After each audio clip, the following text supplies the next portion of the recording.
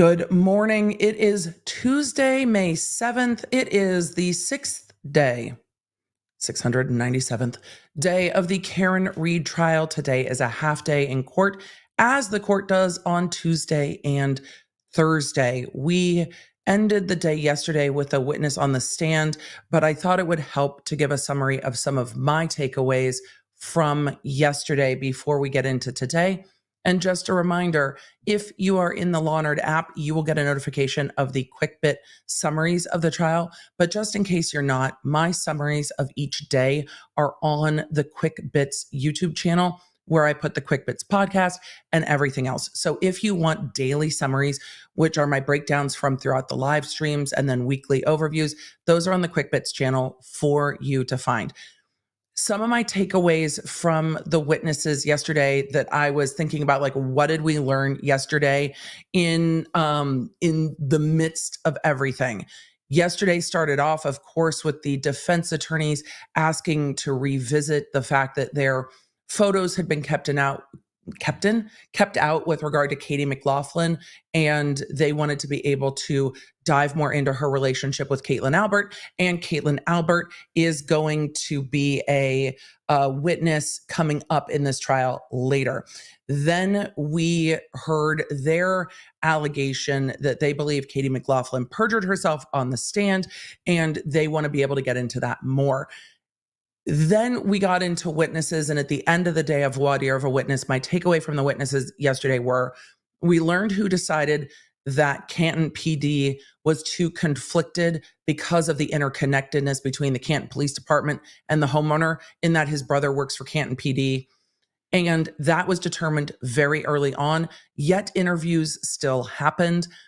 So that was interesting. We learned that Brian Higgins, the ATF agent who has an office at Canton PD, who we believe, based on all of the statements so far, but we don't have in evidence yet, only an opening, we believe was at Brian Albert's house for the party that night, showed up at Canton PD at like 1:30 in the morning, and was like rolling into Canton PD at 1:30 in the morning. That was interesting.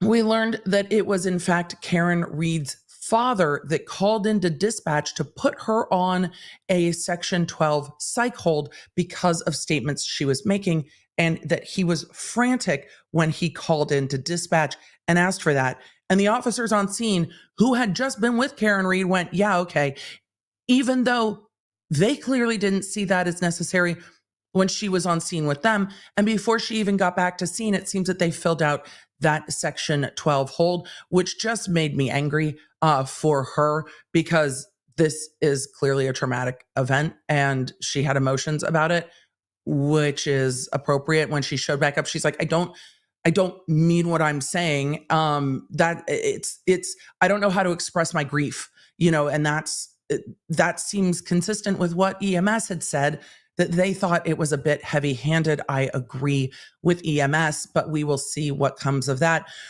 We also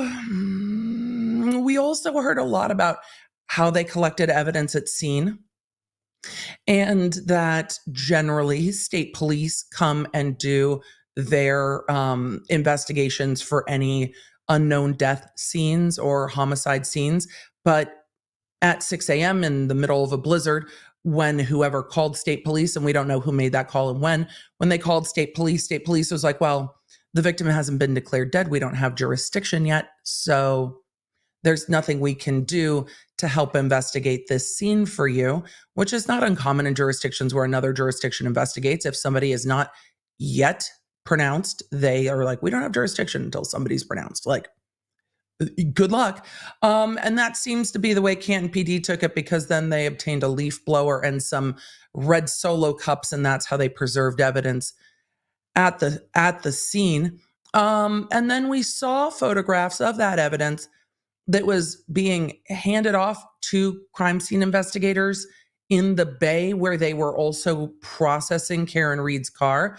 The prosecution didn't clear this up, but it seems that the processing of the vehicle was going on while they were taking the red Solo cups and moving the biological material, blood, presumed blood. Nobody's tested it yet, so they don't know that it's blood. It's presumed blood at this point. But they were moving it from the red Solo cups to other containers for the crime scene investigators where they are processing the car, which is just a nightmare for cross-contamination. I don't know how these jurors, when the prosecution says that there is victim DNA on the vehicle, I don't know how the jurors know that that DNA comes from the victim and it doesn't come from everybody touching the plastic bag. No, the paper Stop and Shop bag that seems to be unsealed, that seems to not have an evidence sticker on it, that doesn't seem to be a bag within a bag like you would do with, evidence. And we've seen some wonky trials. But if you think back to the Murdaugh trial where we saw a lot of scientific evidence, you saw every single scientific witness talk about how they cleaned their station before they ever opened the evidence bag, how they made sure that there was no cross-contamination from their workspace, from their gloves, from themselves in the biological material that they were testing. They had bags inside of plastic bags, large plastic bags, sometimes with all the evidence labels on them signed off. This is a Stop and Shop bag with no markings, that's not put within anything else, that's not contained, that is just open in the bay where they're processing the car. And the witness testimony was they were transferring it from the Solo cups to other containers where they're processing evidence. People might not believe that Karen Read was framed at this point, but I don't know if anyone can look at this evidence and go, well, there's not room for doubt as to how things got where they are. Because if there's not any more with regard to how the victim's DNA got onto the car, it's just as possible that it came from them moving stuff around where they're processing the vehicle. Because I don't know that that blood wasn't moving around in the Stop and Shop bag and getting on people's hands. It's just absolutely wild. I was telling Dr. B, and Dr. B's like, how does my dental office have like much more substantial protocols for how to not cross-contaminate stuff than a murder crime scene? And I'm like, I don't know, sir. I don't know. But it seems to. So those are my takeaways from yesterday before we got into Sergeant Lank and Sergeant Lank's connection to members of the Albert family, an incident with the Lapalito brothers. One of them's named Alfredo. That stuck in my brain. The other one didn't. Apologies to the other Lapalito brother. And a civil lawsuit and criminal investigation that went on between incidents with Sergeant Lank, the Lapalitos, and Chris Albert. And we're going to hear more of that today. I'm surprised that court's not underway yet. It's not. So we're going to roll the intro. Tell me where you're coming in from, what you're drinking. Yes, Chad, I have seen all the birthday wishes. Thank you. We're going to take a minute to get to super chats because court hasn't started yet. So because court hasn't, but for now I'm finishing up some green juice because we're trying. It's balance. I'm going to go with balance. Because it's balance. So let's roll the intro. I am really surprised 15 minutes in the court hasn't started yet, but it gives us time to chat. Hey there, I'm Emily D. Baker, the internet's go-to legal analyst, breaking down the legal side of the pop culture and entertainment stories we can't stop talking about. I'm a big fan of the cursey words. I've been a licensed attorney for over 17 years, but this is not legal advice. This is where the law nerds unite to talk about facts, not... Let's get into it. All right. So thank you all for the super chats. A, you're incredibly kind and generous. B, law nerds, you're just the best. Hoopaloo, thank you for the gifted memberships. J. Michael, thank you so much, my friend, for the gifted member or the super chat. You guys you don't have to super chat. I see the birthday wishes in the chat. Thank you. Happy birthday. I'm wishing you're all that you wish for. B2, thank you. I wish for this trial to not be as painful. There are days it's so hard to listen to. B2, it's so good to see you in the chat. Thank you so much. Chat and members, thank you so much. look, I will always keep in mind that no matter what happens on my birthday, May 7th, my 12-year-old will always remind me that it is also Mr. Beast's birthday. And I'm like, I am legitimately 20 years older. It's my birthday. I had 20 years to establish that birthday. So it's mine. Becca, thank you. Happy motherfucking birthday. We're all super grateful you're spending it with us. I will ask you if you feel the same way at the end of today, because by the end of yesterday, I was dumbfounded and exhausted. For the neurospicy brain, this trial is particularly hard to pay attention to. There are times I don't know where the prosecutor is going, and I didn't realize how much I was relying on the roadmap of opening statements to be like, this is where we're going. Say what I will about Elaine Bredehoft and her mic and the wonky questions. There were times that she was just like, I'm trying. And we're like, girl, we're with you. But their theory of the case was clear from opening statements between her and Rottenborn. And there was a change of cadence because they used multiple attorneys on the team. The defense is doing that. The prosecution seems to not be. It seems like the prosecutor is like by himself, which is exhausting. But with Elaine, we at least knew where she was going, so you could kind of tell what she was getting at. There's times with the prosecutor, I'm like, where are you going with this? And then something will happen. I'm like, oh, that's where you were going with this. Okay. But it's hard not knowing. Listless Receptionist said, I'm studying to be a law clerk and your insights have been so valuable and appreciated. I hope you have a wonderful birthday. Thank you. And good luck on the future endeavors. I appreciate it. Aaron and everybody, thank you guys for all of the super chats. And just Aaron, thank you for the birthday wishes, the beautiful birthday wishes. Have a birthday drink or two on me. I will at the end of the weekend. Thank you for covering this trial on your birthday. Of course, I mean, even if I wasn't, I would be sitting here going, what's going to happen today? Like, I'm invested. We're invested. We're just in it now. Like, we're just in it now. There's no getting out of it. We're just in it. Dr. B's like, so regrets, you've had a few? I'm like, no, I regret, no regrets. Like, I regret nothing. I just wish that this prosecutor was a bit easier to follow, because here's what I like about going into this trial, not knowing what's coming. I'm open to being surprised and calling it like I see it. I'm not, and there's times I will see the chat being like, oh girl, wait, it's coming. And I don't know what's coming, which is actually kind of nice. You're just like, wait, what? Because we can just respond to it as the jurors who aren't supposed to have any knowledge or background of this case can. What the jurors will have is the knowledge of where they live, right? For those of you that have lived in small towns like this, where everybody went to high school with everybody, and then your kids go to school with their kids, and then the teachers that are teaching your kids are people that you also went to high school with. For people that live in communities like that, like, you know what this is. And we saw it in the Murdaugh case, where Murdaugh was treated a bit differently because he was Alec Murdaugh. Even though he was really their top suspect, he was still treated a bit differently. I think that we can safely say that in this case, there was a awareness from everybody that this was the Albert's house, that he was a Boston cop, that brother is a Canton cop. That awareness is a part of this case, just like it was in the Murdaugh case. Even if the fire medics aren't saying things that they heard because it's the Alberts, some of them are certainly distancing themselves from that relationship in a way that seems odd. And if it seems odd to us and it seems odd to the jurors can disregard testimony entirely that they don't find credible. Which is why, if you guys ask, why are they going so hard after Katie McLaughlin? Katie McLaughlin seems to be the only one that really heard Karen Reed say, I hit him. The rest of it seems to have all come from Katie McLaughlin. And if that's the case and the jury doesn't believe her, then they don't have to believe that that was ever said. They can disregard all of it.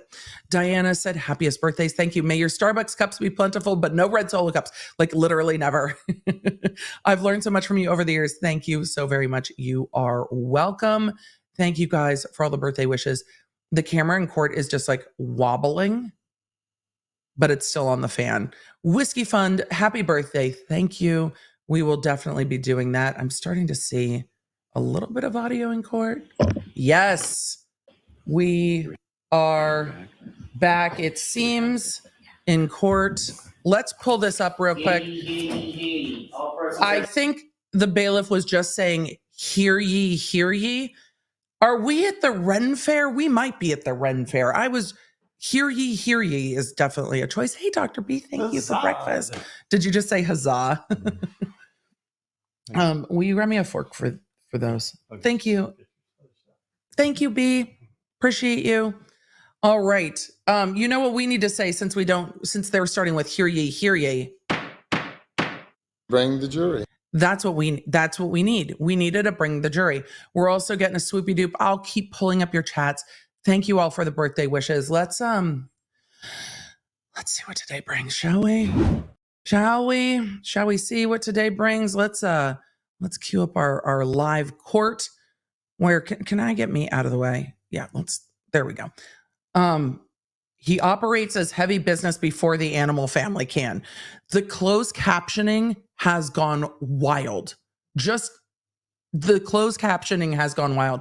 But I really think the bailiff says hear ye, and I'm living for it. Hear ye. All persons having business before the Honorable Beverly Canoni, Justice of the Norfolk Superior Court, in and for the County of Norfolk. Draw near, give your attendance, you shall be heard. God save the Commonwealth of Massachusetts. Court is now open. You may be seated. 22117, the Commonwealth versus Karen Reed. Can I have counsel identify themselves for the record? Adam Lally for the Commonwealth. Good morning, Your Honor. Good morning, Mr. Lally. Good morning, Your Honor. Laura McLaughlin for the Commonwealth. Good morning, Ms. McLaughlin. Your Honor, Alan Jackson from Ms. Reed. Good morning, Mr. Jackson. Good morning, Your Honor. Elizabeth Little, also on behalf of Ms. Reed. Good morning, Ms. Little. And good morning, Your Honor. David Yannetti for Karen Reed. Good morning, Mr. Yannetti. Good morning, Ms. Reed. Good morning, jurors. So I apologize for the delay this morning. Are you still fucking around with the exhibits? Because if you had let them just keep them all pre-marked like the way they wanted to pre-mark them and hadn't made them change gears, then maybe we wouldn't be still dealing with the exhibits. But that's just me. Thanks, Dr. B. I'm going to start doing, we don't want to keep you folks waiting. And sometimes there's traffic or other reasons that we're delayed. Rather than reporting at 8:20 in the morning, I'm going to let you report at 8:30. Okay, we'd rather you have us waiting than... They've been requiring the jurors to get there at 8:20 for a 9 a.m. start. Yikes. We haven't waited. So I do have to ask you those 3 questions. Was everyone able to follow the instructions and refrain from discussing this case with anyone since we left yesterday? Yes. Everyone said yes or nodded affirmatively. Were you also able to follow the instructions? And what's it like having a courtroom with windows? Independent research or investigation into this case? Yes. Everyone said yes or nodded affirmatively. Did anyone happen to see, hear, or read anything about this case since you left yesterday? No. Everyone said no. Okay, thank you very much. Could we have Sergeant Goode, please? And Sergeant Goode is retaking the stand. Caitlin said, EDB, my birthday gift to you, a recommendation to watch at least the last 30 minutes or so of Runkle's stream last night. He gets a bit slap happy and giggly. It's very enjoyable. I absolutely will. Sergeant Goode was on the stand at the end of the day yesterday and is resuming the stand. He was dead looking at the prosecutor to be saved. Like just staring at the prosecutor. Like things would happen and he would be like, are you objecting to that? You okay. Good morning. See it on his face. All right. We all set? May I proceed, Your Honor? Yes. So back to cross-examination. Good morning, Sergeant. Good morning. How'd you sleep? Today's going to be great. Sergeant, you are familiar with the key swipe system? Thank you, Kathy at Oz. Yes. Could you explain to the jury how that works? So police officers are issued looks like a credit card. I have it in my wallet. Anytime I enter or leave the police department, the exterior doors going out the back there's a key scan. You put up to it to unlock the door to come in. It's helpful to know where that is. You don't have to go in, but if you need to go into the booking area, you have to scan yourself in and out. And to get out of the sally ports, you have to scan in and out. Okay. But if you have key card access, you have access to the sally port. And chat, what's in the sally port? The defendant's vehicle. Just trying to keep your voice up so that these sorry. last few jurors can hear you. How many officers on your department have those keys that can be swiped? I would believe all of them. Yeah, everybody probably. And how many, or strike that. Do you know how this information is stored? Lawyers always say strike that. What they really mean is withdrawn, but it's a habit to say strike that.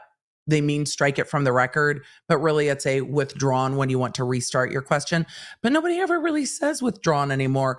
I used to always say withdrawn because strike that would spark the slap that song in my head, but also because it's just appropriate to say withdrawn because the court gets to strike things. But anyway, that's more legal knowledge than maybe you need to know this morning, but I'm trying to find joy where we can before we get into the rest of today. At the Canton Police Station? I do not. I don't know the software, but I believe it's recorded anytime we would come and go. Okay. And you say you believe that it's recorded at the time that the information is obtained? In other words, does somebody have those business records? Key swipes in. That would be information delightful. Is then stored, you believe, at the Canton Police Station? I don't know the software, so I wouldn't be able to give you an educated response to that. And do you yourself, as a sergeant, have access to the key swipe data, or is that limited to certain officers at the department? I don't believe I have access to that. I've never accessed that. This is what happens when you speculate. Honor, he says, I imagine that's saved somewhere, but he doesn't know. So now we're going down the spiral of questions because he doesn't actually know if it's stored somewhere or how or where. He's like, I would think it's stored. And now we've created problems. We do have a stipulation between the parties, if the court will accept it, to introduce the key swipe records from January 29th of 2022. Somebody had it. Okay. I would offer that as the next exhibit. Any objection, Mr. Lally? No, Your Honor. Okay. Are they subject to redactions? Yes, we have redacted them. The court can certainly take a look to make sure that. Have you all agreed to the redactions? May we approach justice to that? Yes. You know what this court's not going to do is dox everybody's phone numbers. I mean, I'm annoyed that the judge has made them renumber everything, but no phone numbers are getting doxed up in here because everything's being triple checked. I appreciate that, especially with the mindfulness that it is streaming. But you know, why are we still at sidebar? Why is this the world's longest sidebar? All right, we're just gonna. Why did the sound not come back? Oh God. No. Oh no.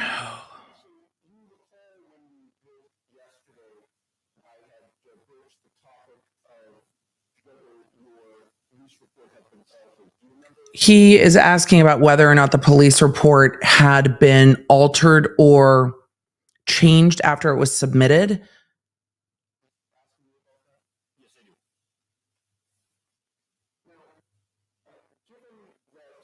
I don't know if sound's going to come back. If we have to find another feed, I will.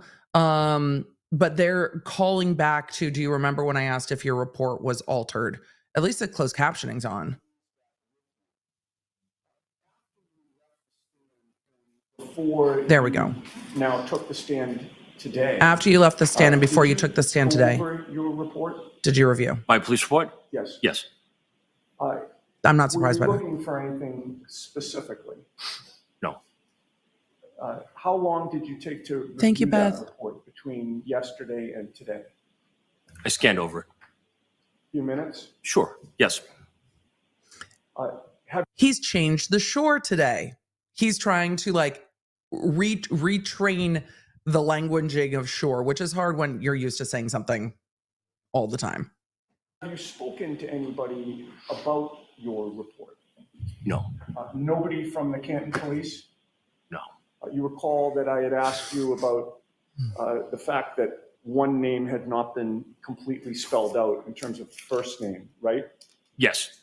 And you had, I believe, indicated that Sergeant Lank was the one that altered that or added that to the report. Not altered. So he was the one that got those names. So when he entered his report, I believe he would enter those. Okay. And so he entered that into your report, correct? Anybody Right, it's a supplemental. If you have the authorization, can enter who you speak to add those names. I only spoke to Miss Roberts, Miss Reed, and Miss McCabe that morning. Okay. But the report has your name on it, correct? Yes. Did you speak to anybody from the prosecution, either Mr. Lally or Ms. McLaughlin or anybody else from that office about this issue? No. You would agree with me that it is important when you're writing a police report to be transparent, correct? Yes. Yeah. You want to be clear. Accurate, correct? clear. Yes.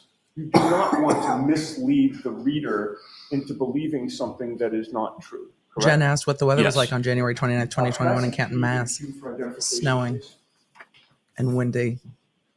Snowing and windy. We've established it was snowing and windy. Thank you, Hunk Banana No, Emma, May I approach, Your Honor? Caroline. Yes. I'm showing you first P for identification. We're kind of in the no sleep till Boston situation with this trial. You identified that yesterday, correct? Yes. We went over with the jury the 5 bits of information that are up at the top of the report, starting with the incident number, correct? Yes. You had indicated, again, incident 22-87-OF, Yes. call 22-449, Yes. date and time reported January 29th of 22 at 6:08. Yes. And the report date and time was January 29th of 22 at 8:24 a.m., correct? Yes. Reporting officer, Sergeant Sean Goode, correct? Yes. I'd like to show you now what has been marked Q for identification. And you can hang on to P if you like. With regard to those bits of information, first of all, let me have you identify Q for identification. I'm sorry. What is it? Yes, I'm reading Q. What is it? What is Q for identification? He didn't ask what is it. Exhibit Q. He means what is it? Right. But what is What is it? the actual document? Is it a police report? We call this a face sheet. Okay. And with regard to P for identification, that's also a face sheet, correct? Yes. They appear to be nearly identical, correct? Correct, except I'm looking at the top right corner. One says 1/30/2022, and the next would be 10/25/2022. That is the print date of the report, correct? Okay. I don't know. So regardless doesn't of know. when those 2 face sheets had been printed, ignore that. With regard to the information about the incident number and the date of the report who and enters all the that? date of the incident and the reporting officer, those appear to be identical, correct? Correct. Now, with regard to P for identification, which is the first report that you were shown, and you were shown that yesterday, and now you have it in front of you, there is a photo on the right side of that report, is there not? There is. Do you know what that photo is of?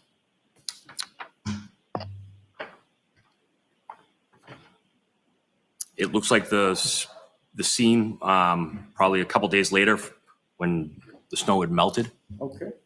Does it look like a berm? Berm? That was actually Exposed? uncovered by curb? the officers on scene the very first day?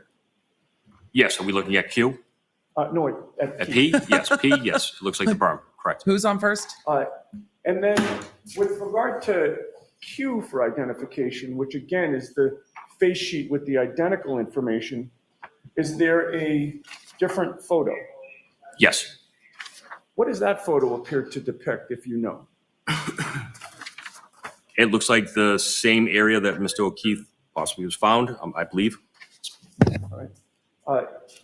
Those 2 documents, P for identification and Q for identification, those are actually your report, correct? Those are face Correct. sheets. But can I explain? No. No. Mr. Lally will, I'm sure, Nope. let you explain. At this point, I'm going to be asking. Can I explain? No, that's the point of cross-examination. You don't get to explain. Mr. Lally has to let you explain on redirect. He just gets to ask you yes or no questions. These are different. yes, but at least asking, can I explain, lets the jury know there's more to it than just this, but yep. Asking the questions. If you That's what don't it mind. is. Your Honor, I would offer into evidence as full exhibits both P and Q for identification. Victoria asked, has the prosecution established a motive? Is there an objection? No. Yes, Your Honor. Okay, the objection sustained. May we approach? They've Okay. yet, I don't think they've yet established that she hit him at all. Like, we're not even to that part yet, but no. Remember, the prosecution doesn't have to establish murder. It's not an element of the offense, but it is something that the jury will be looking for because they're going to want to know why. Like, it doesn't make sense. And the fact that they might have gotten into a fight in their relationship or had arguments, I don't think is going to be sufficient for anyone who has like lived a life with other humans. People get into relationships. There's got to be a little bit more generally than that. So we're going to zoom through this extended sidebar. Sidebar. Oh, I'm caught up to real time. I didn't mean to do that. I'm just caught up to real time. So there's no further zooming as they are up at sidebar. Is it gonna be slow moving today? It might be slow moving today. So isn't the charge, Jennifer Reed said, isn't the charge intentional? Yes, volitional, but motive is not part of that. They just have to prove that she knew what she was doing, that it was not accidental, that she knew that somebody was behind the car and kept going. That doesn't mean that there's more motive than that. So they don't have to prove motive. They have to prove it's intentional. I keep waiting for the moment when I see a thing and I'm like, that's the reason they upgraded this from an accidental DUI causing injury. We're not there yet by any means. So I keep waiting for the thing, but so far we have not seen the thing. I'm going to look for some questions and get to more super chats. Thank you all again for the birthday wishes. Tracy said, does the NDA apply? Why or why not? I'm not sure which NDA, Tracy, that you're referring to. Yesterday, when they were doing a voir dire of Sergeant Lank, he indicated that his federal civil lawsuit settlement was confidential, and he might have said that there was an NDA. So I'm trying to get through. I think that that's what you're asking. And that is something they said, we're not going to ask you about what the settlement was, just that there was, in fact, a case. So there's that. Keen said, is a DUI death accidental? In the way that it's charged as a manslaughter, yes, it is considered. It's not a volitional homicide. It is a DUI-related homicide. The elements of the crime are different. But I understand the point colloquially that if you choose to drink and drive, you know that someone can be killed. So those are the standard of proof for the two are different. Question, can you explain why she might have sustained that objection? Let's back up and take a look. No, I don't know what they're fighting over with the different face sheets. No, I don't know what they're fighting over with the different face sheets. And I don't know exactly what the grounds for the objection was. So let's wait and see what happens when they come back, and I'll back it up later and see, because it's really, really difficult when you don't know why they're objecting. So with the DUI related accidents, it is a different type and area of law, and those generally fall under the vehicular manslaughter area of law, where you've chosen to drink, but it's not that you chose to shoot someone, or that you were like, do we kill someone now or not? You chose to do the drinking, but you don't have to prove that they went out with the intent to kill someone, though that was the probable result of the thing. I heard him say photo. So Questions you can ask while you wait for this. I'm just getting the exhibit that I need, Your Honor. I appreciate it. All right, while I'm waiting for that, may I approach? Yes. Bianca said they haven't gotten into when or how he was hit by the car. They have not. Where is the evidence? I don't know. Motive was mentioned in opening. It was. Okay, I've It was. placed a photo before you started. But they have not gotten there yet. And I was reminding that they Yes. don't have to What prove does it. it depict? They promised it. I believe that's a photo of a piece of a taillight. And when you say a photo of a piece of a taillight, you're obviously referring to a piece of a taillight allegedly found at 34 Fairview in Canton? Yes. Before they get back to the sidebar, Guy asked, was she charged with DUI? Yes, at Massachusetts, it's an OUI, operating under the influence. But yes, she was charged with the second degree homicide, the operating a vehicle under the influence causing death, and a hit and run in an incident that had caused injury or death. So those are the three indictments. That photo or the three charges in the indictment. Is the photo that is included in Ang, I see your question. I'm going to save it. Q for identification that you previously They're saw. going to fight right? more. That's the So second I'll get to it then. photo. Is it not? On the second face sheet that he gave me? Yes. Yes. All right. And I'm showing you, if I may approach again, Yes. what has already been marked Exhibit 20A.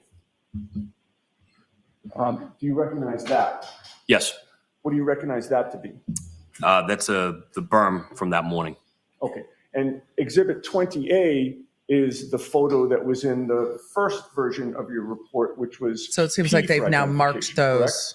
Yes. They've now marked those as evidence. So those are getting admitted. So the two different face sheets are being admitted. So whatever the objection was at the end of the day overruled, not sustained. After conversation at sidebar. I'm looking for my egg bite. Wait, what are we doing? Y'all, if you Published the two photos. if you only go for 3 seconds, I don't have time to eat photo breakfast. that you identified, which was the piece of taillight that allegedly was found at 34 Fairview. That was a fair and accurate representation of that photo, correct? Yes. All right. May I offer that, Your Honor? Okay, there's no objection, Mr. Lally?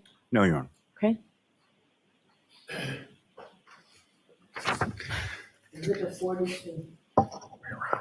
Carolyn asked, could the jury come back on the operating under the influence and not on the manslaughter or murder? The operating under the influence causing death is a manslaughter. So if they came back on the operating a vehicle under the influence causing death. I'm sorry, the exhibit number was? That would be a manslaughter. But they could not they could find her not guilty on the second degree, guilty on the operating under the influence, or guilty on the hit and run causing injury or death, or any variation of that. They could. I think the question here is, did she hit him with the car? And there will be questions about the DUI. For those of you in the chat asking about why haven't we heard anything about the blood alcohol content or the BAC, it's in controversy. So it's going to be a fight when we get to it, because they did a retrograde extrapolation after taking her blood at the hospital, and they took her blood at the hospital for treatment to the section 12, I believe. They did not take it pursuant to a DUI investigation. And you have not heard, all the people that have talked to her, you've not heard a single person say she seemed intoxicated, smelled like alcohol, what have you. That might have been due to the weather. It might have been due to the fact that it had left her system. It could have been done to a lot of things, but there's going to be a big, big fight over the retrograde extrapolation for the blood alcohol content. 42, thank you. May I publish 20A and 42 separately for the jury, Your Honor? Okay. Okay. 20A is, you've testified, the photo of the berm that was included in the first version of your police report, which was P for identification, correct? Yes. All right. Let's put up 42, please. No. I'm sorry. Where is 42? Right here. I don't have it. Oh, you have it. Yeah. No wonder. He's like me. I'm at. Thank you, Mr. Chairman. Sure.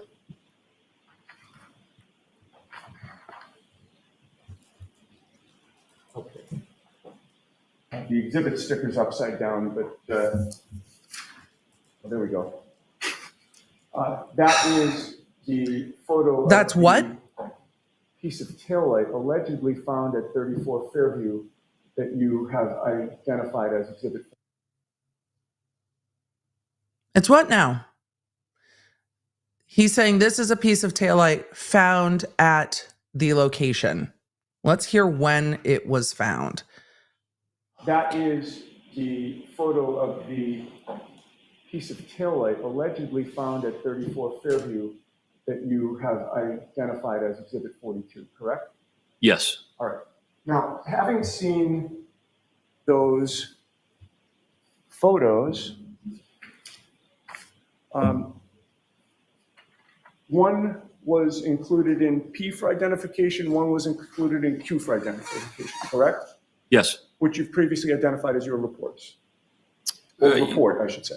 Yes. All right. Your Honor, I would offer the top portion of P and Q for identification as a full exhibit.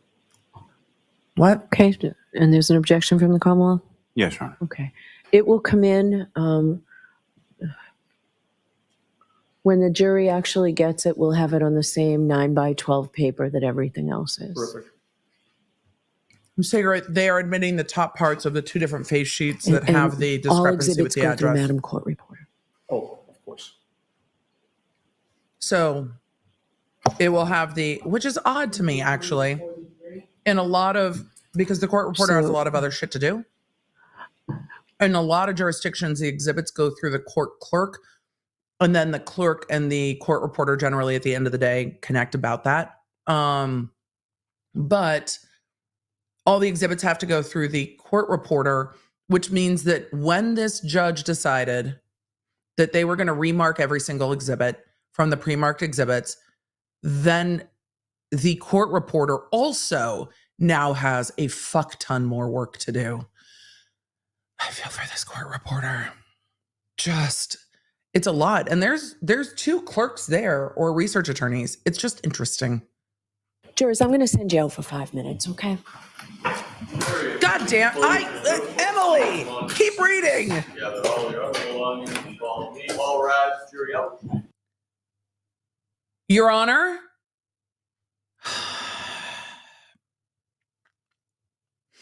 maybe let them keep the exhibits pre-marked. Maybe. Look at the shit show. Look at the shit show. Look at the shit show you have caused.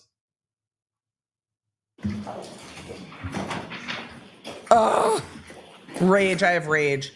I have rage for all the people who have to do so much more work because of the renumbering of the exhibits. I don't think it's made anything more clear. Does anything feel more clear to you? I don't think it's made anything more clear. I think it's made everything much more challenging. This is going to be a hard trial and a contentious trial and a high emotion and exhausting trial. I thought you were going to cut them. Apparently, you probably don't have scissors. Let's get these so that they're acceptable to go to the jury. I mean, this just came in with the whole report on it. I'm sorry? This just came into evidence with the whole report, and that's not what you agreed to at Sidebar. Right. I mean, I guess we didn't have scissors, but what I was going to do, because it's folded, all I was going to show the jury was the part that got in. But these are now in evidence. Understand. Okay, and that can't happen. Understand. So fix them. Do we have scissors, Mr. Clerk? Thank you. Just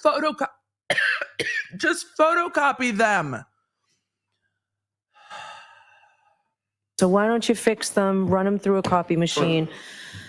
All right, we'll take a 5-minute recess. And actually, this is probably a good time for me to say, and it's not just the defense, it's not just the prosecution, but we're taking an awful lot of these jurors' times. We're taking days and weeks. Let's not squander it by, repetitive evidence or taking time like this that we shouldn't need. Hey, Lolly. That part was directed at you. Lolly, that was directed at you. Your Honor, you have the ability to say it's cumulative. Lolly, she's talking to you. But this time wasting, Your Honor, this time wasting is on you. Because they had pre-marked all the exhibits, and half of the bullshit that these attorneys are having to deal with is because they had Both of them have on their desk 2 binders of evidence that are pre-marked with numbers, and you've told them to renumber everything as of Friday. So you caused that part of the problem. Lolly is the other part of the problem with the cumulative evidence. That's on the prosecution.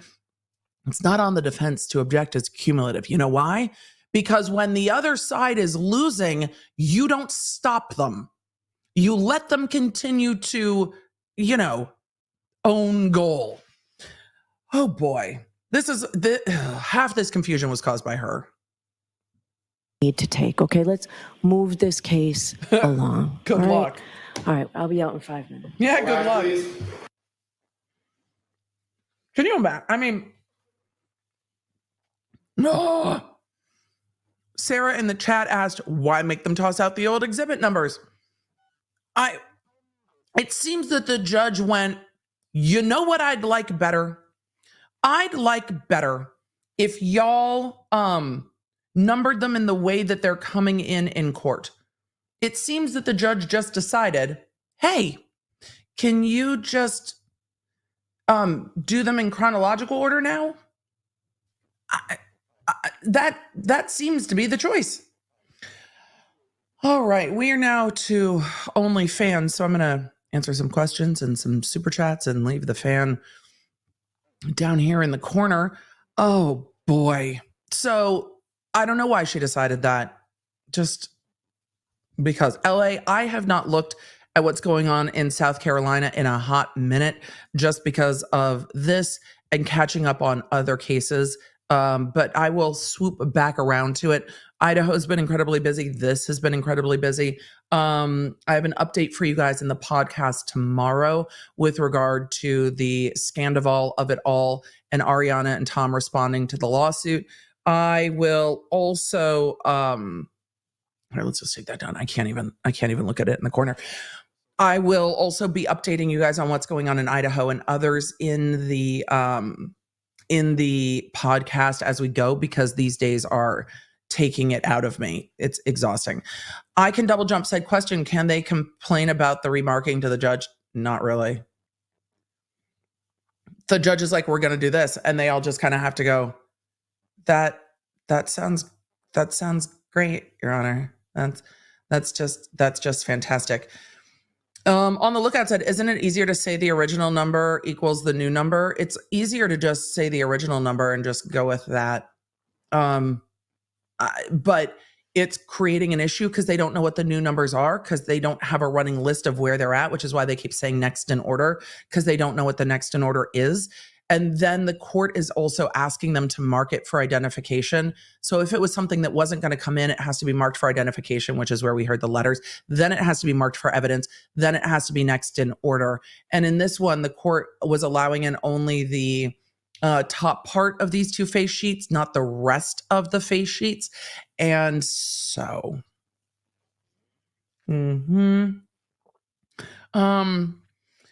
Bethany said the judge denied both their requests for a continuance. Yes, they did. And both sides agreed on the continuance. I was very surprised that she denied that request and is now mad that they aren't their speediest A game. They told her they weren't ready. Yep, they did tell her. They did tell her they needed a continuance. And then she also changed the game on Friday with making them renumber all the exhibits, which has made it kind of clustery. And it's going to make it a mess. It's just going to make it a mess. Yeah, the P's and Q's sheet. Michelle said the deputy heard judge was so patient and pleasant. Yes, and also had done a ton of work with the parties beforehand to make sure when it went to trial, it ran smoothly. And they took the Fridays to be in court with the judge and fix everything. So when deputy heard was dark on Fridays, all the lawyers and the judge were in court on Friday handling all of this kind of stuff. They did, for all the annoyance I had for what you don't know when you don't know it, for all the annoyance I had for Elaine and Rottenborn at times, and Spiegel, they ran that case smoothly. And the attorneys as teams, though ferocious advocates for their client, worked well together in court. Flossie said, do you find this judge to be antsy? I don't know. I'm really neurodivergent, so I'm not one to judge somebody's behavior because Well, again, I'm super neurodivergent, so. What's that session? Tessa said, do we have Wednesdays or Fridays off in this case? They've had some days off for holidays. The court seems to be handling other matters in the afternoon, Tuesday and Thursday. So I don't know if the attorneys have time with the court outside I of. have P&Q marked as the next exhibits in the trial. Okay. The exhibits have become a disastery, is where we're at. Emily Outdoors, thank you so much for the birthday wishes. Motion for a red Lawnard cup that says evidence on it. I don't know. Well, I'll take it under advisement. I don't know if it's something that I can even joke about because I'm so horrified. The amount of DMs I got from friends that are in law enforcement yesterday. Okay. And text messages. Other DAs were like, girl solo cups. Mm-hmm. They're like, how do we get here? I'm like, I don't even know. All right, we're back from break. Okay. The exhibits are up on the screen. Sergeant Goode, you have testified Yes. the details in these reports. You would agree that I'm going to make exhibit stickers though. your report That's says happening. reporting officer Sergeant Sean Goode, correct? Yes. Each of these is page 1 of your report, correct? Yes. You've previously testified that you call that the face sheet of the report, correct? Yes. Each of these has the identical incident number and call number, correct? Yes. The identical date and time reported, correct? Yes. The identical report date and time, correct? Yes. And of course, the identical officer. Yes. Other than the print date of the face sheet of your report, one appears to be in January, one appears to be in October. The major change is the photo that's included on the face sheet, correct? Yes. Can I explain why? No, So that it's cross-examination. second photo You don't get to explain. with the photos are different. piece of taillight that is included on the first page of your report. That photo is not from January 29th of 2022, correct? Correct. Correct. So the photos on the face sheet are different. You never took a photo of a piece of taillight on January 29th of 2022, correct? Correct. You never saw a piece of taillight at 34 Fairview on January 29th of 2022, correct? Correct. Did you personally switch the photo on the face sheet of your police report? No. Do you know who did?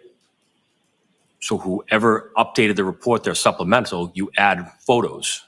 But in answer to my question, do you know the specific person from your department who altered the photo on the face sheet of your report?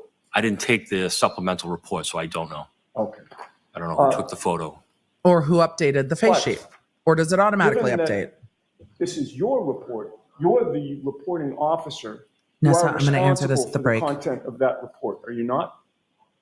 We're going to have a long chat about why. My report, yes, not Evidence. other officers' supplementals to an investigation. All right, but this is your report. This is the face sheet for the reporting officer, Sergeant Sean Goode, is it not?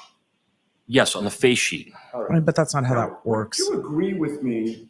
This that defense attorney knows that's not how it works. Someone He's good reading at leaving this the report impression that something's and wrong. seeing that the date and time of the 'Cause this is report how is listed This as happens. January 29th of 2022 at 8:24 a.m.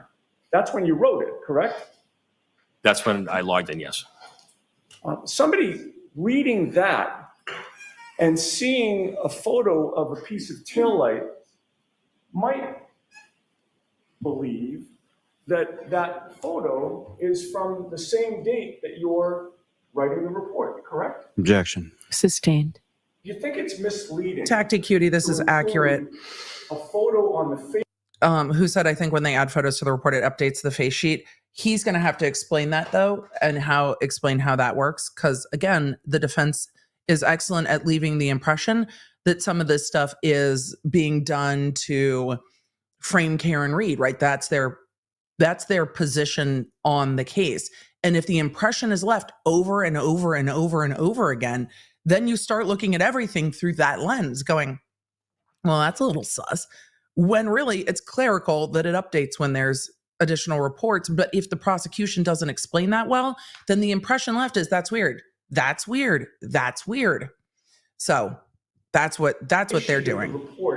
When the report is dated January 29th of 2022, and the photo is not from that day, it's from sometime later. Objection. Sustained.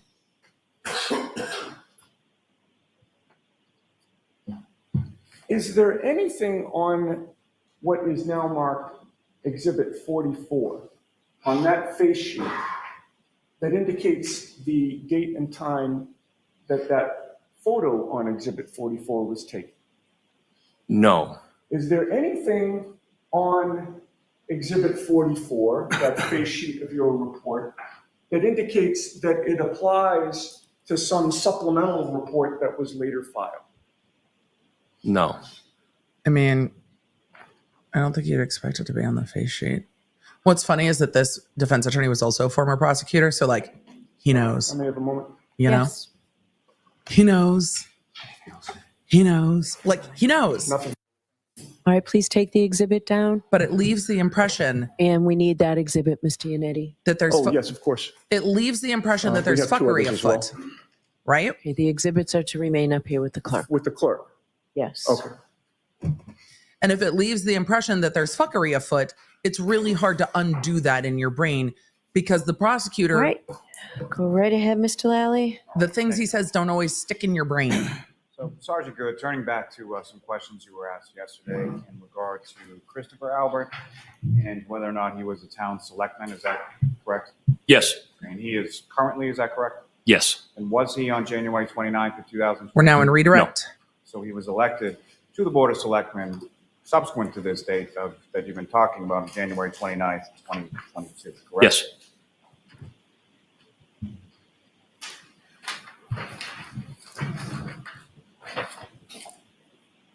Now, the location where you were directed to where Mr. O'Keefe had been located just after 6 a.m., where was that in relation to the property line between 34 Fairview Road and the home next door? If I had a guess, probably 10, 12 feet to the property line.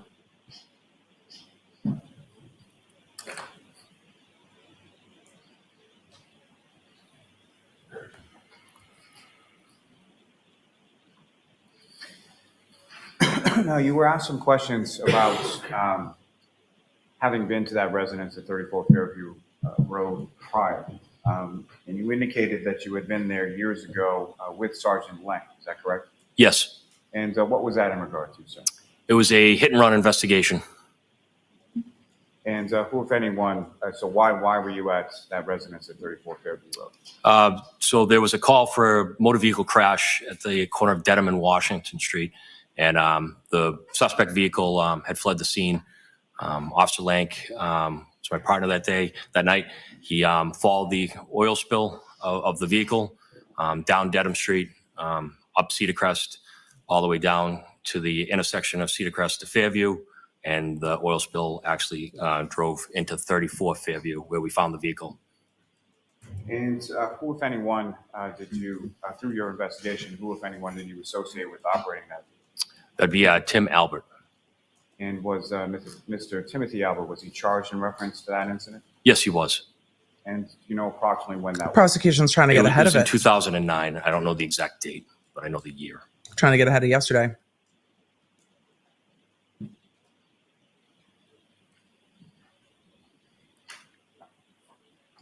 Now, as far as your report, you asked a number of questions about that. But I'm sorry, before I get to that, you had testified earlier that when you were leaving the scene, there was an amount of snow that had compiled on your windshield, correct? Yes. And after leaving the scene, what if anything happened with the snowfall sort of throughout the course of the day? Our windshield was completely covered. We had to take time to clear off our windshields. It had snowed considerably.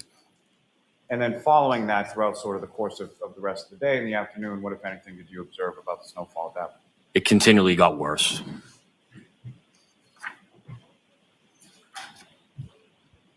Now, as far as your report is concerned, what you were shown and what you've seen, has there been any change as far as your narrative in reference to who you talked to, what they said, anything of that effect? No. That's helpful to You asked a know. bunch of questions about what you called a face sheet. Can you explain to the jury sort of what a face sheet is and sort of how that comes into being? Easiest way, it's the top sheet of the report. It's not the actual meat of the report. It just gives you the date and time. Usually, if you can fit it on the front of the sheet, it would be the first party would be involved. If there was a suspect, defendant, and that's it. It would be their name, date of birth, social security number, all of their personal information. So as far as you were saying, sort of the meat of the report, it has no real relation to that, correct? Correct. Now, you were handed to... It's going to need to explain the face sheet, parts though. Of a report, and you were told to ignore the date that they were printed, correct? Correct. And so what, if any, significance would the date that they were printed have in relation to what's on a face sheet? So in this case, there was supplemental reports done after the 29th. So those reports were added to my initial report. You can add a supplemental narrative. And so if that includes meeting new people, talking to other people, or taking photos of anything you found, you would add that to our report. And it would be documented in the supplemental. And you had offered, I believe, a couple times to explain to the jury sort of why a photo might be different from one face sheet when it's printed versus a subsequent date when the face sheet is printed. Can you explain to the jury at this time sort of why would that be different? So when that face sheet was printed, if photo number one was the top photo, and now there was a new photo added, that could be now the top photo on that face sheet when it was printed. And how would that be something that someone would physically go in and do, or is that something that sort of within the system automatically occurs? If you know. I don't know how the system numbers the photos. So we added our photos on January 29th, and then any photos subsequent to that were added. I don't know how the software would put them 1 through 20 or how many there were. Nothing further on. Okay. the prosecutor thinks that Very clears it briefly. up. You had We'll see. just talked about how Tim Albert was charged as a result of the investigation that you did years ago, correct? Yes. The evidence in that case, you would agree with me, was strong against Tim Albert for that crime, was it not? For leaving the scene? Yes. Sure. Sergeant Lank actually was able to follow the trail of fluid from the accident scene right to 34 Fairview, correct? Yes. And Tim Albert admitted that he got nervous and left the scene, correct? Correct. All right. Now, despite the fact that he was charged, are you aware that the case was just flat out dismissed upon restitution? Objection, move to strike, Your Honor. The objection sustained. Oh, boy. Jurors, you're to disregard that. All right, Because- you're all set, sir. Thank you, Your Honor. That doesn't quite. The defense presented that in the Who is your next in an witness, Mr. improper Lally? way. Yes, Your Honor. The Commonwealth call Sergeant Michael Lank to the stand. All right, so boy. not yet. I'll see counsel at sidebar, please. Oh boy. So the defense asked that in an improper way because it gives a improper impression. So when the judge is like, jury, you need to disregard that, it's because it was an ultimate result. We heard about it yesterday in the voir dire that Tim Albert in that hit and run had been given a misdemeanor diversion, and then after the misdemeanor diversion was done, then it was dismissed. The case was not dismissed outright. If there had never been a prior charge before, that's not uncommon that there would be a diversion in a collision. But now they want to get into Lank. And when they get into that, it's fascinating. They're like, Sergeant Lank, and the judge is like, not yet. What, ma'am? You did the voir dire yesterday. So why are we in the not yet? Sammy says, I'm enraged. I feel this judge is partial. I mean, if it's based on that ruling was appropriate. The defense's question was inappropriate. So there are times the defense will definitely push the boundaries, and the court's, job is to, call balls and strikes. So for that ruling, no. Diana said, what does temporary diversion mean? This varies by jurisdiction and may work different in a jurisdiction, but it is where somebody either pleads guilty or is found guilty, and then we'll do a diversionary program where they do essentially an informal probation where they stay out of trouble, and they might have to take classes, make restitution and things like that. They're excusing the jury. Take classes, make restitution and things like that. And then at the end of completing that period, the case is dismissed. It generally does not happen repetitively, but it will give people an opportunity to not have criminal cases on their record if they complete certain tasks. And that can happen with all different types of cases. In New Mexico, they do diversion with everything, or can, up to violent crime. So we saw them asking for that with Hannah Gutierrez. They were asking essentially for a diverted sentence where it would ultimately, if she was successful, it's it would be not important to guilty. the defendant's case. So tell me exactly. All right. It's important to the defendant's case. So tell me exactly, based on the voir dire yesterday, they haven't determined from yesterday's voir dire what the defense wants to ask Lank about, and that's what the judge is going to do. The jury is now out of the courtroom, so you get a little bit more of a sense of how close the jury box is to all of the attorneys and the witnesses in the layout of this very small courtroom. Exactly what you hope to get into. Thank you, Your Honor. With regard to the voir dire yesterday, my intention is to closely mirror my questioning of Sergeant Lank with my questioning of him on voir dire. In other words, the fact of the fight, the fact of Chris Albert's involvement in the fight, the fact of his getting involved in the fight, he called officers to assist him, the specifics of the allegations of the Lopalito brothers as to his conduct, what they alleged he did, the part that he took in the fight, their subsequent release from the scene, going back into the Canton Police Department to file or lodge a complaint, the fact that they were turned away for the complaint, there was subsequent police reports filed. And the local, so I don't have those, right? You didn't send them to us. We got those.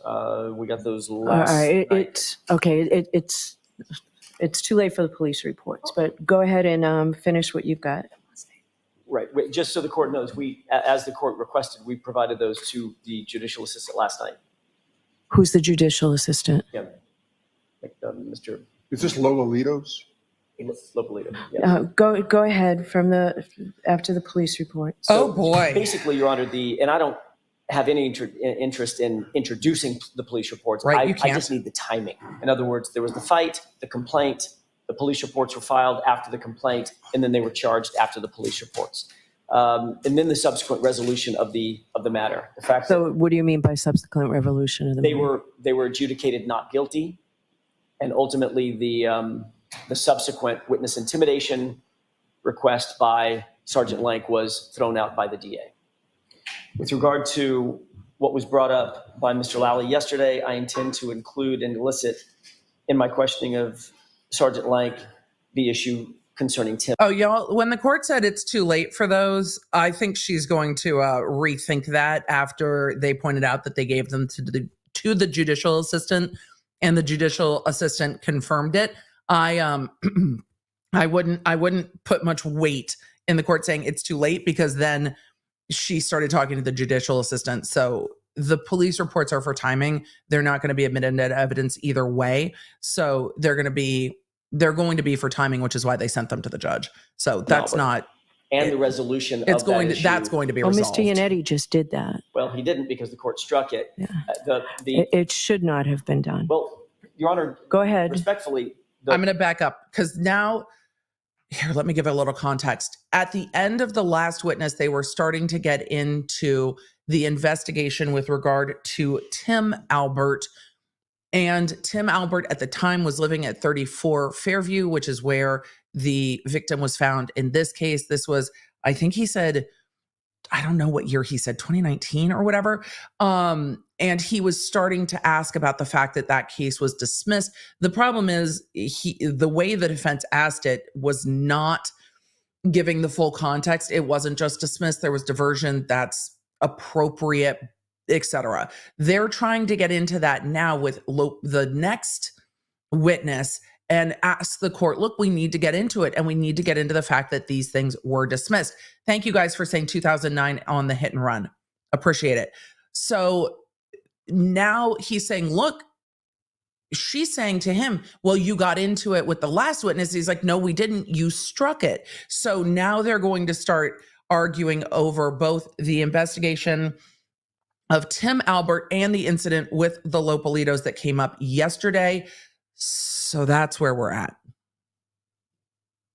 Of Sergeant Lank, the issue concerning Tim Albert and the resolution of that issue. Well, Mr. Yannetti just did that. Well, he didn't because the court struck it. Bing, bing. It should not have been done. Well, Your Honor, go ahead. Respectfully, the Commonwealth left the jurors with a misimpression intentionally. So his last question was, and he was charged. That's he was true. charged. He was charged.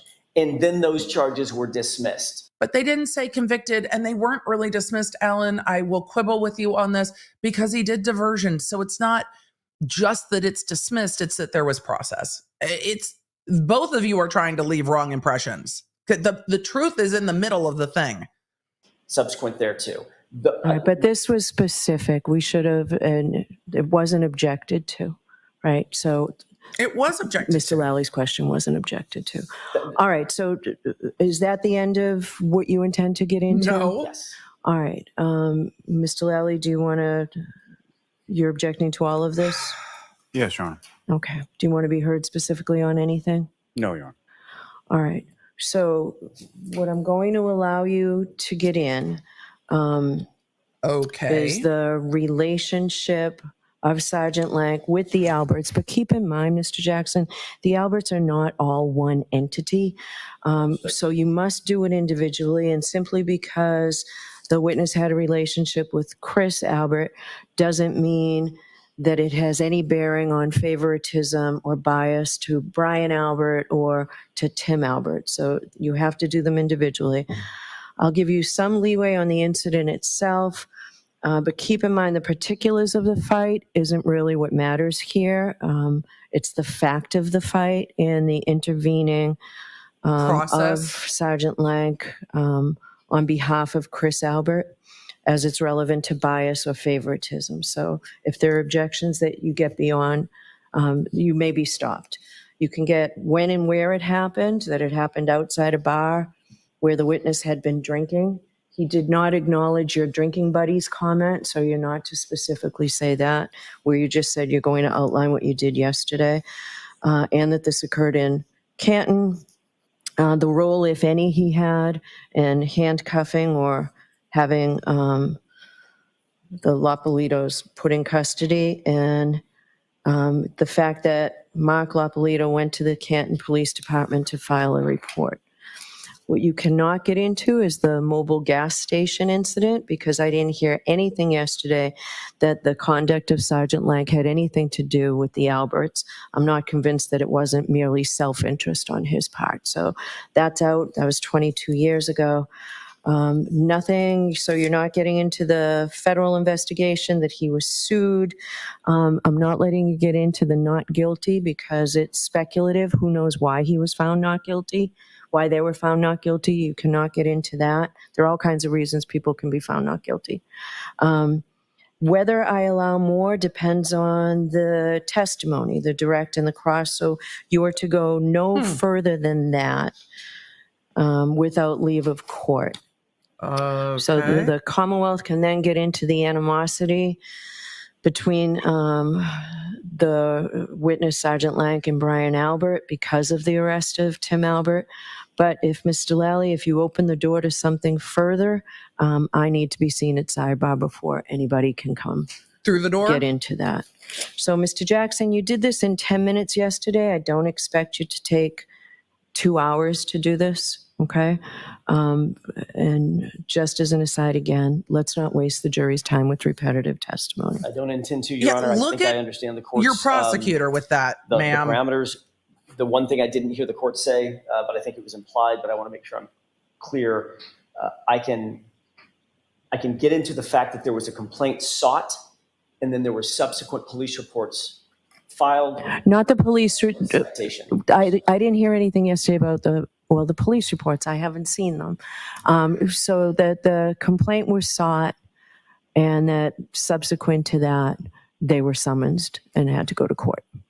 And the dates of the police reports that were filed? You can say the dates without saying the police reports. So they went into the station to file a complaint.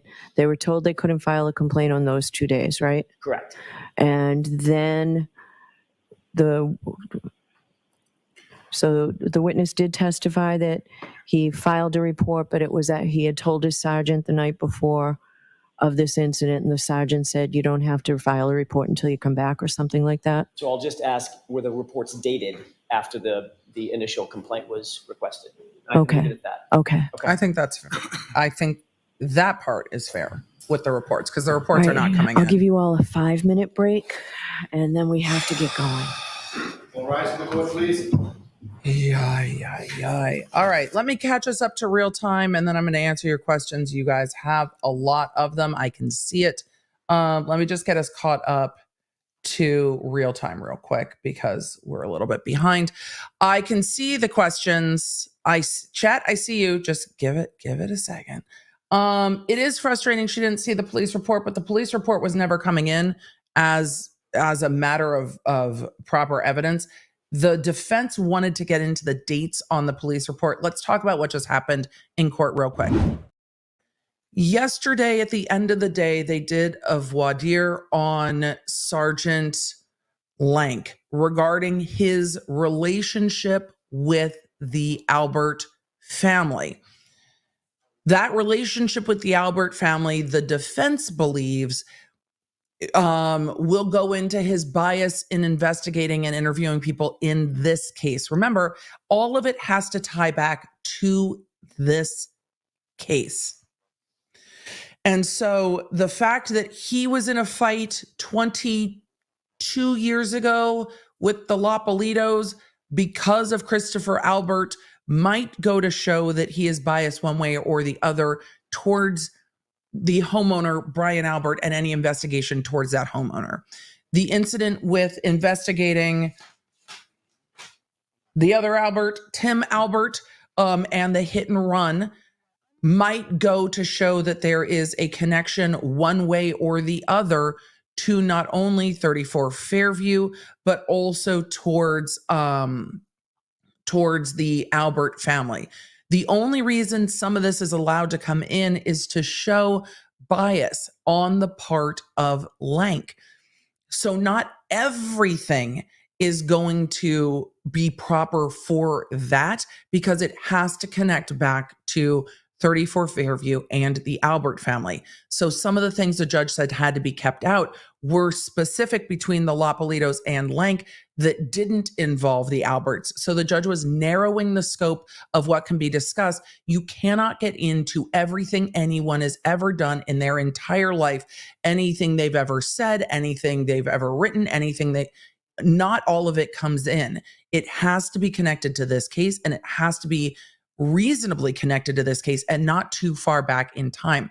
So the judge gave a lot of leeway to get into the relationship between the parties, and gave the prosecutor the same leeway to get into whether or not that relationship soured. And it seemed to indicate that perhaps because Lank had prosecuted or investigated and allowed for charges to happen against Timothy Albert, that there was potentially bad blood with him and Brian Albert. So the judge is allowing leeway to the relationship. So with all of that, we are getting into what the judge is allowing after yesterday's voir dire, because the judge didn't make decisions.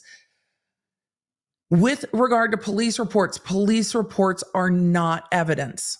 And so the police reports were never going to come in. And the police reports in this case aren't going to come in. Police reports are not evidence. The testimony is the evidence.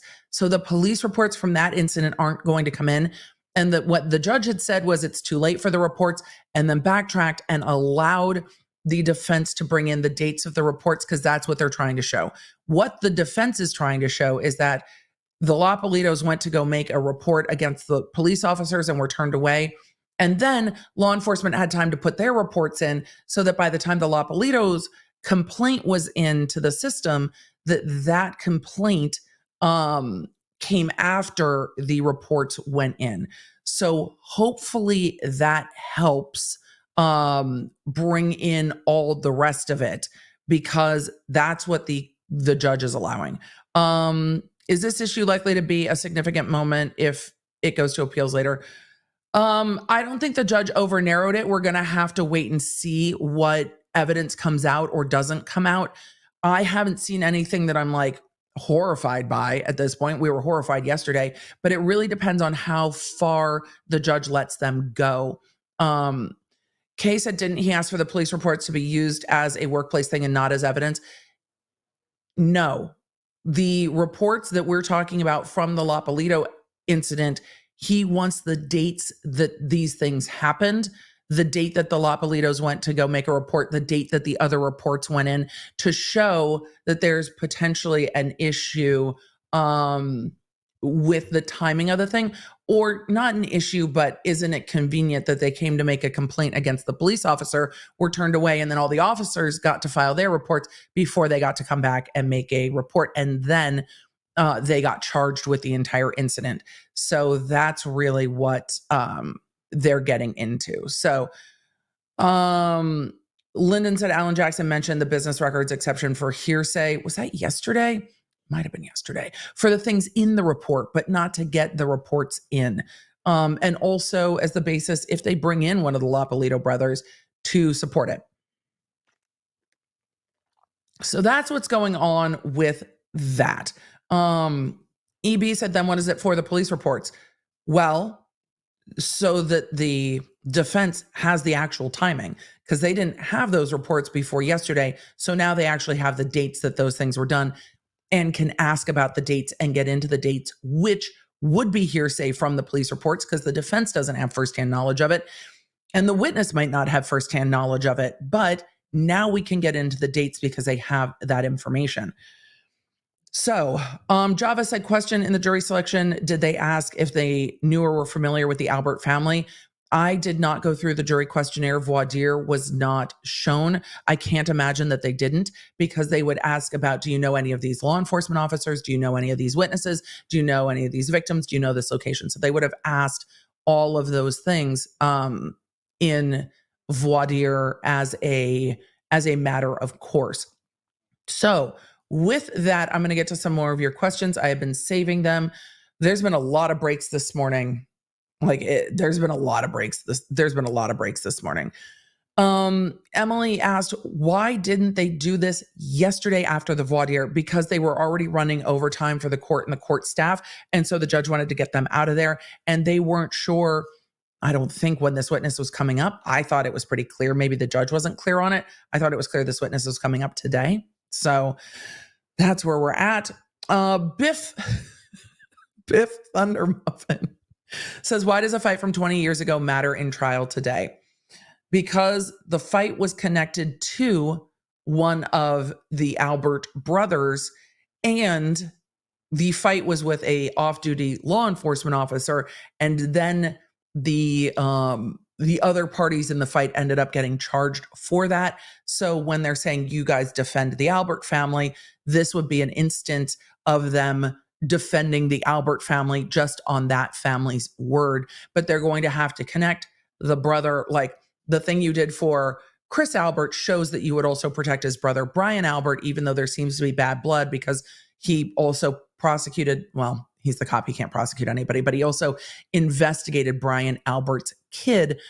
And that's why the defense wants the disposition of the hit and run case to come in, because the argument from the defense would be, see, and this ended up getting diversion and getting dismissed, but that's not a police decision. That is a prosecution decision. So that goes to what the prosecutor's office did, not the police department. The police department doesn't get to make that decision on diversion and dismissals and things like that. So they investigate, and then the prosecution charges. Sometimes police will get to recommend the charges depending on the jurisdiction, but they don't get to prosecute. They don't get to decide that things are just going to be diverted. When they make reports and those reports go to the DAs get to make the decisions from there. We are coming back to court. I'm going to try to get to a few more questions as witnesses are coming on the stand. We knew that this case was going to be a fight for the defense and for the prosecution, but I don't see the judge substantially overreaching in limiting some of that testimony, especially given how— Mr. Jackson, you'll just alert me before you begin that line of questioning. Particularly in how far in time some of it is. Mr. Lally, your next but it is witness, being please. allowed in. Yes, Your Honor. The Commonwealth called some Sergeant constraints. Michael Lank to the stand. Okay. So Brandy Rose said, footprints in the snow. The snow here is very light and blowy. You could have footprints 1 minute and no sign of them 5 minutes later. I live in Maine and this is very common. No footprints from the house does not mean a thing here. Again, Brandy, your point goes exactly to why local juries matter so much. And when they talk about a jury of your peers, a jury from your community understands your community, understands the weather in your community, understands the families in your community. People who grew up in larger communities are like, how did everyone and their mom and them go to high school together? People who grew up in smaller communities are like, yep, that's tracks. That's what that is. When, you know, you don't want to get into a car accident locally because you don't want somebody you dated in high school to show up as the paramedic on scene, because that would be embarrassing. So that's what it is. That's why local juries matter so much to the process. Ashley, thank you for the gift of memberships. Tracy asked about impeaching McLaughlin. I'm going to get to that at our next break. Good morning, sir. Good morning.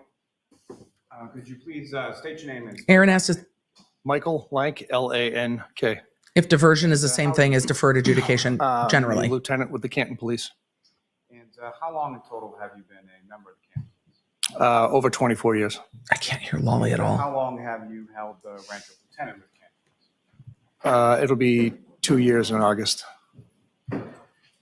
Now, prior to, well, let me ask you first, with reference to your responsibilities as lieutenant, if you could explain to the jury just in general terms, what are your duties and responsibilities as a lieutenant? I oversee the gun licensing and patrol. And prior to working, it's like a microphone. With the Canton Police before that. I was a detective sergeant. And how long were you a detective sergeant? From September of 21 until August of 22. This is the 15th witness for the prosecution. Detective Sergeant, what were your duties and responsibilities with regard to the Canton Police at that point? To oversee the Detective Bureau, ensure that all reports were issued to respective detectives and completed. Now, you're also familiar with the role within the Canton Police as a sort of shift sergeant, is that correct? Yes. And if you could explain to the jury sort of what are the differences between what a shift sergeant does and what a detective sergeant does? Shift sergeant's primary responsibility is to run the daily shift, give out sectors to each of the cars, and dispatch cruisers to appropriate areas, so forth. Allocate resources then.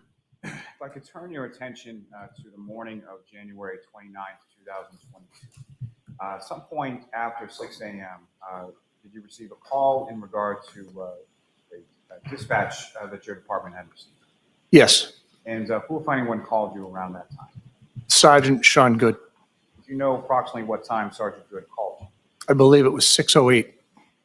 And with reference to that call, the initial call from Sergeant Goode, what, if any, information did he relay to you at that time? Sergeant Goode stated that there was a gentleman found in the snow at 34 Fairview Road, and he was in very grave condition. And he brought it to my attention that he was also a Boston police officer. And subsequent to that, through the course of your investigative work on this case, did you learn who that unresponsive male was? Yes. And who did you learn? John O'Keefe. And upon receiving that call, where did you go? I went to 34 Fairview Road. And if you know about what time would you estimate that you arrived in the area of 34 Fairview Road? I live fairly close, so I was on scene by, I believe it was 6:24, 6:25. And upon your arrival, who, if anyone else, from your department was there prior to you? Officer Sarif, Officer Mullaney, and Sergeant Goode. And when you arrived, beyond sort of the other officers from your department, what, if any, other activity or what, if any, other persons did you observe on scene? Did you just put two what if any's in 1 second? Lolly, it's my birthday. I literally cannot. You cannot put two what if any's and as sort of in one sentence.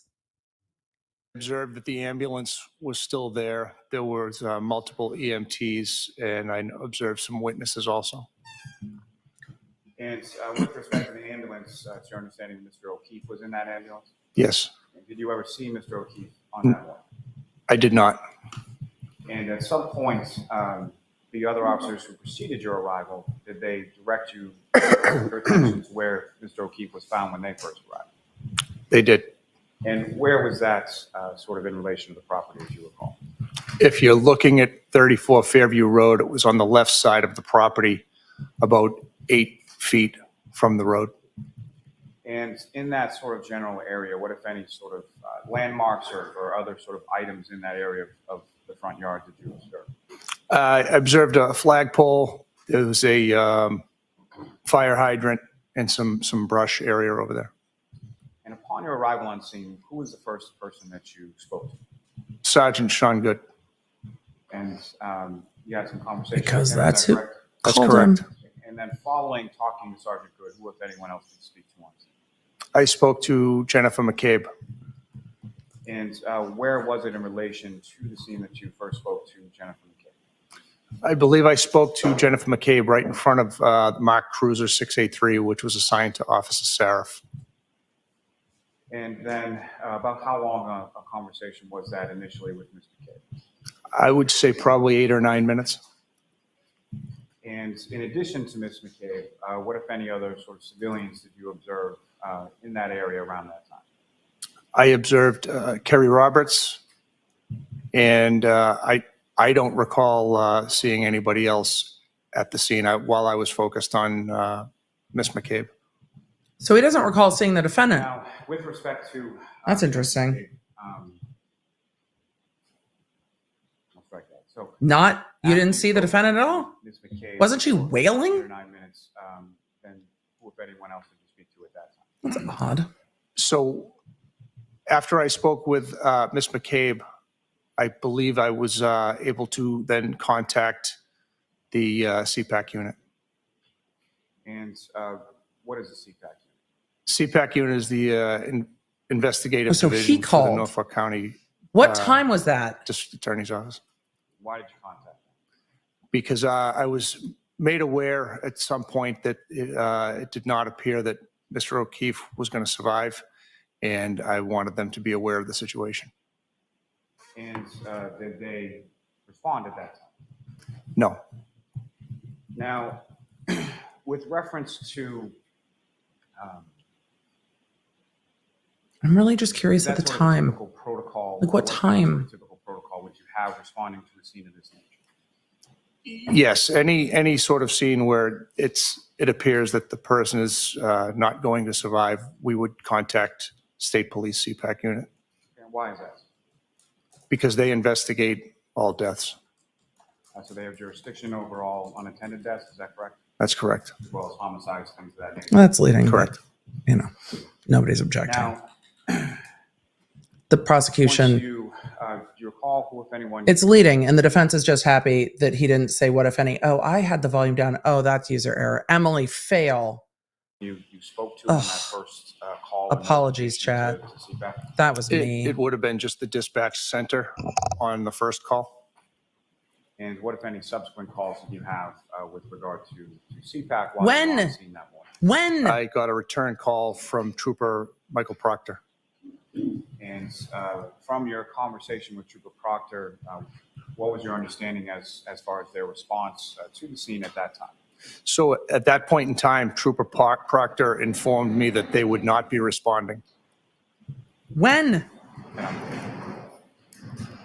What the fuck is that? I don't know what that noise is, but if I could just ask you to repeat your last response, because frankly, I didn't. Yes. In speaking to Trooper Proctor, he advised me at that point that they would not be responding. And did he inform you as to why not at that time? Objection. Sustained. Now, when you arrived on scene, what, if anything, did you note as far as the weather conditions? The weather conditions were extremely poor. There were high winds, heavy snow, and freezing temperatures. I'm just going to pause to make a note. When the judge does not allow speaking objections and doesn't allow any response but to go to sidebar, the attorney has to make a choice, because what Trooper Proctor said to this officer could meet some hearsay exceptions.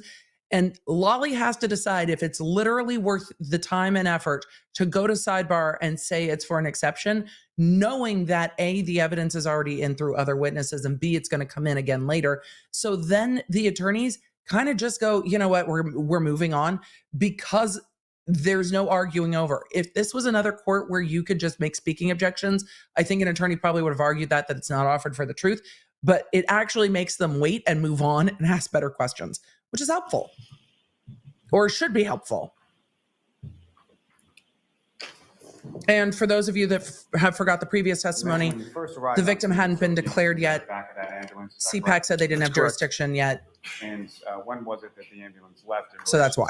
When you arrived? Very, very shortly after I arrived, I would say within 5 minutes. Now, as far as injuries to Mr. O'Keefe, who, if anyone, relayed any information in regard to that? Sergeant Goode advised me that... Objection. Sustained. Also not for the truth. This is foundational for what he does next, but okay.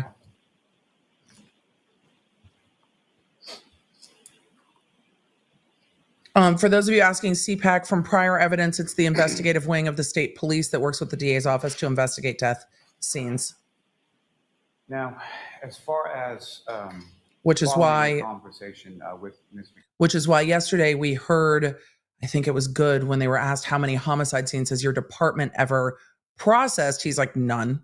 Like none. It all goes to state police. That's not an uncommon procedure, that there's another unit.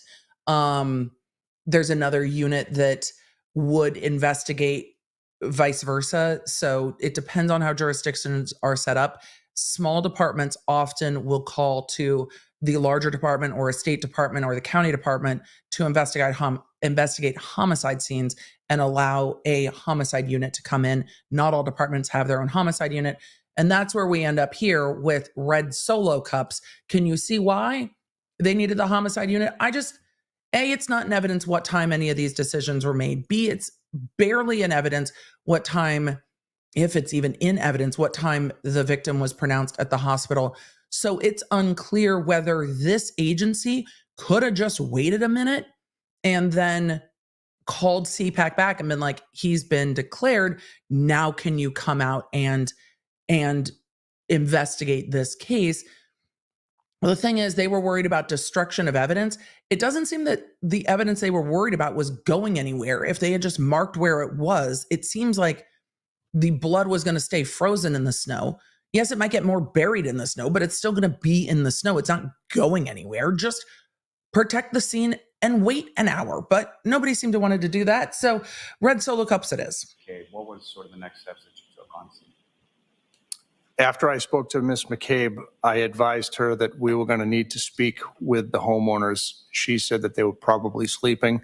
I advised her that we were going to need to speak with them, and that's when I placed the call to the CPAC unit. And prior to that, when you were on scene, had you seen anyone come in or go out of the residence at 34 Fairview Road? No. And as far as sort of the other houses on the street, what, if any, activity did you observe with reference to any? So this is the officer that asked Jen McCabe to go wake up the homeowners. I did not observe anybody her come in sister-in-law's or out of house. their home. Following your initial call to CPAC and conversation with Proctor, what is it that you did next? Once that call was complete, Sergeant Goode and I observed that there was now a light on in the house of 34 Fairview, and we made the decision to then go in and speak with the homeowners. And how was it that you sort of proceeded up to the home? I believe, I don't recall if we used I believe we used the driveway, but I'm not 100% sure. And you came into the home, recall which door that you used to enter the home? The main door, the front door. When you entered in through the main door, what, if you could describe to the jury sort of what you observed as far as what was before you from a layout perspective? There was a staircase right in front of us, and to the right, it entered into like what appeared to be like a dining area. And Olivia, thank you. It's not in evidence yet, though. Nobody has said it. Brian Albert and But thank Nicole you. Albert. It's about an hour before the victim And was what, if declared. any, relationship to the home did you? And they were still on scene for an hour after that, so they could have They were the called back. homeowners. Now, Brian Albert, is that someone that you knew prior to January 29th, 2020? Somebody just dropped Yes. something. And how did you know him? I knew him as the oldest. Y'all, let's just take a minute. Lolly is actually getting into an area that they're going to get into in cross-examination before they get into it on cross-examination, I think for the first time this trial. I think he has to. There's a whole lot of shit here. But look at that. Look at day 6, Lolly. Let's go. Of the Albert brothers. And did you know some of the other Albert brothers? Yes. And let me ask you this, Sergeant. Where did you grow up? Canton. And how long have you lived in Canton? We moved here, excuse me, we moved to Canton when I was 5 years old. His whole life. So essentially, since you were 5 years old, you lived in the town, correct? Yes. Okay. You work in the town, correct? Yes. You have Policing where you grew I up do. is tough. Any of them play sports? They do. Objection. No, sustain. Move to strike. Strike that. What, if any, other sort of, other than living and working in the town, what, if anything else, is it that you do around the town? I coach youth sports. Right. And how long have you done that for? Because he probably knows people through that as well.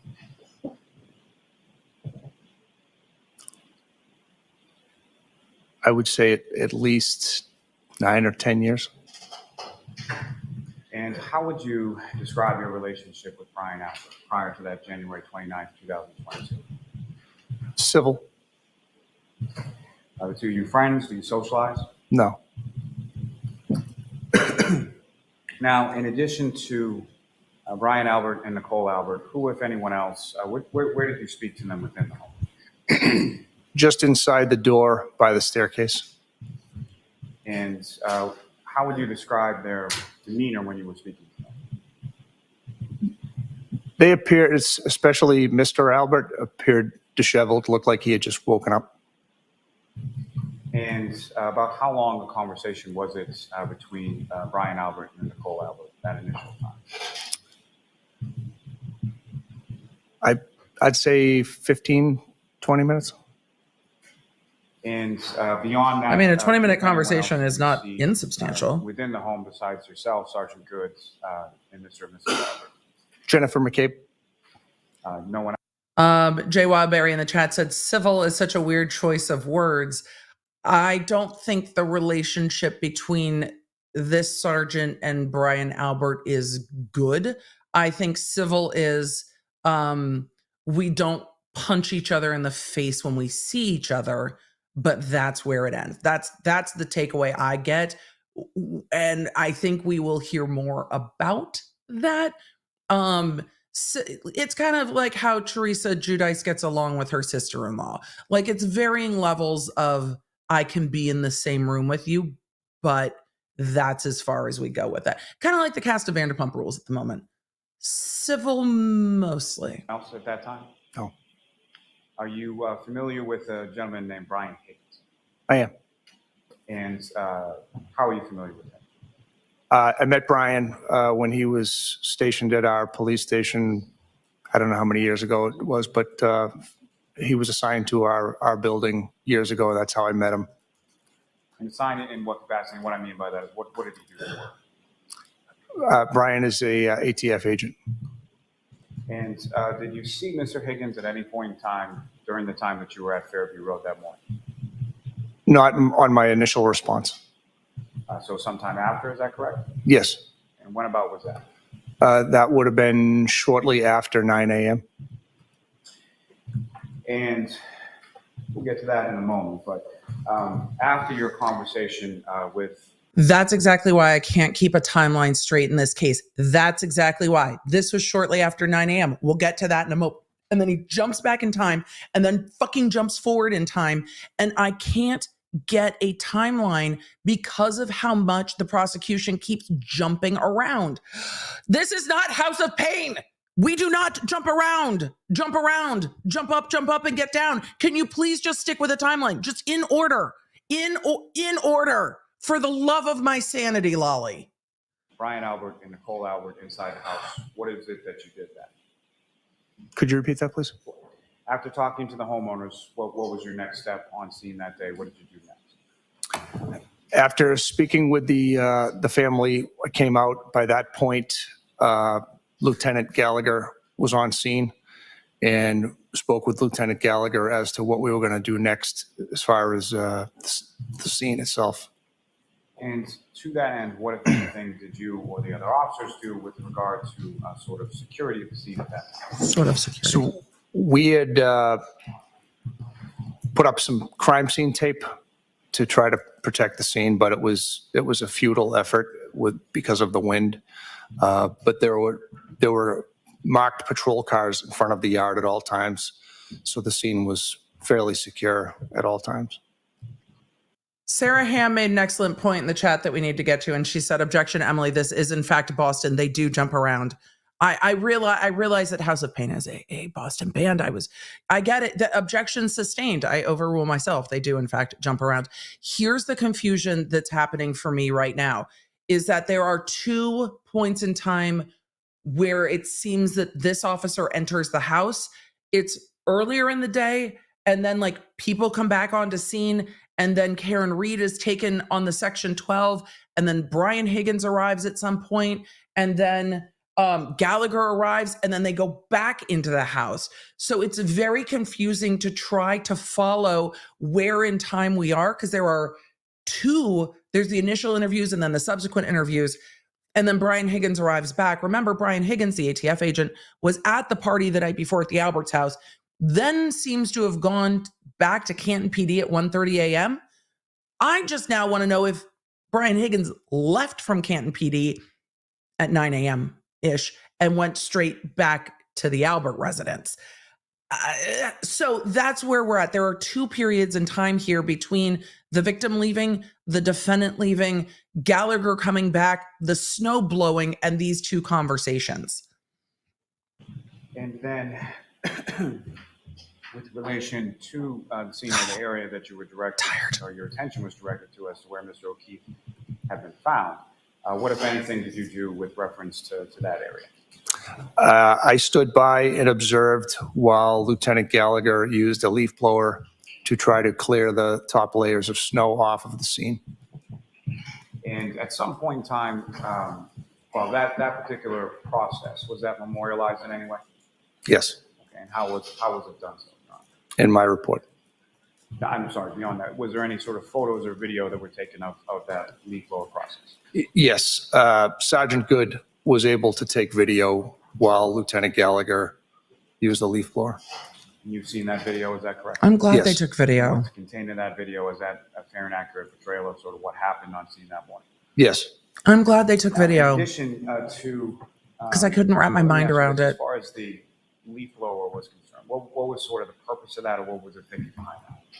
The purpose behind the leaf blower was to just take the top layers of snow off to reveal what was underneath and try to preserve any potential evidence.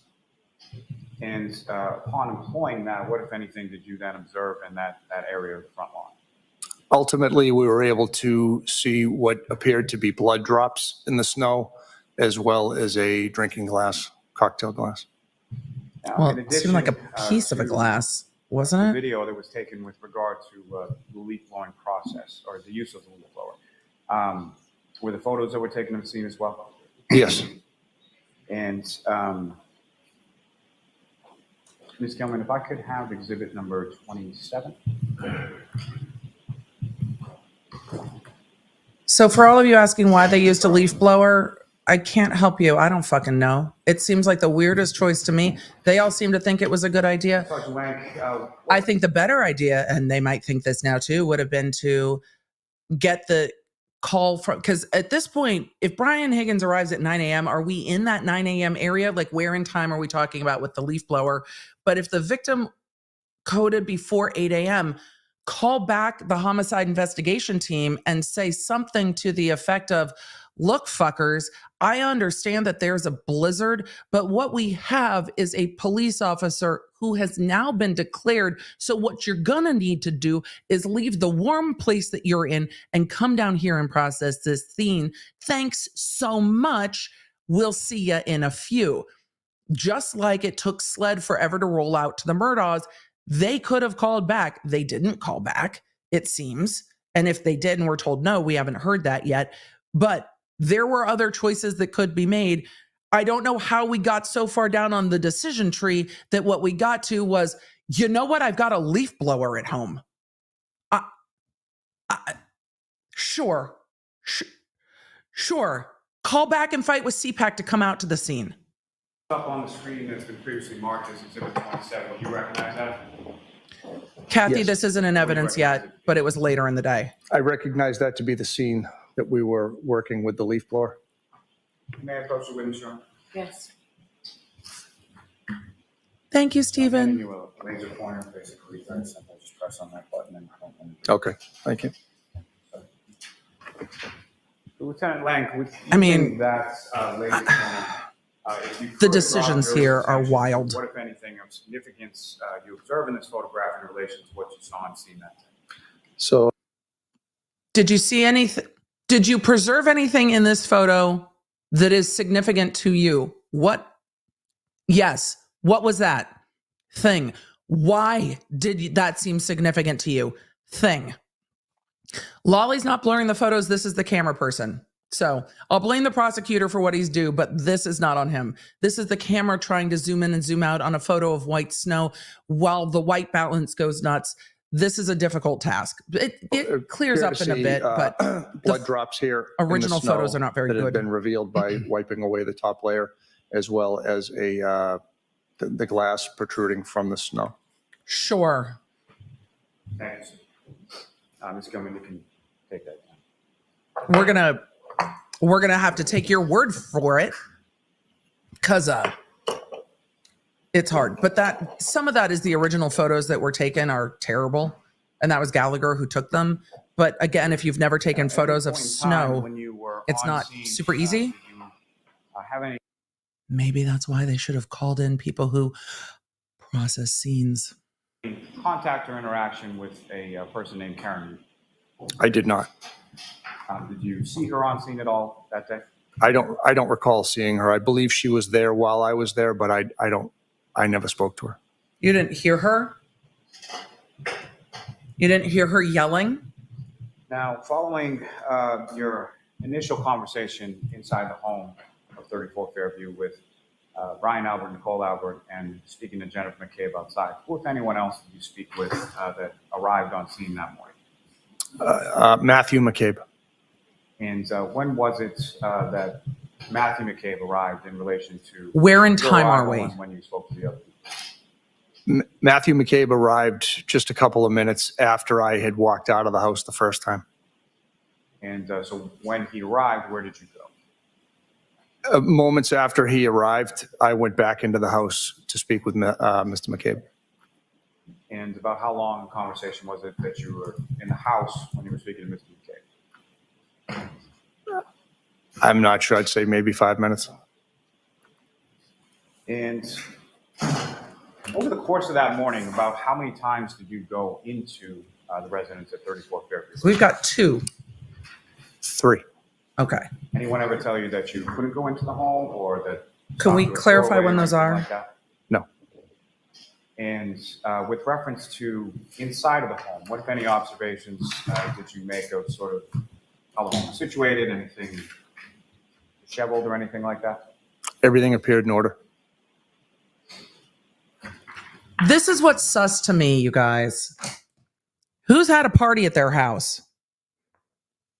Everything is in order? Everything's in order? Everything's just in order the next morning? There's not a chance.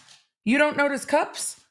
There's not like dishes? Like, I think there would be at least some. The house looked like people had been there, but it was not out. It was not disheveled. Like, food, not like nothing. There's nothing out of nothing at all. It's just odd to me that it's everything looks normal. I don't know, but they testified that they were in the kitchen at some point. Like, do I just live my life in a totally different way? Whose kitchen is perfectly clean after a party? I mean, even if it's kind of straightened up, it's not going to be completely clean. It's odd to me that it's completely clean. That's all. That's all. Just odd to me that it's completely clean. Who's cleaning after a party? You go to bed. Some are saying unless they partied in the cellar. Excellent point. But it's just odd to me that nobody ever says there's any indicia of there being a party. And just if you know, what, if any, relationship this is like right after 6 a.m. They had just woken up. No comments about a dog. No comments about it being noticeable that there was a party. Some of you are saying I have to clean up after a party before we go to bed. That's fair. It's just odd to me. Matthew McCabe have to Jennifer? Matthew McCabe is Jennifer McCabe's husband. Now, turning back to what was just up on the screen in Exhibit 27, with regard to those items that you observed. Sherlock, Mom, we're the best place to watch trials. What, if anything, did you or the other officers do with respect to those items? It's the eye drinking rolling glass, and commentary. Was secured into an evidence bag, and the challenge. What kind of evidence bag? And did it have like a Target logo on it? Blood drops I was being were snarky. secured into 6 solo cups. And why were they secured into 6 solo cups? We did the best that we could with the situation, with the weather and deteriorating situation. Lieutenant Gallagher was able to attain the solo cups from Lieutenant Kelleher's house, which was diagonally across the street. Now, with Not respect Gallagher, to the Kelleher? the phone call that you made to the state police, beyond sort of the jurisdiction of them having over unattended deaths and things of that nature, what, if any, other assets that the state police have at their disposal with regard to crime scene that your department has done? They have crime scene units that process crime scenes. Now, with respect to those items, once they were secured, just in reference to the solo cups, beyond sort of just putting them into solo cups, what, if anything else, did you or the other officers do to secure those items specifically? They were secured into a brown evidence bag. And by following evidence them, bag. being secured, where do they go from there? By evidence bag, you mean a bag with which you put evidence in, not, it leaves a wrong impression, doesn't it? Because now we've all seen that it's a snack and stop bag. It's like literally the quick stop from the movie Clerks. It is a snack and stop bag or shop and stop or whatever. So calling it an evidence bag after the jury has seen the photos might not hit right. They were then, excuse me, they were then placed into my truck at that point, my police truck that I was using that day, and ultimately transported back to the police station. Did you put stickers on them? Did you sign them? By me. Did you sign them in? And once you were back at the police station with those items, what, if anything, did you do with them at that time? They were secured into temporary evidence in the refrigerated unit for the Solo cups, and the glass was secured into temporary evidence. And so when you say temporary evidence, why were they secured into temporary? I've got questions. They were secured into temporary evidence so that they could ultimately be turned over to the state police.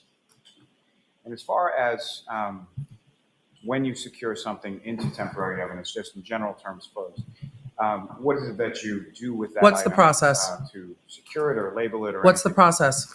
So it's assigned a property number, and we would print out a property label, and then that's assigned. It's assigned to the OF number, which is the report. So OF stands for a report offense, is that correct? Offense, yes. And so each report that you generate has a specific number with an OF following it? No jokes needed, Emily. Just leave it. And then that number is associated with the evidence that you secure, correct? Yes. That's leading. Now, with reference to do you that put a evidence, whether sticker on the it's, bag? Temporary evidence or otherwise, what, if any, restrictions are there with regard to access to those items within your department? So temporary evidence is accessible to all officers. Oh. And to officers from your department, correct? From our department, yes. And following that, are you aware? So yesterday we heard about how the evidence lockup is very, very restricted. Today, it has become more clear that the temporary evidence is not restricted. It's restricted to, he said, officers at your department. However, I imagine if you have a key card, then you have access to it, which is a very different situation than putting it in an evidence locker and it being very difficult to get to. I've gone to evidence lockers. There's a whole like process to even go into an evidence locker, signing in and signing out and who was there and all the rest of it. So temporary evidence, they print out a number. Did you ever seal the bag, put a sticker on it, put your initials on it? Is somebody's lunch in this refrigerator? Like, what else is in this fridge? I have so many questions. Or what, if anything, are you aware of what happened with those items after you secured them into temporary evidence? I believe they were ultimately turned over to the state police. I don't think these bags were sealed and initialed. I didn't see it. I mean, unless it's on the other side of the bag and we just didn't see it. But it didn't look like there was a sticker on the edges of the bag. Yes. You need to show the photos that the defense showed the jury yesterday and clarify that shit, because the edges of the bag didn't look like there was a sticker on any side. You up a box. You recognize that? I feel like the poor Stop and Shop would like to be excluded from this trial at this point. It's a box. Appears to be a box to secure evidence with a call number on it. And is that a box that you've seen earlier today? Yes. And with reference to what's contained within the box, have you seen that this morning as well? Yes. Your Honor, with the court's permission, I would ask that the witness be allowed to take the box out of the box. Maybe we give him some gloves. Hey, look at that, y'all. Evidence tape. The court reporter's like, Sir, can just for the he record, does you have gloves. Some evidence gloves with you in court today, is that correct? The court reporter's like, can you not put this on my... She's not. Well, maybe she is. Look at her face. She's like, can you move that away from my face? Yes. Thanks, sir. I would be looking the exact same way. I'm like, I don't know what's in this. Can you not? The gloves are helpful. Yay, gloves. Look at that evidence tape. Sorry, sir, before you just go into that, just with reference to the bag that you have before you, what if any markings are on that relate to sort of your case, your case number with Canton Police? So it is there's a case number assigned to us, 22-870F, and there is a property number, 22-18PR, and it's listed as broken drinking glass. That's foundation. That's helpful. And have you seen the item contained within that bag earlier this morning as well? Yes. And what you observed within that bag, is that the piece of the cocktail glass that you observed on the front yard area of 34 Fairview Road on January 29th, 2022? Yes, it is. How do you know? Your Honor, with the court's permission, I would ask that the witness be allowed to take it out of the bag and display it to the jury. I'd like to see. Oh, his suit. I like the color of his suit, but it is going to keep hitting the mic. Well, that's how they know it's a drinking glass. That's much more helpful. It does look like a rocks glass. Can we start singing about shots of whiskey now instead of solo cups? But that's not the way it was preserved when you brought it from the home, is it?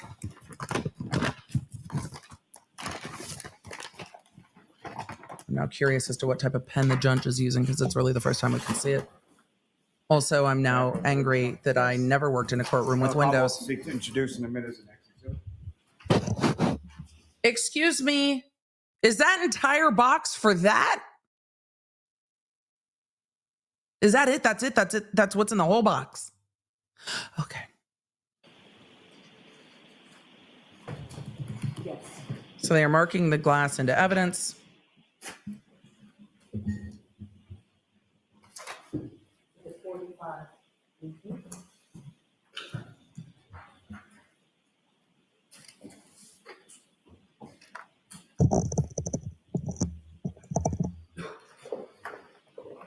Now, Remember, Lieutenant Lank. Remember, in opening, the prosecution said that there is glass in the vehicle, the defendant's vehicle. So I think they're going to try to connect that broken glass to the glass in the defendant's vehicle. We will see. Once you were back at the police station, what, if any, call did you receive from anyone in regard to what had, or if anyone called you once you were back at the station? Jennifer McCabe called at 9 a.m.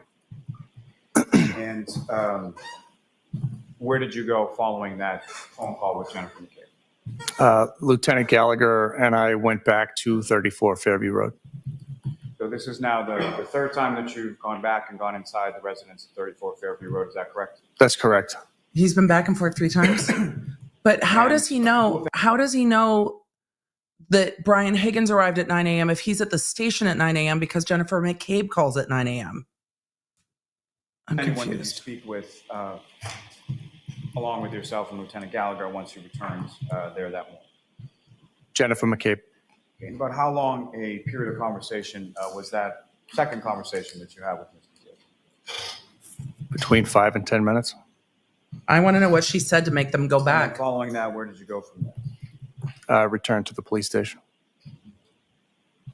Now, if I could turn your attention to February 4th of 2022. Were you working on that day?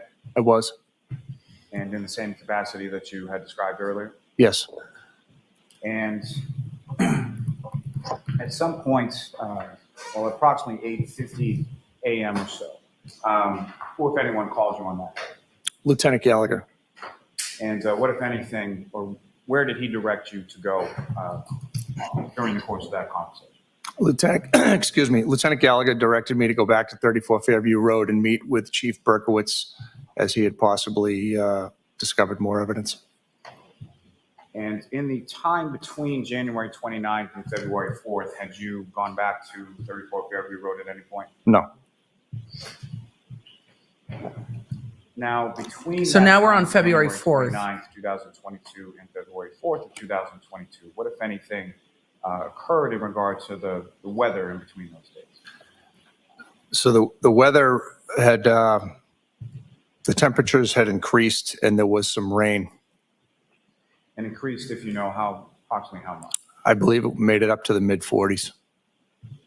It got warm. It's well above freezing, is that correct? Correct.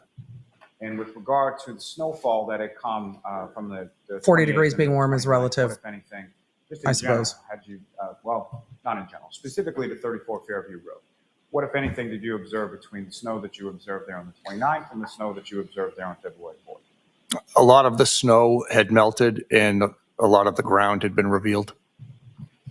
And when you arrived at 34 Fairview Road on February 4th, what, if anything, did you observe and where did you observe it? Chief Berkowitz brought my attention to a piece of red glass that was about 6 to 8 feet off the into the yard. Now, before we get to that, as far as when you responded, who, if anyone else from your department, responded along with you? Detective Tim Taylor. And the pieces of plastic that you observed, He where said were they glass. in relation to He said glass, not where plastic. you had observed or where you had been directed to that Mr. O'Keefe had been found on January 29th? The glass was in the vicinity of where Mr. O'Keefe had been discovered. Now, with respect to that pieces of plastic that you observed, He said what, if glass. anything, did you do I would to, object at that point memorialize because he's where they were? misstating the evidence. I photographed the piece of plastic as it sat. And now he's saying plastic. And did you or anyone in your presence touch, manipulate, or move those pieces of plastic in any way? No. And at some point after you arrived on scene, who, if anyone, did you contact in regard to securing those items? I contacted the CPAC unit, and ultimately Trooper Buchanan arrived back at the scene. And if you know about how much time elapsed between the time that you contacted CPAC and the time that Buchanan arrived? I honestly don't recall. And when Trooper Buchanan arrived on scene, what, if anything, did you observe him to do with those pieces of plastic that you directed his attention to? Trooper Buchanan secured the item into a evidence bag. Trooper Buchanan. I kept hearing mechanic, and I was like, "What is happening?" My brain is like, "What is happening?" Okay, yes, I don't know. Tim the Toolman Taylor was on scene. I'm showing you. Trooper Buchanan from CPAC was on scene. He's going to show us a picture of what they discovered on February 4th. I'm dying to hear how this was discovered because we've heard allusions to it, but we've not heard the full story. Those, sir? I do. What do you recognize in those photographs? I recognize this to be the piece of plastic that Chief Berkowitz had observed. Also, for everyone saying glass plastic, the defense is probably not objecting because they know those pieces are going to come in.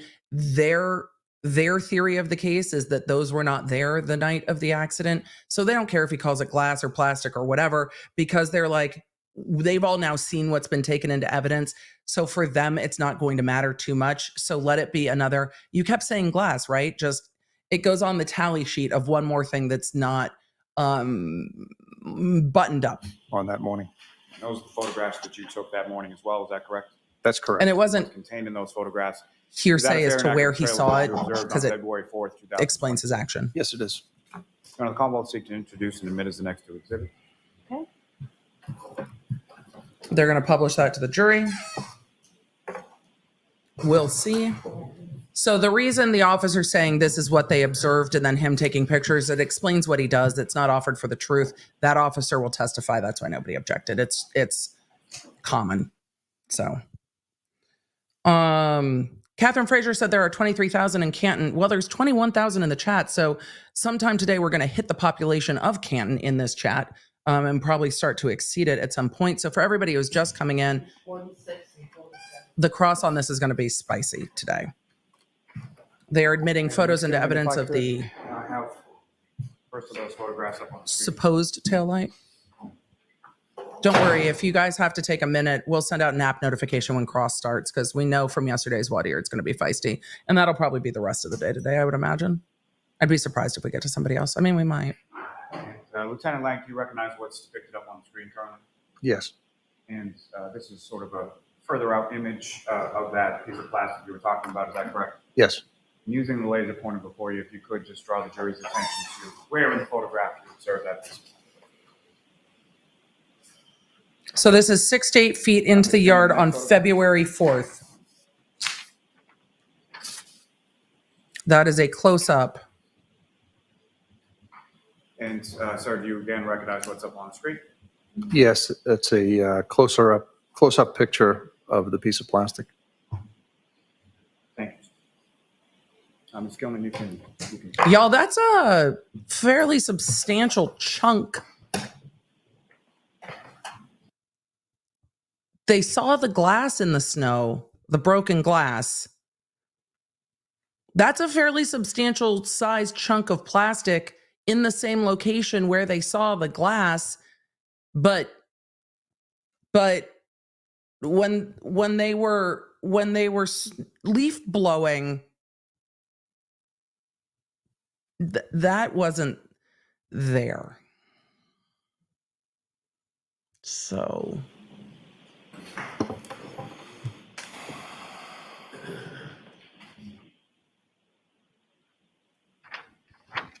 If I may have. Yes.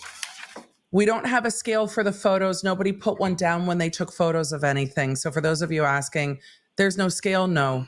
For those of you saying, but it wasn't broken by EMS trying to save the victim? No. For those asking, was it in the same area as the victim? He testified that it was 6 to 8 feet from the curb near where the victim was.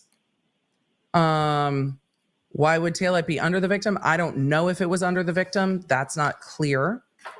We don't know. But if we don't have a farther out picture, it's kind of hard to tell where it was.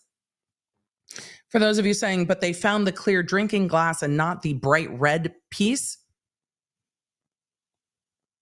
Look, y'all.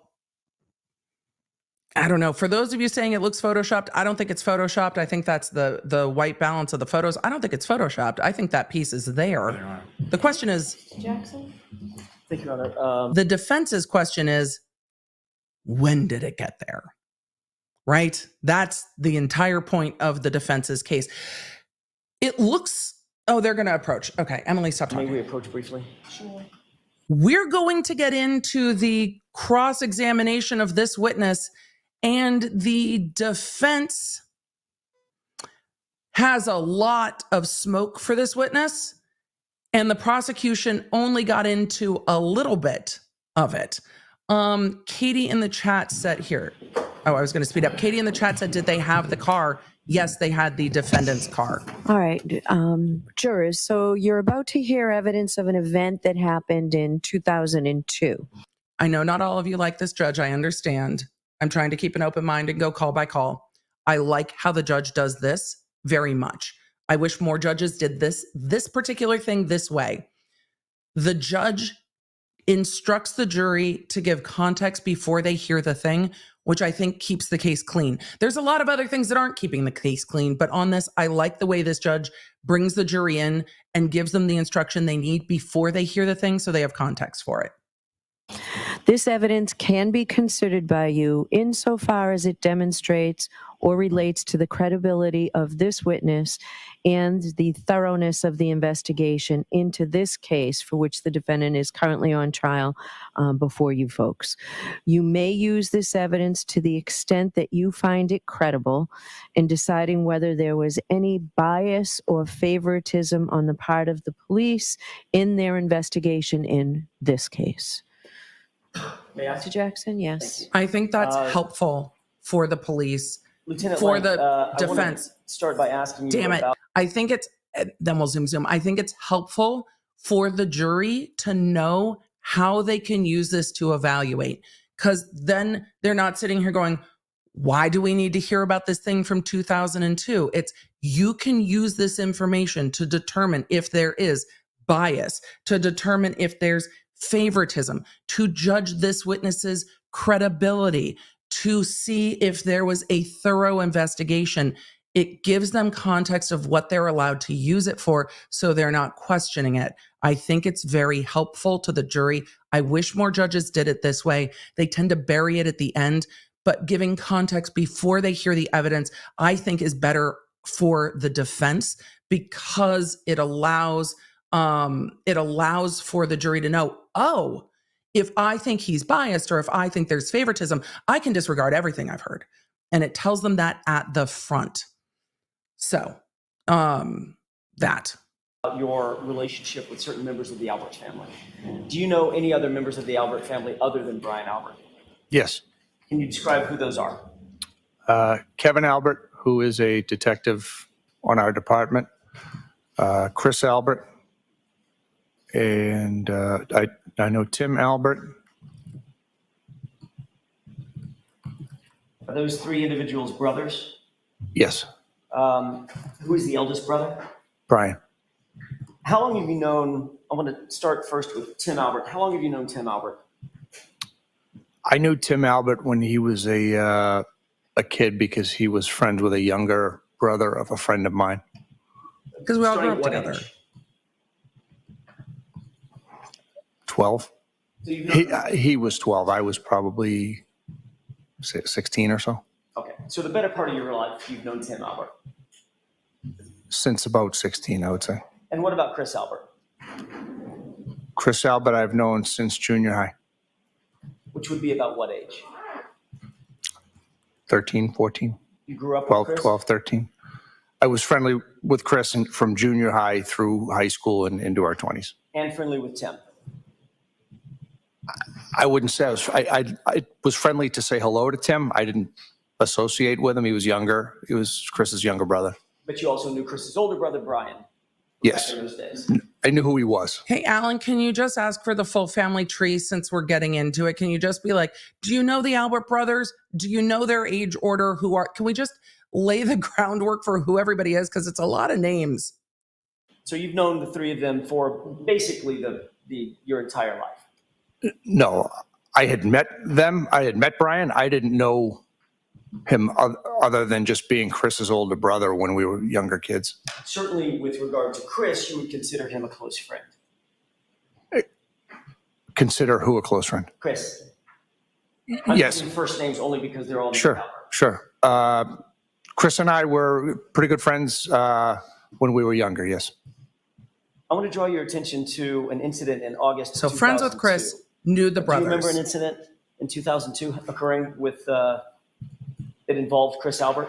Yes. In 2002, in August of 2002 specifically, you were off duty, correct? Yes. You had been drinking alcohol, correct? Yes. You were approached by Chris Albert out in the parking lot, is that right? That's correct. And Chris Albert told you some information about being in a fight, that he had been in a fight or an altercation of some sort, correct? He told me he had been in an altercation earlier in the night and some threats had been made to him and his family. And you got out of your car and discussed this with Mr. Albert, correct? No. You just talked to him while you were seated in your car? Yes. Okay. At some point, did some other individuals approach that same area? Yes. Was there a fight that you believed was about to ensue? Yes. Did you get out of your car at that point? I did. Did you come to Chris's aid by, quote unquote, activating yourself as an officer? I got out of my car and I approached the group and I pleaded with them to not fight tonight. I said, there's not going to be a fight tonight. There's 6 of you guys. He's here with his girlfriend. There's not going to be a fight tonight. Did you come to Chris Albert's aid as best you could as a longtime friend of his? By trying to I came to the de-escalate aid it? of a citizen who was in fear and of need. That citizen happened to be Chris Albert. Sir, if you're off duty and somebody just walked, I mean, maybe he would, and maybe the prosecution will come back around to that. If anybody came up to you and knew you were an off-duty officer, would they ask you to de-escalate the situation? I imagine in that situation, the first thing you would do is call the station and be like, can you send somebody down here? But okay. You had known since you were 12 years old. Correct.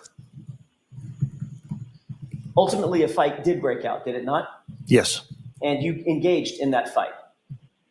Yes. And again, you had been drinking alcohol at that point, correct? Correct. And you were off duty in August of 2002 during this fight. Yes.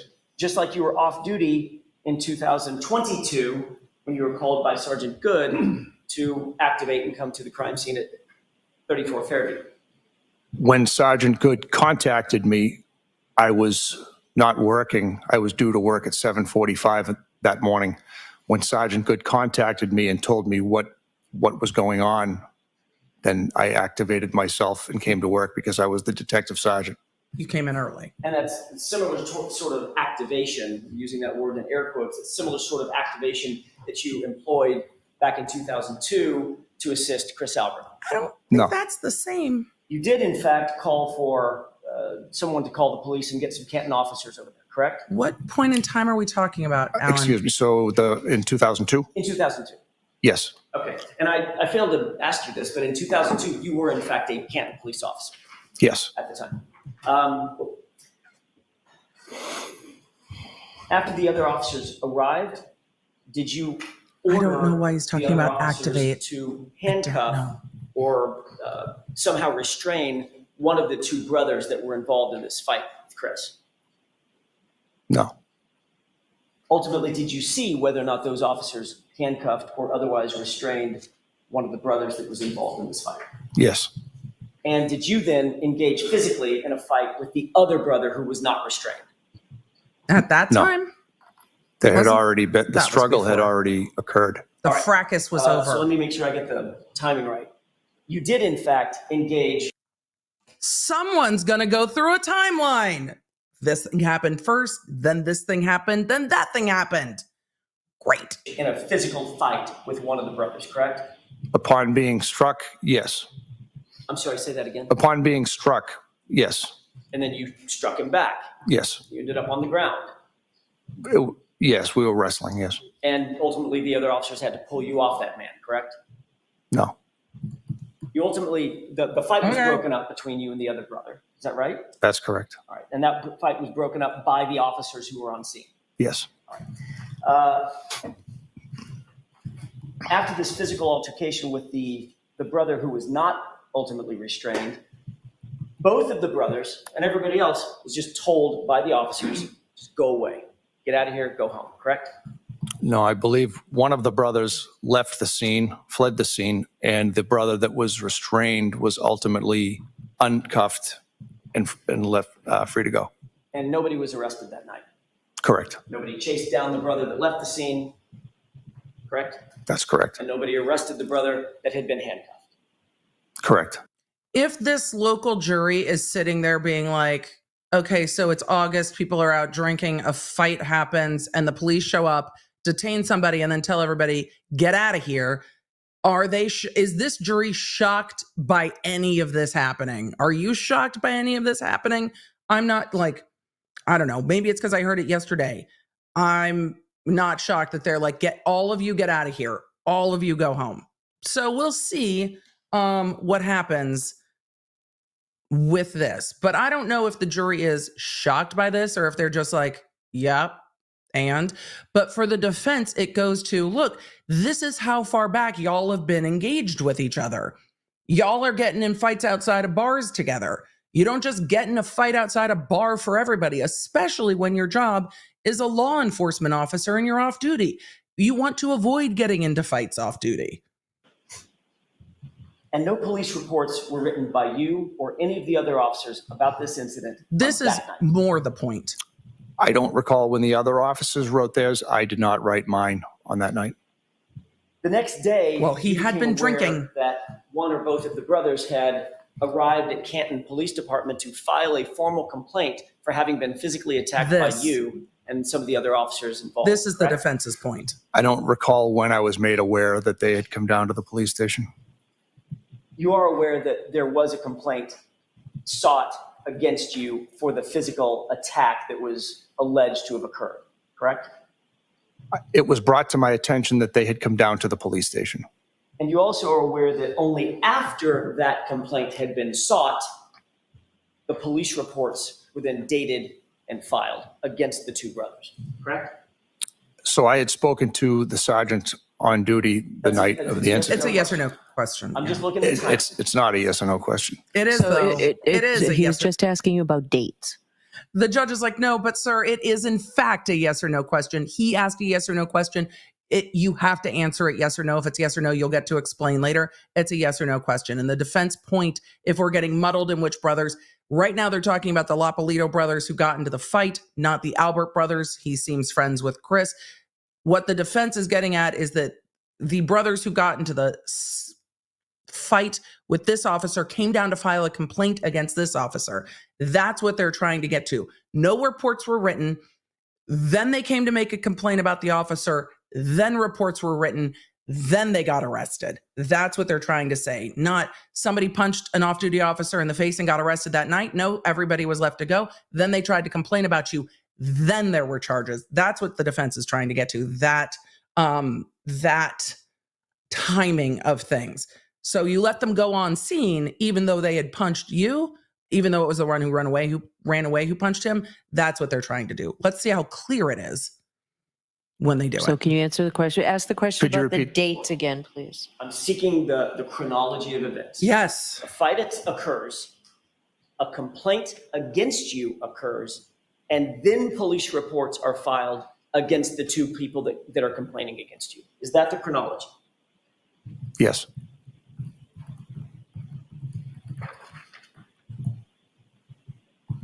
And you're also aware Hey, that, Rob, good to see you.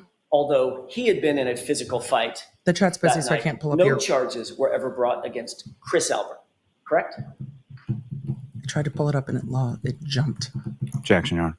Do you know that? I don't know. I don't even know where the fight occurred. He's sitting there like this for long enough that the prosecutor objected. He sat there agape until the prosecutor objected. Officer Lank, what we just talked about, is that an example of you using your position as a police officer That's argument. to come to the aid of one of the members of the Albert family? That's argument. It was me coming to the aid of a citizen who was terrified and scared for him and his family on that night. So why didn't you just call dispatch immediately? Excuse me, who happened to be Chris Albert. You mentioned Kevin Albert. Who's he? Kevin Albert is a detective with the Canton Police. Is he a coworker? Yes.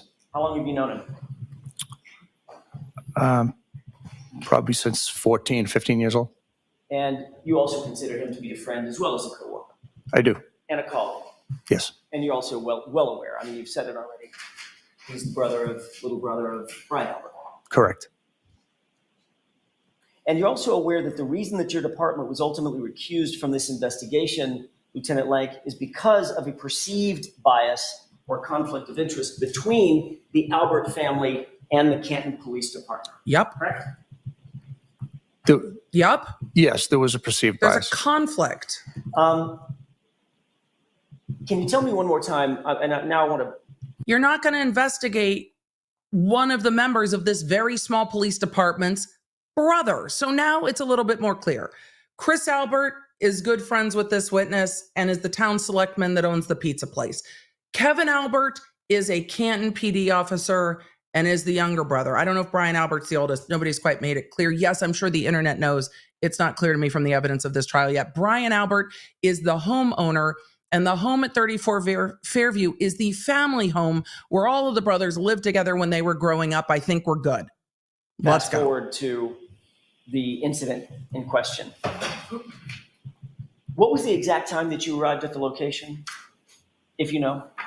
I believe it was around 6:24, 6:25. Okay. And you indicated that that was in response to a call that you got from Sergeant Goode. We're back Yes, that's to correct. January 2021. What made you decide, or could you have decided to take this particular call? Was it up to you, in other words? I would never not take that call. Okay, fair enough. Why? So once you got the call, you knew that you were going to respond because there was something very serious afoot. Correct. Did you know at the time you got the call that that very serious incident was occurring at 34 Fairview? No. When did you realize that? Upon speaking with Sergeant Goode. Okay, so Sergeant Goode didn't, I guess that's what maybe I asked an inartful question. I was asking whether or not Sergeant Goode told you before you actually arrived sort of had to have, that it's at 34 Fairview. He did. Okay. Because At how that else do you point, know where to did the go? light bulb go off and you think to yourself, ding, that's the Albert House?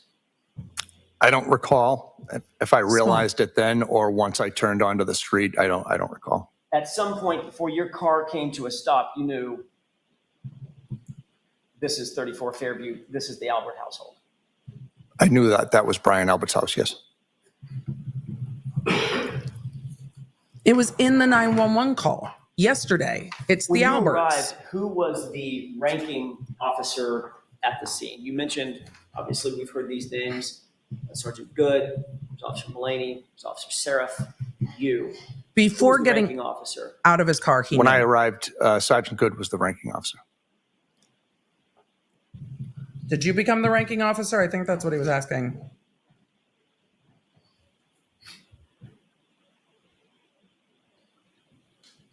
Have you reviewed either, well, let me ask a different question. Did you have a dash cam in the vehicle that you arrived in? I did not. And that's because it was was that a detective It's vehicle? a truck. Yes. It's Sometimes a used undercover, isn't it? et cetera? Yeah, it's an undercover It's not a truck. fully marked cruiser.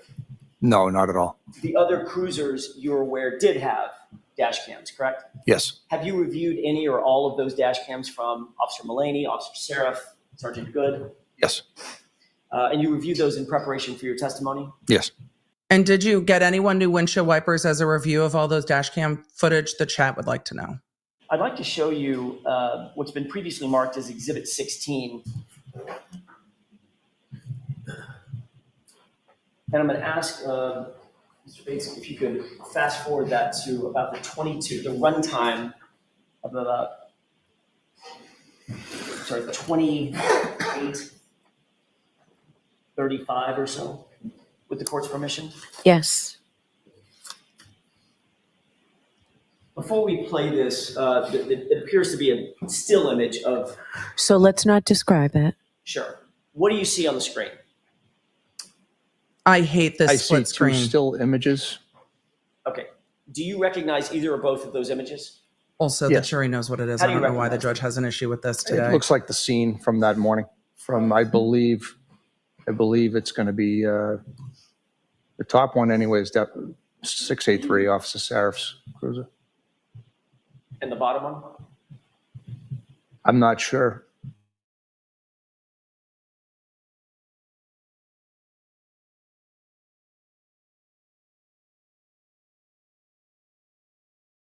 Okay. I mean, that was my internet, not yours. I apologize, chat. I paused so we didn't miss anything. Let's continue on. To the 28:40 mark or so, Mr. Bates, and play that. And let's pause it for a second. Your Honor, may we approach briefly? Okay. All right, they're approaching. As they're going through the bias testimony, you guys get to decide for yourself what it means and how you take it. This is a local jury who knows Canton. They know this community. They know how small this community is. It might strike them odd. It might not. It's really up to them. It might strike you odd. It might not.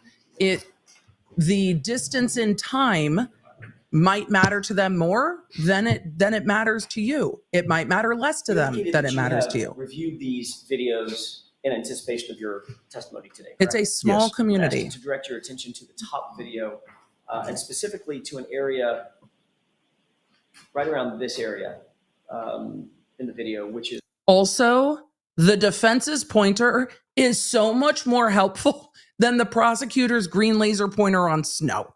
It's just so much easier. highlighted. Before we play, a couple of foundational questions. Did you meet with Jennifer McCabe out behind the vehicle that's depicted in the Officer Seraph dash cam? Yes, Did you have some sort of a conversation with her? I did. At some point, did you see Ms. McCabe leave your presence and walk toward the driveway? Once the conversation had terminated, I honestly don't recall where she went. Did she tell you that she intended to go inside the house? I think I he had told her said to her that at some point we're go. going to need to speak to Brian and Nicole Why did you think it was important to speak to Brian and Nicole? because it's their property. And somebody was laying in the snow, unconscious and unresponsive, correct? Yeah. Correct. And obviously that could potentially, at least, implicate people inside the house. Based on my conversation with Ms. McCabe, she had stated that the intention was for Mr. McCabe, for Mr. O'Keefe to join them at that house. So I wanted to get statements from everybody who was there. Find out what happened, correct?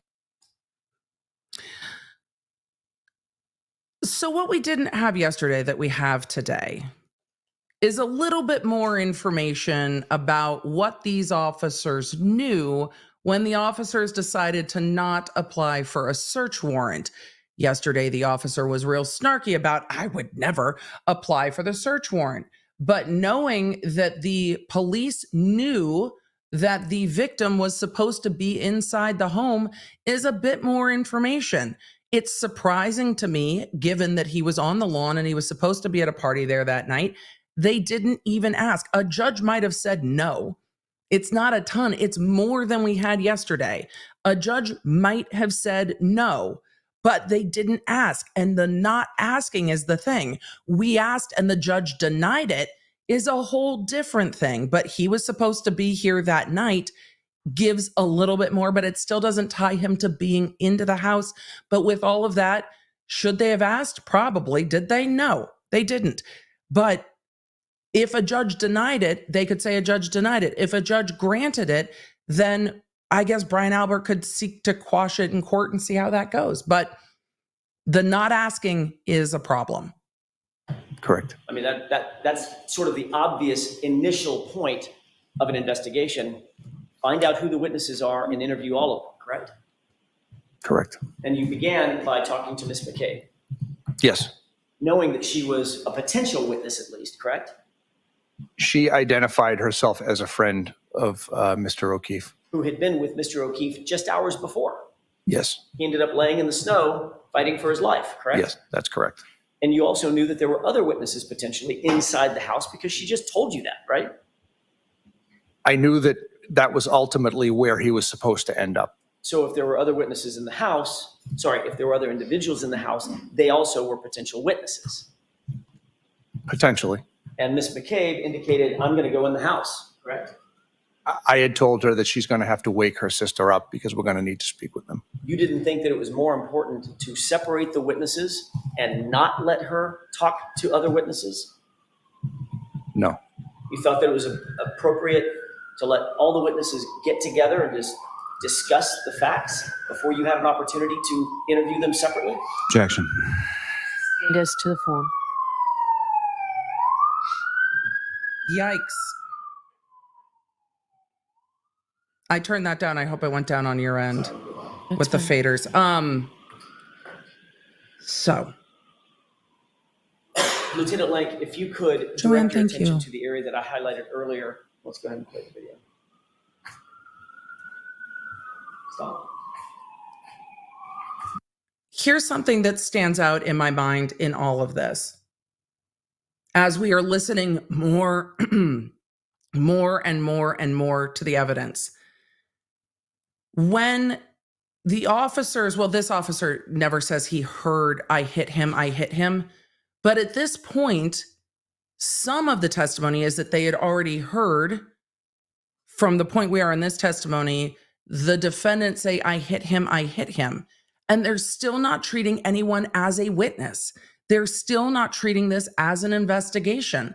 So it doesn't seem to me that they took the statements of Karen Reed, or those that heard the statements of Karen Reed didn't take them as, oh, well, now we're in an investigation. Separate the witnesses, figure out what happened. It seems like they're still treating this as a unconscious guy in the snow that might have had too much to drink. They're not really asking or acting as if that statement means that there is now an investigation where they're separating witnesses and trying to figure it out. It seems that they're still treating this as a potential accident, which calls into question why they didn't treat the I hit him statements more seriously, and why they seem to be still treating this as an accident, because nobody's really acting as if it's more than that at this point. But you would think if they heard the I hit him, and you've got somebody in the snow, they wouldn't be allowing Karen Reed to leave the scene, which is odd to me. So, all right, let's keep going. Did you see anything occur at or around the car in the distance? It appears to be somebody walking towards the house. Was that Jen McCabe? I can't say for sure. Do you see yourself, by the way, in this video? Yes. Where are you? Right here. Okay.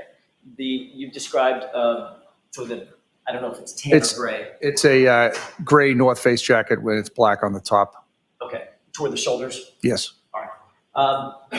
Let's go ahead and play the video, and I'll indicate another stopping place that I'd like to ask you a couple of questions about.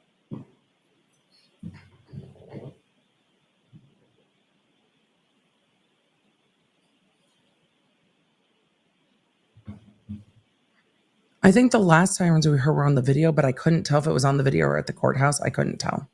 Apologize.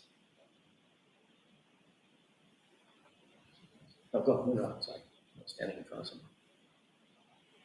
This witness was not the first one on scene. Seraph, the top dash cam in this split screen, was the first one on scene.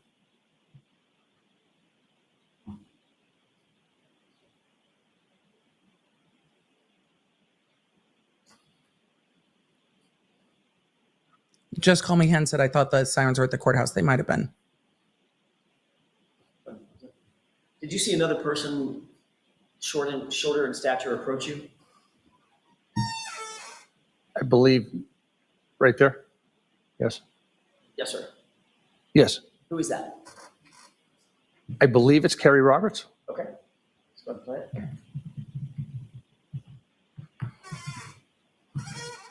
it. The defense is pausing to ask the questions that they need to ask versus having a narrative, which is helpful. Wait, is there a question? Because you paused it. Did you see yourself just exit screen, right? Yes. It appeared that you had something in your hand. Yes. You were taking a call Yes. On your cell phone. Yes. What was that call? I don't recall. It could have, I can't see what time that is. I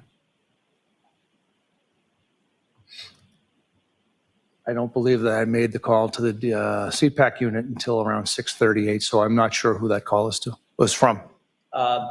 If you'll direct your attention, I think now down toward the camera below. Yes. You may see yourself enter the frame. Can we go ahead and play it?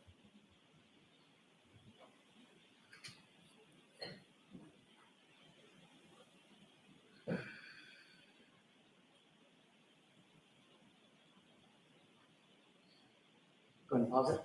Does it appear you're on the phone? Yes. Okay. It does appear he's on the phone at 6:35:55, because there's no evidence that the time on the dash cams is off. It seems that the time on the dash cams is accurate.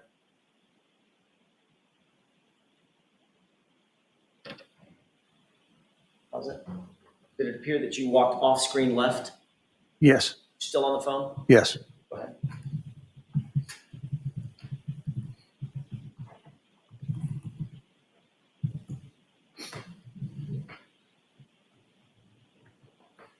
Pause it.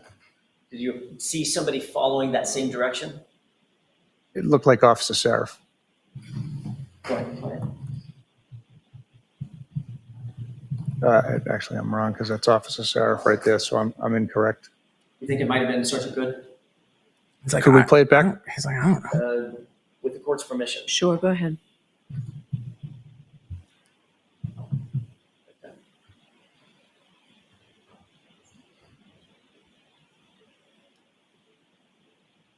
We're looking at the bottom video to see who goes in the same direction, who's walking now. Because he's trying to figure out who that is in the video. You recognize that person? Yes, I'm mistaken. That's Sergeant Goode. Okay, go ahead. Sergeant Goode testified yesterday.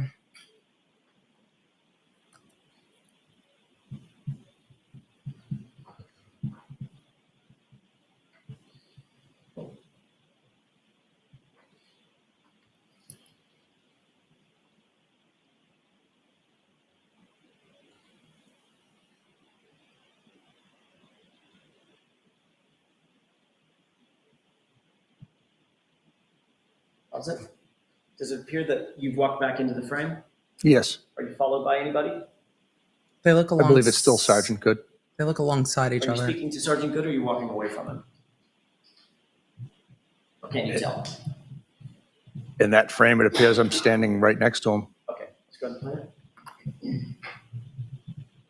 For everyone asking about body cam, this department at that time did not have body cam. Did it appear you were sort of walking away from Sergeant Goode off frame again? Yes, it appears that I'm pacing. Were you still on the phone? Yes. Thank you. Go ahead.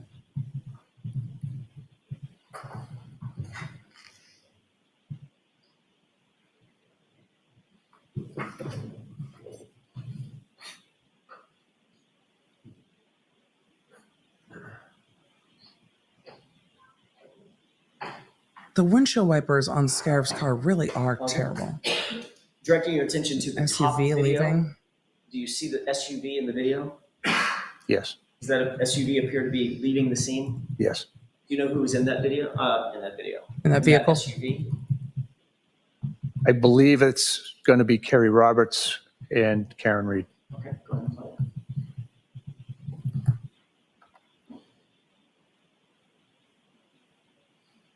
it. It doesn't appear to be leaving, though. It just moved.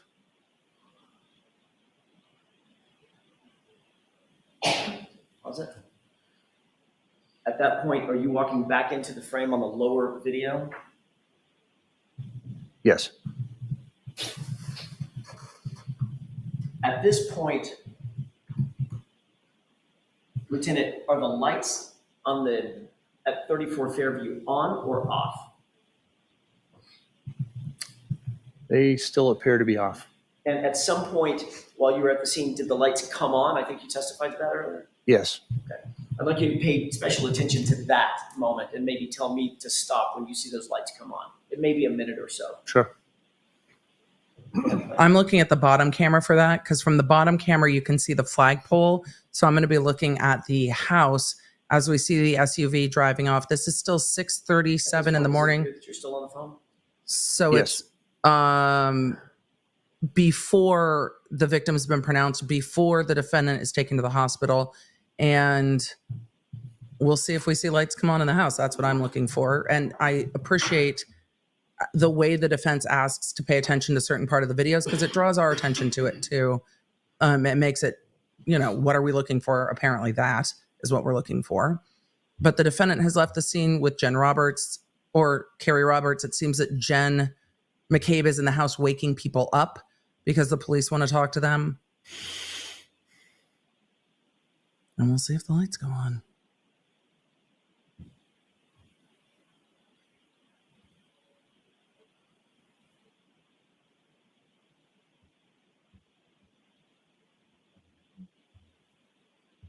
I really hope at some point we get a timeline on this case of when the prosecution, once we get into the text messages and when the victim left the bar, we'll get into a timeline. It's just, there's a part of me that wishes it was first. Or more clear in the opening.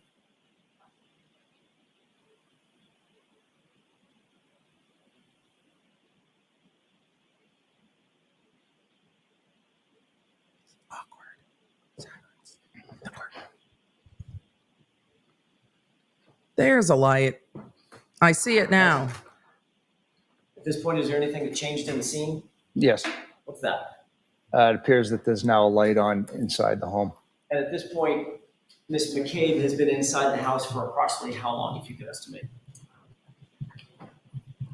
Good question. Maybe 3 minutes. Okay. And are you still on the phone?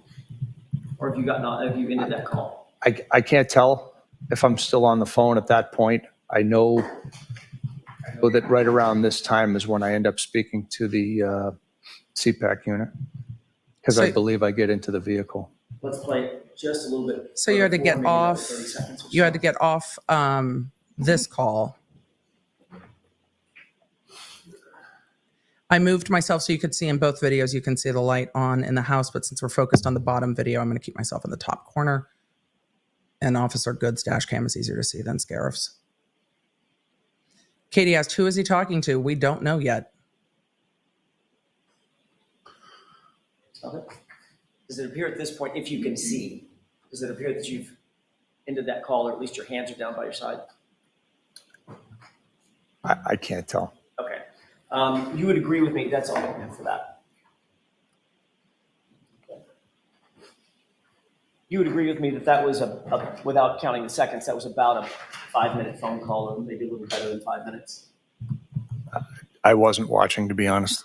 Do you have any idea who you were talking to now that you've seen that? I could make an educated guess, but I don't know for sure. You can't guess. You did notice that several minutes after Jen McCabe went in the house, and while you were on that phone call, the lights finally came on at 34 Fairview, correct?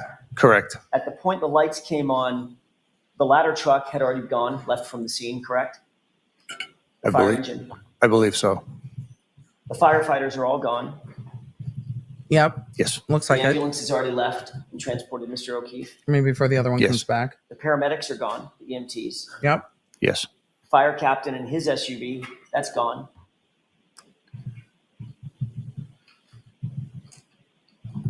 Is that right? I don't think he knows. I'm sorry, was there a question? The fire captain and his SUV, Yes. that's gone. I'm not sure. In other words, all the fire and EMTs have. I don't see them on camera. Doesn't appear that any fire or EMTs are still on scene, correct? Doesn't appear so. Carrie Roberts is gone. Yes. Karen Reed is Reed gone.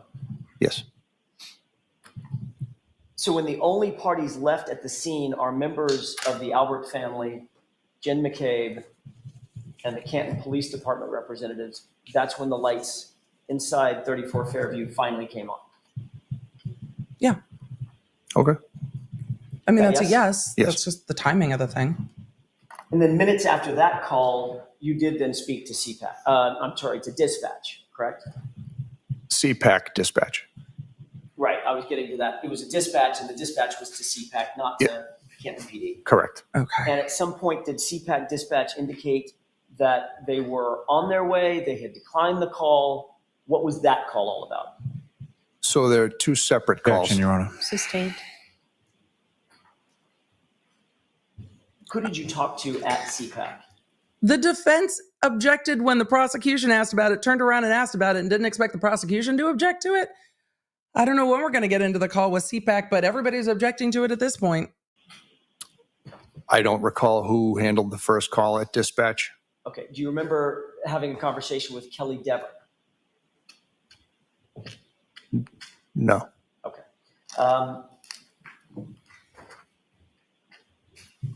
I think we're talking about two different things. I'm talking about CPAC dispatch, not Canton Police dispatch. Okay, fair enough. At some point, did you have a conversation with, well, let me ask it this way. Asking questions and getting good I just don't answers know. is hard Did you sometimes. talk to both Canton Dispatch and CPAC Dispatch? At some point. Like when in time are we? I definitely spoke to CPAC dispatch. And okay. I'm not sure if I spoke to Canton dispatch or not. All right. Like where are we in At some time? point, did you say, did you indicate to one or the other, I'm responding to 34 Fairview, we have a Boston police officer who was just found? I stated that I was already at 34 Fairview.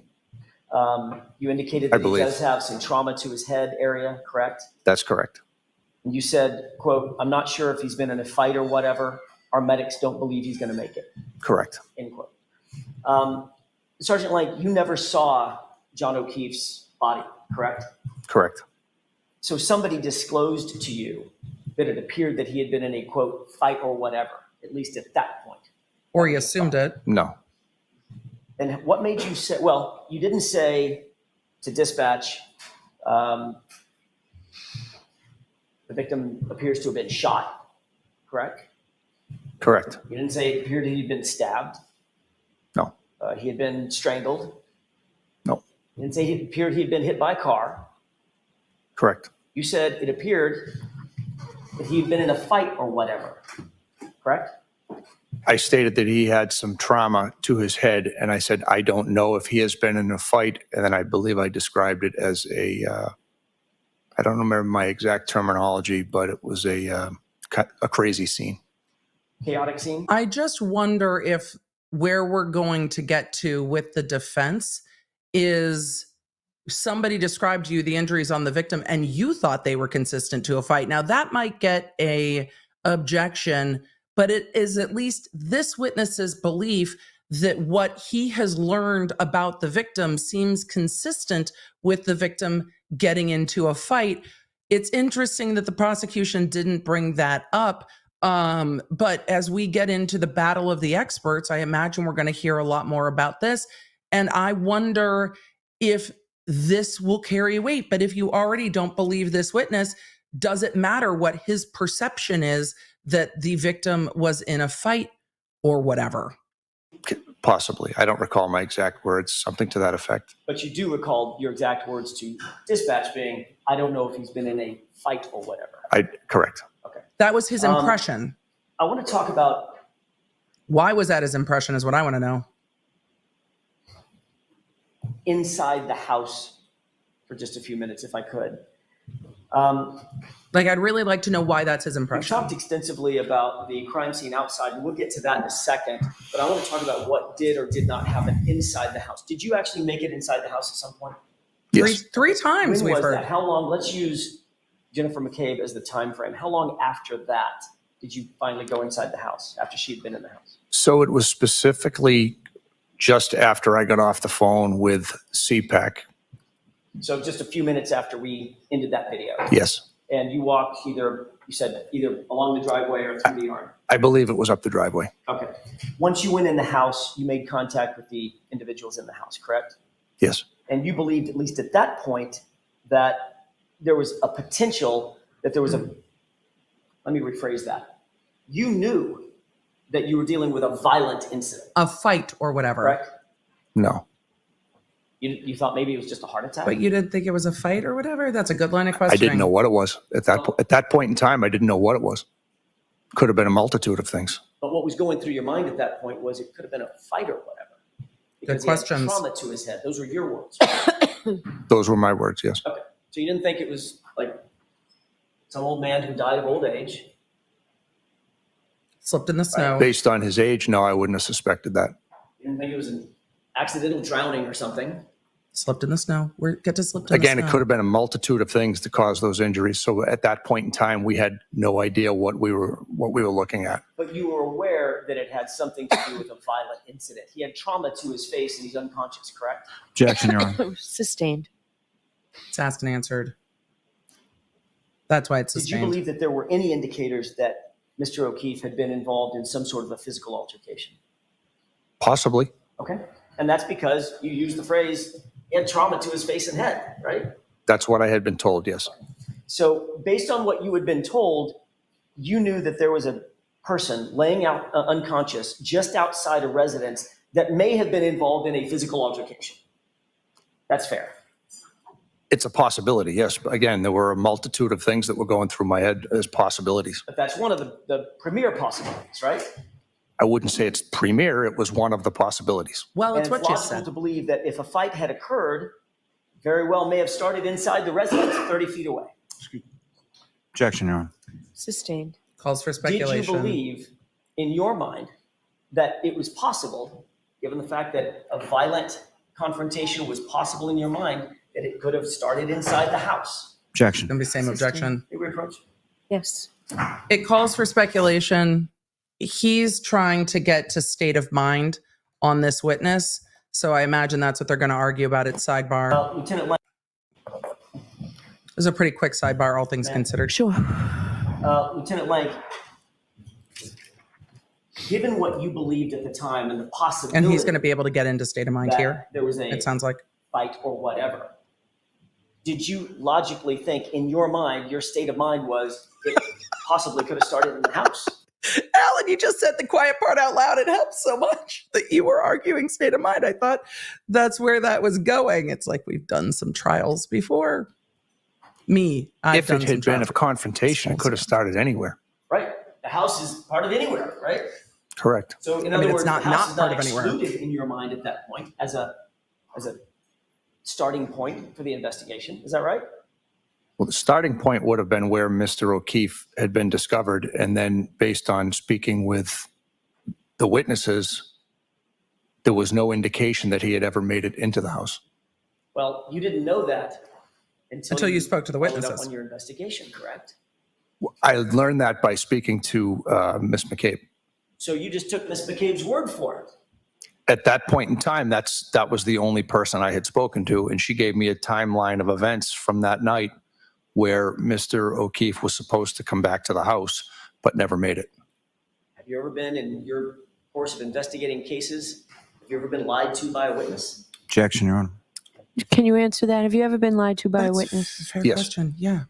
So it's not necessarily the best investigative technique to just take a witness's word for something, correct? Objection. That's sustained. You need to actually investigate the circumstances for yourself I mean, to your own satisfaction. I think Is that a fair statement? that's overreaching a bit One of given those the point investigative of time. techniques would be to walk into the house and figure out who's who there, correct? I think he tried to do that. Can you rephrase the question? Sure. One of those investigative techniques to satisfy yourself that you're actually getting to the truth of the matter would be to walk into the house and figure out who's in the house first. I will agree that I needed to speak to the people in the home. I can't just walk in their house. I have to announce myself, and they don't have to let me in.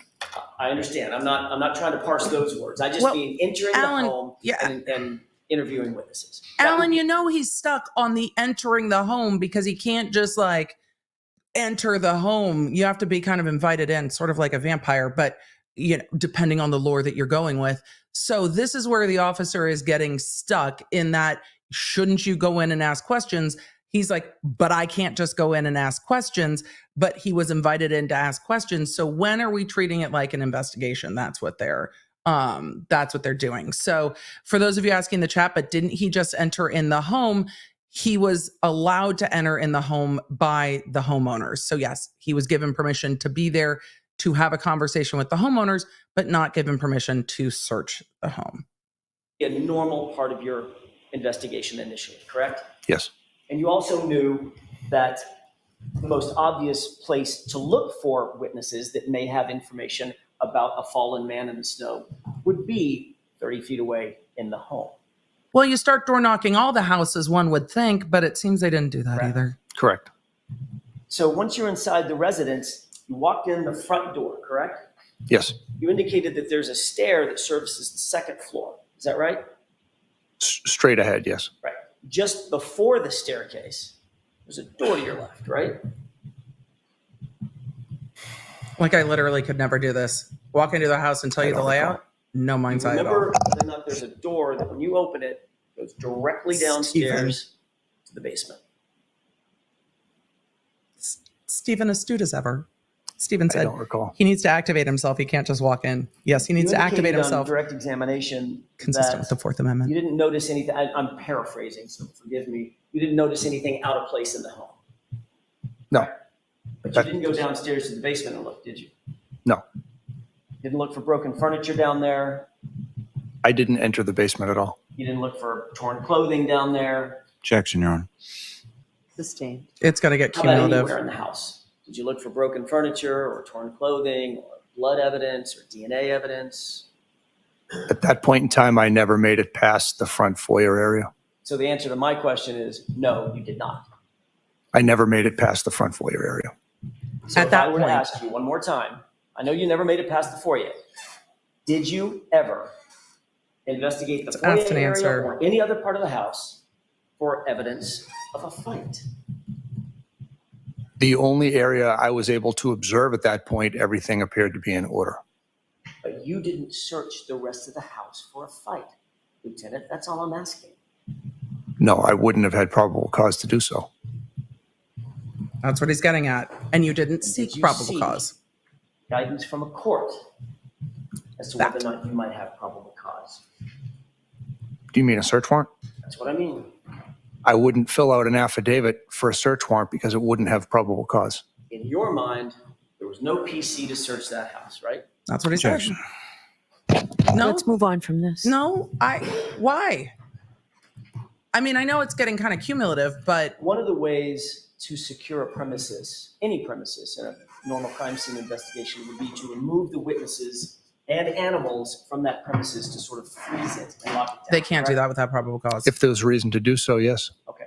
Were the witnesses in this case asked to come outside the house in order to freeze the house down as a potential crime scene? No. No. Were any animals removed in order to freeze and lock down the house as a potential crime scene? I didn't observe any animals. Did you, and this is the last question on this issue, did you do anything? He must be looking at the to judge's lock face. down and secure that premises, the inside of the house, in any way, shape, form, or fashion? No. He didn't have PC. Can you rephrase that, please? Sure. Did you do anything to lock down and secure that premises in any way, shape, form, or fashion? No. Did you allow witnesses to go inside the house other than Jim McCabe? Yes. Who is that? I believe Matt McCabe entered the house after I had come out. And did you seek to separate any of the witnesses or admonish them that they are not to be in each other's presence and discuss the facts of the case before you had an opportunity to interview them? No. Before he gets to the next question, I'm going to pause and answer all the questions about probable cause. They don't have probable cause at this point, they believe, to connect him to the house, because all the statements they have so far is that he was found outside the house, he was supposed to go to the party at the house, but that he never arrived in the house. So there's nothing to tie him to being inside the house at any point in time. So just having someone in the lawn is not probable cause on its own. Somebody could walk down, the street outside my house, trip and fall and hit their head. Yes, people might door knock. And yes, I would say, I have video, but do I have to turn that over? No, unless they can show something more. So you can't just go into people's homes because of what's going on outside without tying them to that scene. I think they should have door knocked everyone on the street and said, do you have a Ring camera? We're trying to solve a crime. Can you get us the video so we can see? I think there is more asking that should have happened to establish probable cause. But at this point, with what they have, no, they don't have probable cause. I think the problem for a lot of y'all is, but what did you do next to see if you could establish probable cause? And that's where it gets difficult, because what did you do next? I don't think they have PC to go searching this house at this point.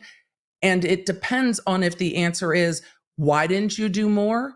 Or the investigation got turned over, so it was their job to do it. Or did you actively choose not to do more? Those are going to be the questions, depending on how you're viewing this case and depending on which side the attorney's questioning from.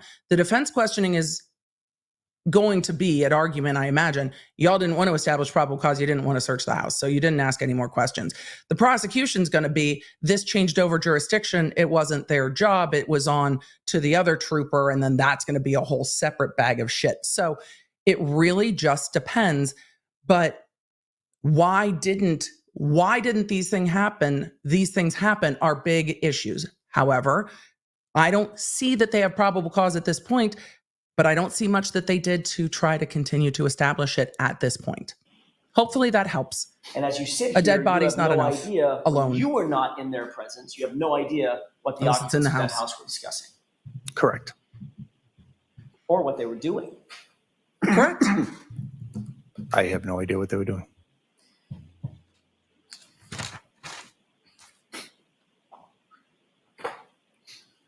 I have just a moment, Your Honor. Yes. I should have waited till that. Sometimes you can't keep reading. Did you see, given the fact that you were the first law enforcement officer inside the house, did you seek to photograph anything inside the house? He didn't have cause. When you say I was the first law enforcement officer, I was with Sergeant Goode.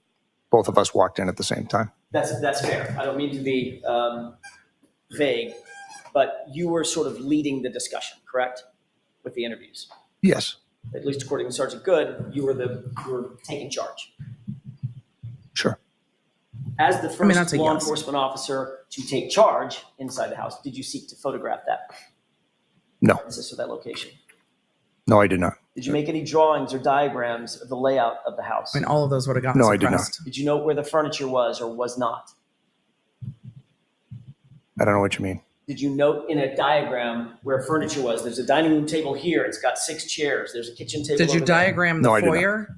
Did you note in any document where the individuals were, the human beings were in relation to each other when you walked in the house?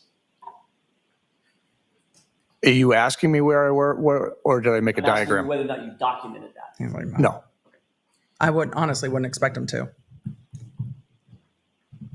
Had you been told at the time that you went in the house that John O'Keefe was found out in the yard that there was a shoe missing? His right shoe was missing? No, You didn't have that information yet? I did not. Did you subsequently learn that? I learned that much later after we had already cleared the area. Tell me what much later means. Days, hours, weeks? I honestly couldn't give an exact answer on that.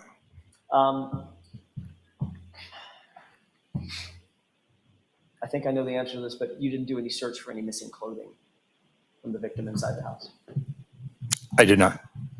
Did you ever apply for a search warrant at any time? Though the investigation got handed over Last later question this day, or so last series of questions on this No. issue. You understand the importance of electronic devices in modern investigations, correct? Yes. iPads, cell phones, things of that nature. Sure. Because they can record things like photographs, videos, conversations, text messages, and emails. Yes. And Google Would you searches. consider electronic devices relatively vital in modern law enforcement investigations? I'm sorry, violent? Vital. Vital. Yes. Yes. They're Burrows. critical items of evidence, right? It's like walking around with your entire life in your palm of your hand, correct? Correct. Did you seek to secure any electronic devices from any of the occupants of that house that morning? No. Sir. Did you ask for consent to look through their I'm just going to take a minute to say thank you so much, Anthony, for popping in to say happy birthday. I appreciate it, and I appreciate the giggle that you gave me saying happy 25th birthday. Thank you so much. It's good to see you in the chat. This one, this one is wild, but it's good to see. It's good to see you, Sir Mix-a-Lot. Let's keep electronic devices, for instance, their cell phones for text messages. He doesn't have probable cause. You can't just take people's cell phones. So, you can't just take people's cell phones. Did you believe, well, turning back to a question that you were asked by Mr. Lally, you did in fact interview Brian Albert at the scene, correct? Yes. You also interviewed his wife. Yes. Did you believe at any point before you interviewed Mr. Albert that it was incumbent upon you to let your supervisors know that there may be a conflict of interest because of a personal relationship that you had with the family? Objection. Sustained. Did you ever, in fact, not whether you believed it was important, but did you ever, in fact, notify any of your superiors at Canton PD or any other law enforcement agency that you had a personal relationship with the Albert family or members of the Albert family? I did not.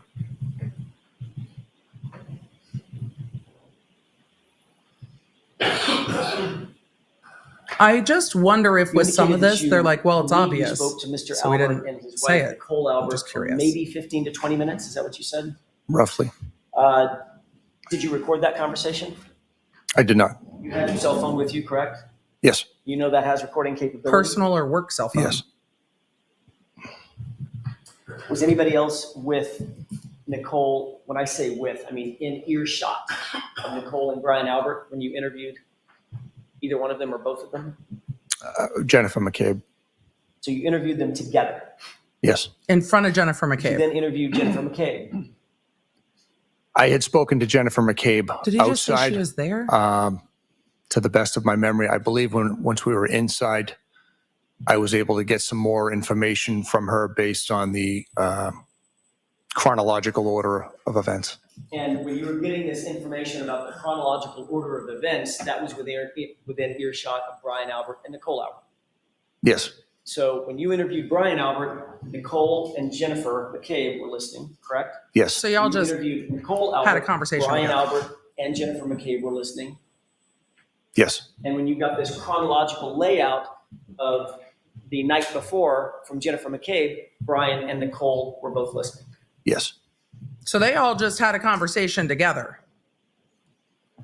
That seems like a terrible idea. Like that's just a terrible idea. The three of them and interviewed them. You indicated that you came back. You'd already left. It looks like a big house from the outside. Can't you just be like, hey, you and I are going to go talk in the kitchen. Can the rest of you go sit in the sitting room or whatever? Like, there's no need that you're just like, are all of you just having a conversation together? That's just weird to me. At this point, there's elsewhere in the house they can go sit. Hey, you guys, just go sit in the sitting room or whatever. It doesn't look like a tiny house. And then have a conversation one-on-one. All three of them are together while they're having a conversation. Yikes. Came back. And I hate that. So forgive me. When you came back, it was around 9 a.m.? No. I came back just moments later. Had you actually left? I may be a bit confused, so I apologize. Had you actually left and driven back to Canton PD? No. He walked out. So you just came back in the house. Then went back in. When then Mr. McCabe entered the house? No, I'm so sorry. I'm jumping ahead, so that's unfair. You left. Now we're at the point where you've already cleared the crime scene. Okay. And then at some point you get called back. Yes. Because Ms. McCabe said she had additional information she wanted to impart. Yes. When you interviewed Ms. McCabe that second time, were Brian and Nicole Albert there? Yes. Were they within earshot? Yes. And they listened to that conversation as well. So everybody hears everything. So all of the witnesses' statements are tainted by each other. Conversation. Did you meet with any other witnesses between February 29th, later in the day, January 29th, any time until February 4th? No. None. No.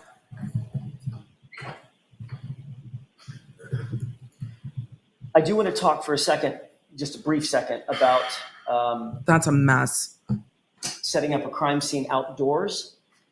Again, we're going into this case as a jury. I'm sorry I'm pausing so much. This is bananas to me because the victim at this point, they know that the victim is going to pass. All the law enforcement officers on the scene know that the victim is going to pass. If they have talked to the EMTs at all, they know that that's the direction that that's going. And at this point, they are still not giving that victim the dignity of at least separating people out and having the conversation. So I know that the defense's theory is that Karen Reed was framed. I don't know if the jury even needs to believe that to not get to beyond a reasonable doubt at this point, just because the investigation is such a mess. Like, you can have jurors that are like, look, I still don't know what happened. And if the jurors don't know what happened, then that's doubt. And at this point, it's so messy. I don't know if they're going to be able to unwind the mess from early on in this investigation. It's a mess. You got everybody talking about what happened the night before together. You've got biological evidence in red Solo cups being handled and open in the area where the car is. It's really, really difficult to get to, but get beyond the mess. So I know the defense has a whole theory, but I don't know if the defense has to even prove that theory. They probably will argue it, of course, because they said it in opening. But how do you get beyond, at this point, doubt? We have no idea what happened, and we have no idea how we trust the veracity of these witnesses because they're all standing around together having the same conversation. How do you untangle that? It's all just completely confabulated. I'm confounded. This is an absolute mess. And I can't believe that this is how they're treating this crime scene. How can you... I'm trying to... Every single witness, I'm like, maybe this will clear it up. Nope. Maybe this will clear it up. Nope. Maybe that'll clear it up. Nope. Every single time. It's just so fucking messy. Jessica said in the chat real quick before I hit play and move on and try to stop interrupting. Jessica's, where is it? Oh, the chat keeps jumping as there's like 20,000 of you. Jessica Kelly in the chat said, never attribute to malice that which is adequately explained by stupidity. The amount of carelessness, nobody seems bothered. Nobody seems bothered. Nobody seems bothered at all to figure out what happened to this victim. You indicated that the crime scene was relatively secure, was your word, relatively secure because there were patrol cars or cruisers sort of around the perimeter Yes. of the yard. Is that right? That's correct. Crime scene tape wasn't working because it was windy? Crime scene tape was up, but it was being blown all over the place. Okay. And of course, Canton PD has the ability to go get stakes and just hammer some stakes into the dirt if you wish to. No. You don't have stakes at Canton PD? No, we eat stakes. You eat STAKES. To put in the ground. I know what a stake is. No, we don't have any. Canton PD doesn't have those. No. They don't investigate these types of scenes. So the crime scene tape was blowing down. That was just sort of a let's give up on it. I mean, any good. It's the least offensive thing to me that In they your gave mind, up on it the crime was scene tape. futile. The crime scene tape was futile, yes. It was left up until we made the determination to take it down, but it wasn't really doing its job. All right. And once the scene was cleared, all those cruisers that were protecting that crime scene were now gone, right? Yes. And all the cruisers were gone by about 7:50 in the morning, 7:50, 7:55. Yes. So before 8 a.m., that crime scene was completely open. I'm sorry, after 8 a.m., that crime scene was completely open. Yes. Unsecured. Well, it was cleared. Yes. And available to anybody who wanted access to it. Correct. Well, after 8 a.m., it's cleared. One of the reasons to secure a crime scene is to minimize the possibility of evidence destruction on one hand, correct? Yes. And evidence tampering on the other hand, right? Sure. And examples of evidence tampering could be just moving a piece of evidence. Objection, Your Honor. That's overruled. Just not too much further with this, though. I've just got a couple of quick questions about this. Could you repeat that, please? Sure. I think he's allowed or a couple of examples of evidence tampering could be something as simple as illuminate. moving a piece of evidence, moving it from here to here, Or correct? destroying it That would be tampering, yes. by accident or Hiding malice. evidence, getting rid of it, right? Yes. Stepping on it. Taking evidence out of the scene or putting evidence back into the scene, correct? Yes. Or even planting evidence that didn't exist before. All of those would be examples of tampering with evidence. Yes. And setting up a proper crime scene minimizes or eliminates the possibility for that. Yes. Setting up a crime scene would could you say that again, please? Sure. Setting up a proper crime scene. Perimeter. Securing That's what it a means. proper crime scene Perimeter. minimizes or tries to eliminate the possibility of that type of evidence tampering. Obviously. It would, but at this point in time, we weren't aware. At this point in time, state police had said they weren't responding. So they didn't So treat it there like was a crime scene. there was no longer A crime scene. an area to preserve at that point. There was no So in crime your scene. mind, well, let me phrase it a different way. What that means is after 8 a.m., that scene was just open. It was. Well, I don't think it was a scene at that point. I think it was cleared and it wasn't being treated as a crime We scene. found both the blood that we saw pictures of and the cocktail glass that we were just introduced to this morning, correct? Yes. You searched the area that was adjacent to where you believed the body was. Is that right? We searched, I would say, about a 6x6 or 7x7 area, 6x6 or 7x7? roughly. 6 feet on each side. Right. You were looking for obviously anything that was out of place, anything that didn't belong, Yes. like a man's size 12 shoe would have caught your attention? It would. A black baseball cap would have caught your attention? It would. Piece of plastic broken probably would have caught your attention? Yes. Certainly 45 pieces of plastic would have caught your attention. Yes. And between you and Officer Seraph, Sergeant Goode, Officer Mullaney, Lieutenant Gallagher, none of that was found. The only things we found were the things that were documented. So correct. So that's a yes You did then. find the blood, however, is that right? Yes. Who literally physically leaned down and scooped that blood up? Me. And that was done in a plastic solo cup that we've heard a little bit about. Is that Yes. right? Yes. Don't say red Solo cup. Everyone's going to have it stuck in their head for another Solo day. cups are Damn it, I did it. unsealed.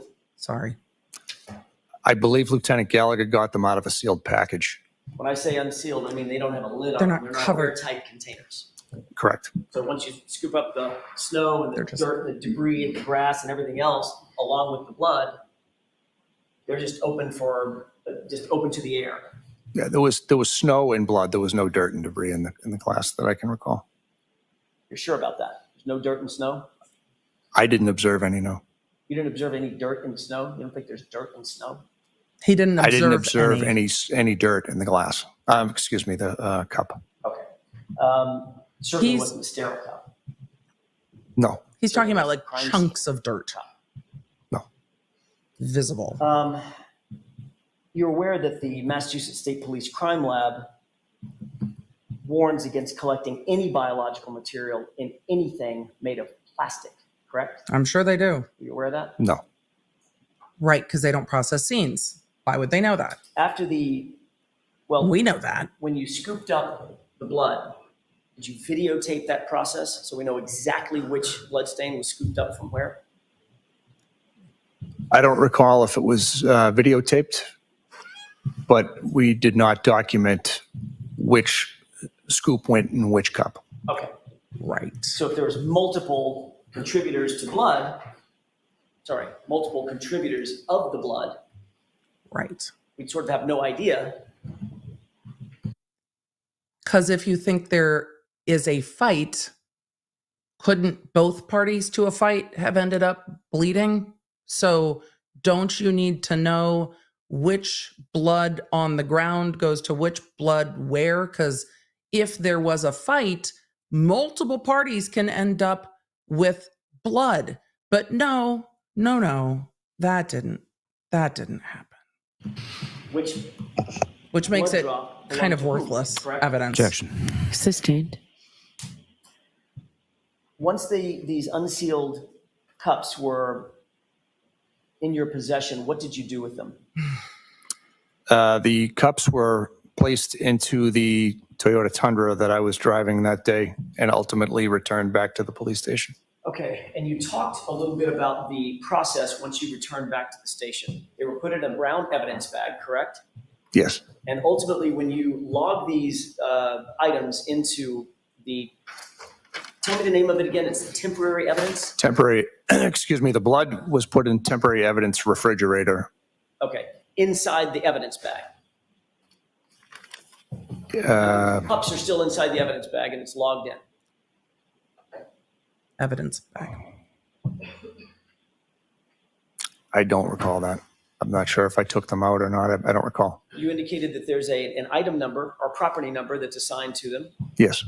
There is generated a seal or a label to go on the evidence. Did you put it on the that's bag? being stored, correct? It should, yes. And the bag is sealed. The evidence bag is sealed like this red tape that we see. The should is a hint here for me. When possible, there are certain items that can't be bagged, and then sometimes you create a tag and attach it to a tag. Right, but if it's a brown paper bag that's an evidence bag, you certainly just fold over the edge of it and just put a red evidence seal on it to make sure that that's secure and not tampered with, correct? That would be one way to do it, yes. I don't recall if I left them in the bag or took them out of the bag. I don't recall. If you left them in the bag, you likely would have, if you're booking Sealed the it? evidence, you likely would have used some red crime scene, not crime scene tape. Evidence tape. If I had left them in the bag, I would have put the property label right on the bag. Is the So property everybody label can on? see it. Yes. Okay, Is it's the an evidence bag with important evidence in it. Don't mess with it. Is the property Secure, label on correct? the bag? Yes. Can we have tab 23? Yeah, I'm going to guess that's a no. I'm going to guess it's a no that there's a label on the bag. You recognize what's depicted in this? We've only seen one exhibit? side of the bag. We haven't seen two sides of the bag yet. So we need to see both sides of the bag at this point. I believe it's Miss Reed's vehicle. We're going to get into the same pictures as yesterday. For the record, you're looking at what's been previously marked as Exhibit 37. You see the little white rag down there by the right rear quarter panel? Yes. Let's go to tab. Do you guys see why? Do you see now today why the defense kept asking about the white rag? They're trying to put the bag with the cups in close proximity to the vehicle, and the only way they can do that well is to connect that rag, because in the photos you don't see the zoomed out photo with the car with the rag. So the defense is taking car to rag, rag to bag, bag to the rest of it. So that's why they're highlighting where that rag See that is. white rag? Yes. Sorry? Yes. Okay. Sorry. Or You see a rag or paper towel or Bag whatever. sitting next to it? Yeah. I do. Doesn't look like an evidence bag, does it? No, it looks like a Stop and Shop bag. Stop But and Shop actually, it looks like an evidence bag. It just doesn't say Canton Police on it. It says Stop and Shop, but it's. It doesn't look like an evidence bag because it's a Stop and Shop bag. For those of you that are asking, planting evidence on the car, I'm not there yet, but the opportunity for cross-contamination is super, super, super high in this circumstance. So even if the jury's like, I don't know if somebody intentionally did it, but how can you say people didn't cross-contaminate the vehicle while it's being processed with this bag while it's being processed? So,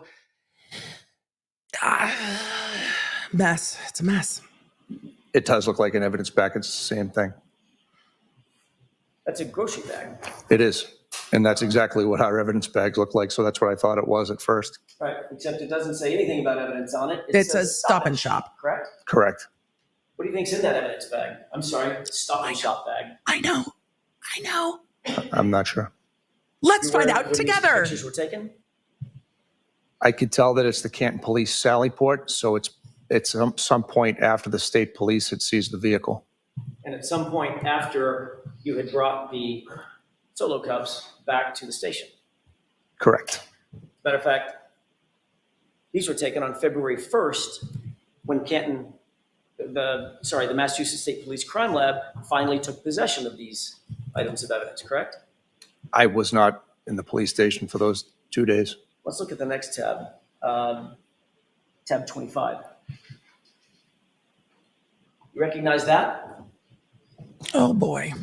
It appears to be solo cups with substance inside. Are those just any solo cups, or the solo cups that you took back to the station from 34 Fairview? I mean, I couldn't say definitively, but it certainly looks like it. It appears that they have red. You know what would help you say definitively? I know. If they had an evidence tag on them with your signature, then we would know definitively if those are the same things that were pulled out of temporary evidence. I know the answer. Liquid material floating in the bottom Yes. that appear to be blood. He can't say. The top three I can see. Yeah. The only red two I see that don't have it are the bottom two left. Okay. Let's look at the next tab. That might be 26. Exposure. And you see somebody with gloved hands opening that bag? Same bag, little white rag right there. Do you see how close that rag That appear to be the same 6 solo cups? appears to be? That you just showed me in the previous slide? Yes. Yes. Are those the same 6 solo cups that you gathered at the scene at 34 Fairview and ultimately brought back to Canton PD? They certainly appear like they are, but I can't say definitively, but they appear to be. I'm sorry, I didn't mean to step on your words. Go ahead. Are you sure? They appear to be the same solo cups, but I couldn't say definitively. Let's go back to tab 24. And the reason you can't say definitively, Lieutenant, is because there is no label on this bag, is there? I can't see the Not other on that side of the it, no. bag. There Right. is no property number on this bag, is there? Not on the side that's visible to me, no. There's no evidence tape on this bag, is there? Not on the side that's visible to me, no. Well, let's look at the other photographs. Is there another side? I would like to see the other before side. I we want do to see that, the are other you side. Suggesting that all of that material is on the other side of this bag? I don't know. Yep. I'm not suggesting anything. I'm telling you I don't know. Okay, let's look at the next next tab. Looking at it from the top, does it appear anywhere from that vantage point that there's evidence tape that's ever been put on that bag? Doesn't seem like there's ever been secured. tape. I wouldn't be able to tell you that. Well, one of the ways that you can tell that evidence tape has been put on an item is because when the evidence tape is placed on it, it's completely sealed. And if in fact that seal is ever broken, it's not torn off, it's cut, and there's initials put on, correct? Objection. Sustained. No, why is that Have you ever sustained? used evidence tape before? That's how it's supposed to go. To seal anything? I'm sure I have. I don't recall off the top of my head. You don't recall if you've ever used evidence tape before, sir? Are you misunderstanding the question? Didn't you cut and open the evidence tape from the glass that was recovered from the snow this morning? I hope he asks, hey, remember that giant fucking box that the prosecution brought in, and then the box had all this red tape on it, and then the bag had all this red tape on it, and then the red tape was cut? Isn't that your procedure? So Alan's going to have to go back to the beginning and say, what is your procedure for booking in evidence then? Because didn't you book these in? And that one has a bunch of tape on it and this one doesn't. So what is the difference between the two? Have you never used evidence tape before? I am losing my, what is happening? How long have you been a detective? I'm sorry, how long were you a detective when you were a detective? I was a detective for 11 months as a sergeant, and then I was a detective for 15 months back in 2011. Just go to the other 12. shit that he already booked. In your experience, and how long have you been a police officer? Just to the other over stuff. 24 years. So in your 24 years of experience and over a year as a detective, you can't remember if you've ever used evidence sealing tape? As I said, I'm sure I have. I just can't recall one off the top of my head. If you can recall using it at all, isn't the protocol that when evidence sealing tape is used to seal an item of evidence, when it's removed, it's not torn off, it's cut, the picture, and then new sealing tape is put over it with an initial and a date, correct? Objection. Do you know the answer to that? I don't. Okay, next question. Thank you.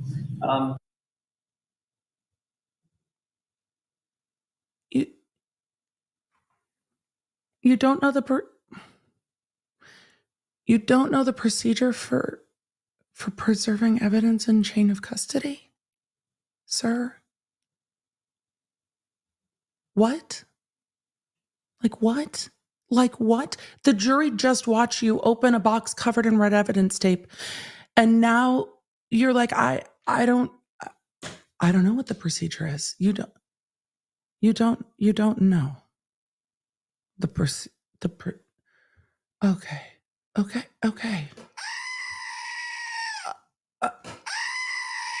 Oh boy. This is alarming. That's all I have for this.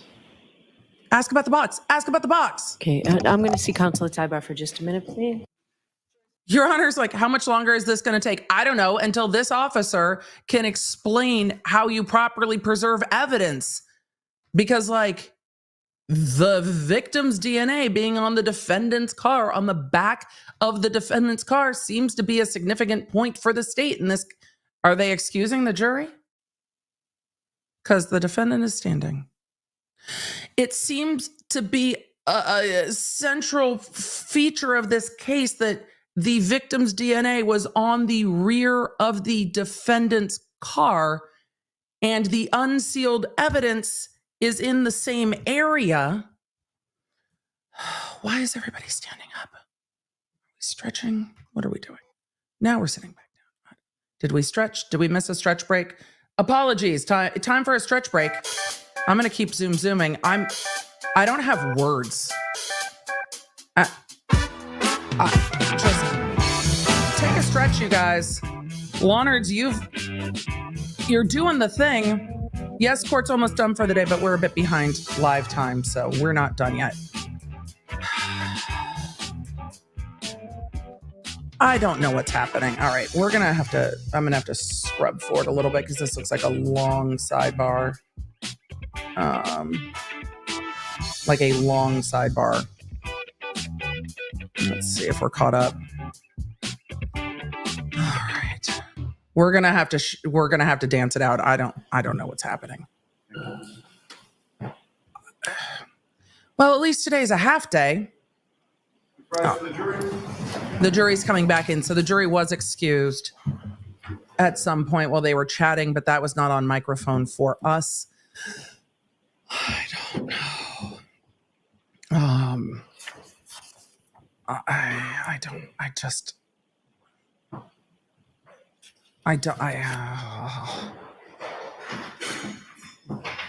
going to keep zooming. I am.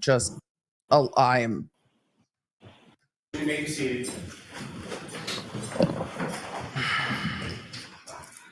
Marianne in the chat said I alternate between embarrassment, rage, and All right, sadness. Mr. Jackson, whenever you're ready. Thank you, Your Honor. That's all I have at this time. Okay. Mr. Lally? I'm surprised he didn't ask about the evidence bag from earlier and the tape. The point stands at some point. I don't know if you're going to make any more of a point, but the point stands, and it seems that they don't have photos of the other side of the bag, but there's obviously no tape on the top of the bag. I think the point has been well made. We have eyes. And for the 23,000 of you in the chat, I think we've now reached the population of Canton Just in the chat. With regard to Go ahead and do the YouTube things. incident you were asked about from August of 2002. Can you explain in your own words what happened? So I had left the establishment, Centerfields is what it was called at the time, and the owner had asked me if I could drive a patron home who had too much to drink, so I obliged. The owner of the bar called you and asked if you could drive a patron home. Was the patron Chris Albert, though? Who did they ask you to drive home?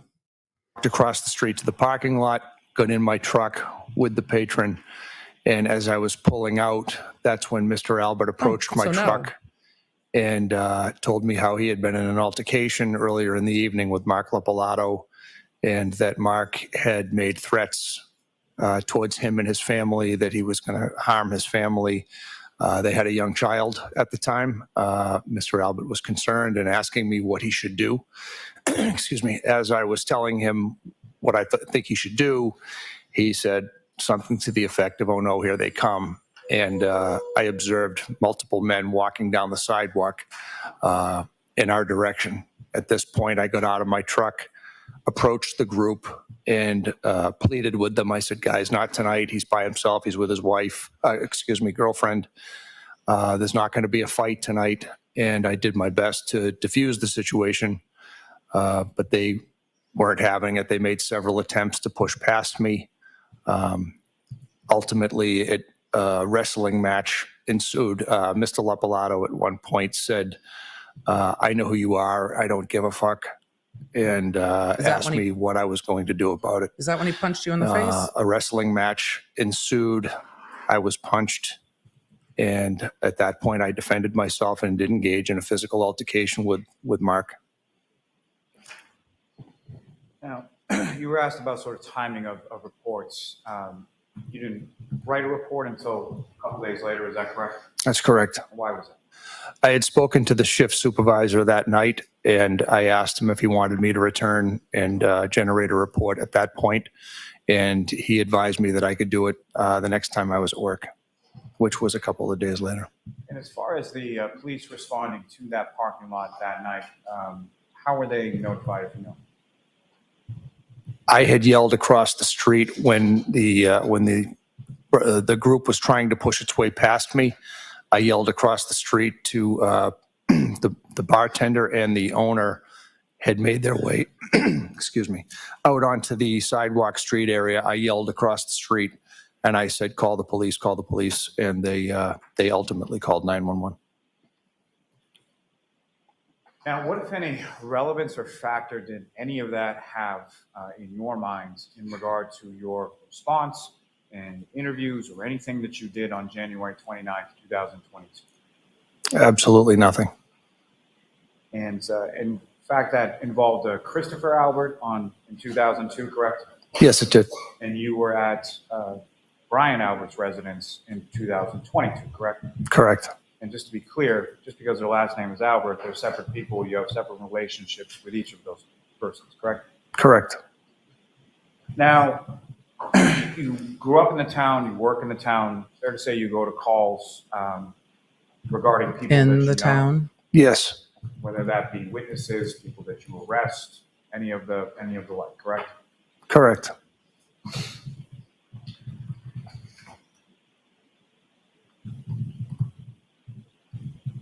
Now, with regard to the questions that you were asked about Mr. O'Keefe, just to be clear, you never laid eyes on Mr. O'Keefe's body at any point in time on January 29th or thereafter, correct? No, I didn't. You were asked some questions about, on the cruiser cam video, whether you were on the phone. You indicated that you could make an educated guess as to who you were on the phone with. Who would that be? Lieutenant Gallagher. And so at the time that you're on the phone from that video, Lieutenant Gallagher was not on scene yet, correct? Correct. Interesting that he asked him to guess as to who he would be on the phone with. Because earlier he said, do you know, on cross, do you know who you were on the phone with? He's like, I don't know, I would have to guess. And then they moved on because the prosecution probably would have objected to it. And now it's like, well, if you had to guess who you were on the phone with, can you guess who you're on the phone with? Okay. So he's guessing it was Gallagher. All right. Respect to the weather on that day. You talked a bit about sort of the weather as you were on scene. During the time that you were on scene, did it essentially persist in the same manner? Yes. Why are we asking about the And weather? then later on that again? day, what, if any, change occurred with regard to the weather? As I recall, while we were there, it stayed the same. If anything, it might have gotten even worse. And from your memory of that day, did that continue throughout the course of the day while you were working? Yes. Now, with regard to in the house at 34 Fairview Road, each of those occasions, if you could, with respect to the 3 occasions that you went inside the house to speak to people, where were those people within the house? The first time I went in, Brian Albert and Nicole Albert were located, I believe, on the stairs or sitting possibly at some point on the stairs. Jen McCabe was to my right. The second time I went back in, excuse me, was also through the front door. And it was the same positioning, except this time Matt McCabe was present, and Matt was also to my right. And then on the third occasion, when yourself and Lieutenant Gallagher came back to speak to Ms. McCabe further. Was that the one they went in the side door to the kitchen? We went in through the door to the right, so it's to the right of the main door. We went in through that door and stayed in like the dining kitchen area, and that's where I spoke with Jennifer. Okay. So you couldn't have told everybody else to leave? You went back and you spoke with Jennifer. Where was Brian Albert, Nicole Albert, Matthew McCabe, any of those parties that were there before? If you know. They were present. I actually don't recall if Matthew McCabe was there the third time. Brian and Nicole were definitely there. I believe they were in the general vicinity, but I couldn't tell you exactly where they were. And same thing when you went back on that third occasion. What, if anything, did you note as far as the interior of the house? Anything askew? Anything out of place? No, everything looked to be in order. Did it look like there had been a party there the night before? Or was it super clean? Nothing further on. Guess we're not going to know. Very briefly. Yes. And they're approaching. I wonder if they're calling another witness. It looks like we are behind enough that they might well be calling another witness. Because they've taken a lot of breaks today, and we know that the court wasn't thrilled about the amount of breaks taken. Oh, no, there's some recross, it looks like. Correct. Oh. Come on, stream. We're trying here. The fact is, The stream is like, Emily, I'm trying. The defense asked for 1 or 2 more questions, it seems, and we are trying. Come on. No? Just nothing. Spinny wheel of death. Okay, let's see if we can get this rolling real quick. Convicted of anything. Yes. All right, there we go. I don't know why that worked, but it did. The fact is, Really? Now I'm being punked. The defense starts to say the fact is they were never convicted of anything. He's talking about the Lopolitos. It was just rolling. not true. Just Correct. fine. You also indicated that They were never made convicted of anything. He said that's either a correct. Threatening comment to you or disparaging comment to you about I don't give a fuck, correct? Correct. Isn't it true that what was actually said was you said to them, I don't know who you are, but I'm going to make your life miserable? No. All of this incident was in furtherance of you protecting a member of the Albert family when they asked for your help, correct? No, it was me protecting someone who asked for my help who was clearly in fear. Who happened to be an Albert. Happened to be an Albert. Thank you. All right, you are all set. So that's the end of You're all set, recross. sir. Let's try and get some testimony from one more witness. Yes. And jurors, we will break right at 1, but let's see if we can get more testimony in, please. Who's your next witness? Your Honor, the Commonwealth call Lieutenant Charles Ray. Okay. Lieutenant Charles Ray is going to be, I think, the 16th witness.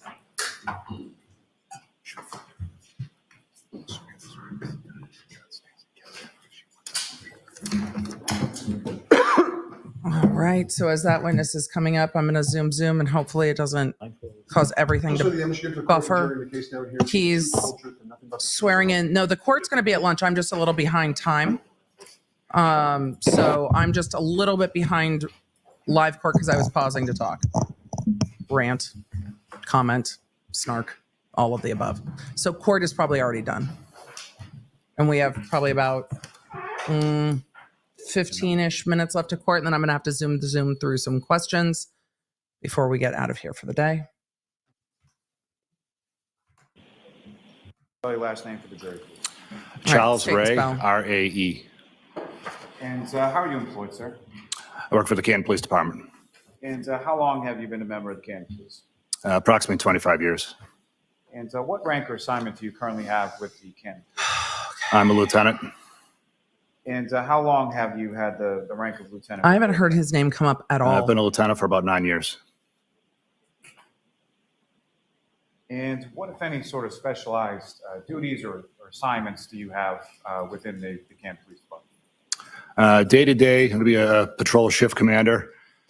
Some ancillary duties include overseeing the family services unit, which includes juvenile services, school resource officers, sexual assault investigations, and special populations. And if I could turn your attention to January 29th, 2022, were you working that day?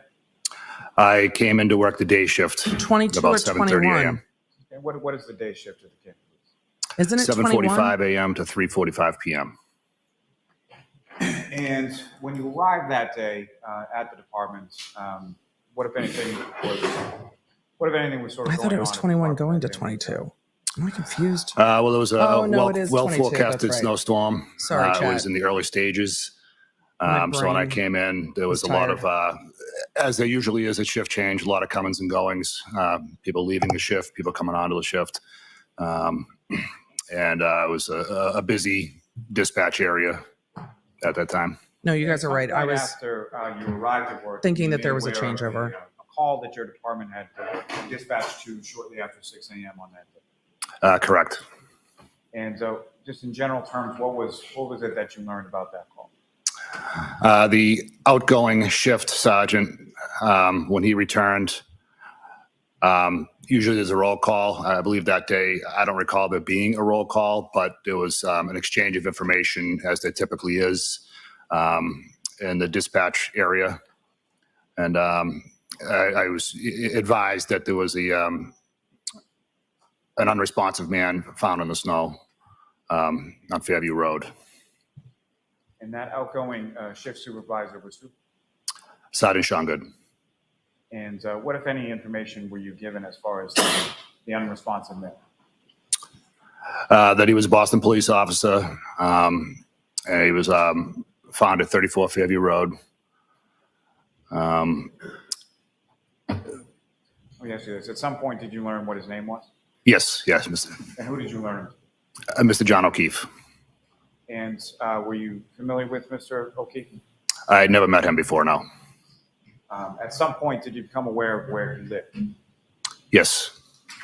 And from what you had learned from Sergeant Goode, in addition to Mr. O'Keefe being transported from the scene to the hospital, who, if anyone else, was transported from the scene to the hospital? I was advised that his girlfriend was on the scene as well, and she was subsequently transported to Good Samaritan Hospital, the same hospital that Mr. O'Keefe was transported to. And at some point over the course of that morning, did you become aware of any children that Mr. O'Keefe was responsible for as far as the legal guard? Oh, he must have gone and done the Yes, I well was check. made aware that Okay, he was the guardian of two young children that may or may not be at the house at that time unattended, given the fact that both he and his girlfriend were transported. Based on that information, what, if anything, did you decide to do? I'm not sure if it was a suggestion of the former chief or if it was just something that organically developed, but it seemed like the right thing to do a Chat, I see. Oh, that's a dirty pause. I see a lot of conversation about special populations. It varies by department, but it's generally particularly vulnerable populations. So that will often encompass crimes against the elderly and elder abuse and crimes against children and child sexual abuse and those sorts of things.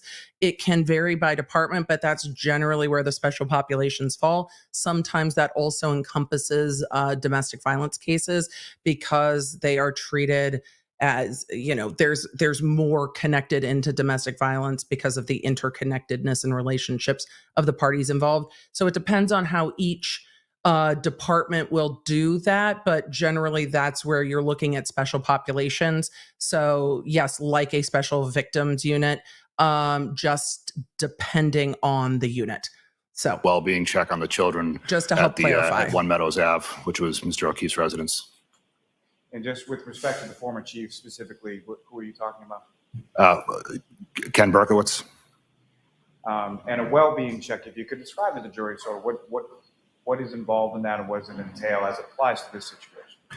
As it applies to this situation, we believe that there may be two young unattended children, and knowing that both Mr. O'Keefe and Ms. Reed wouldn't be returning to the house anytime soon, we wanted to check on them so that if they woke up and they weren't wonder alone. where everybody was and need some assistance, that perhaps we could provide that and help locate other loved ones or bring them to the police station if we had to, just to kind of provide some sort of comforting presence. And within the Canton Police Department, is there a specific cruiser that's allocated for sort of the ship supervisor? Yes, 682. And is that the cruiser that you use to go to One Meadows Ave? We did. I imagine there's video on that. Sergeant Lehan and he was the incoming sergeant. And what, if any, role does Sergeant Lehan have with regard to the department? Specific role? Now he's a detective sergeant and prosecutor. At that time, he was a shift sergeant. What is a detective sergeant and prosecutor? I have questions. The 682 cruiser that you were driving, are you aware that that has a cruiser camera fixed to it? Correct. Have you had occasion to review that footage from that particular cruiser on that particular morning? I have now, yes. Your Honor, if I could remember, ask to publish for the jury. The defendant's vehicle is parked at John O'Keefe's home where they are going to do a well check. That on the screen, if I could ask Ms. Gilman if you could fast forward to 2 hours, 3 minutes, and 53 seconds. So I imagine what they're going to show is if there is dash cam footage of the Lexus parked at Officer O'Keefe's home when they went to do the well check, I imagine we're going to see Do you recognize what that is? some of that. That'd be the interior of Sallyport Door 3, which is where the 682 would have been parked. And then from there is where you drove from that position to One Meadows Ave, correct? Correct. Ms. Gilman, if you could just run for about a minute. I saw in the chat, Annie O was asking, do we know who signed off on the Section 12? Yesterday, Sergeant Goode said it was him based on a call to law enforcement from the victim's father. And I touched on that a little bit at the beginning of stream today. So this is, what time is this? 8:16 a.m.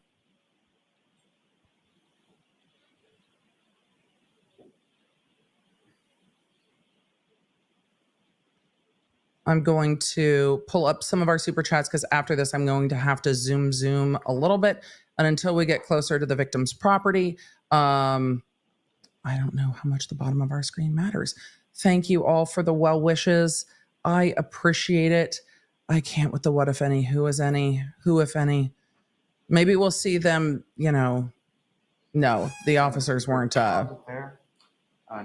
clearing the apron. I would ask you to fast forward to about 2 hours, 9 minutes, and 25 seconds. 2 hours, 9 minutes, and 24 seconds in. So they are zooming. Ronnie, thank you for the 20 gifted memberships to the Lawnard community. Miss Tanisha, good to see you in the chat. Thank you for all of the well wishes, you guys. Absolutely very kind. I don't know.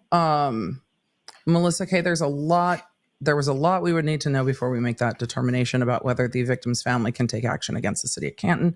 Jan said, happy birthday, my year twin, 1 month till mine. Thank you, Jan.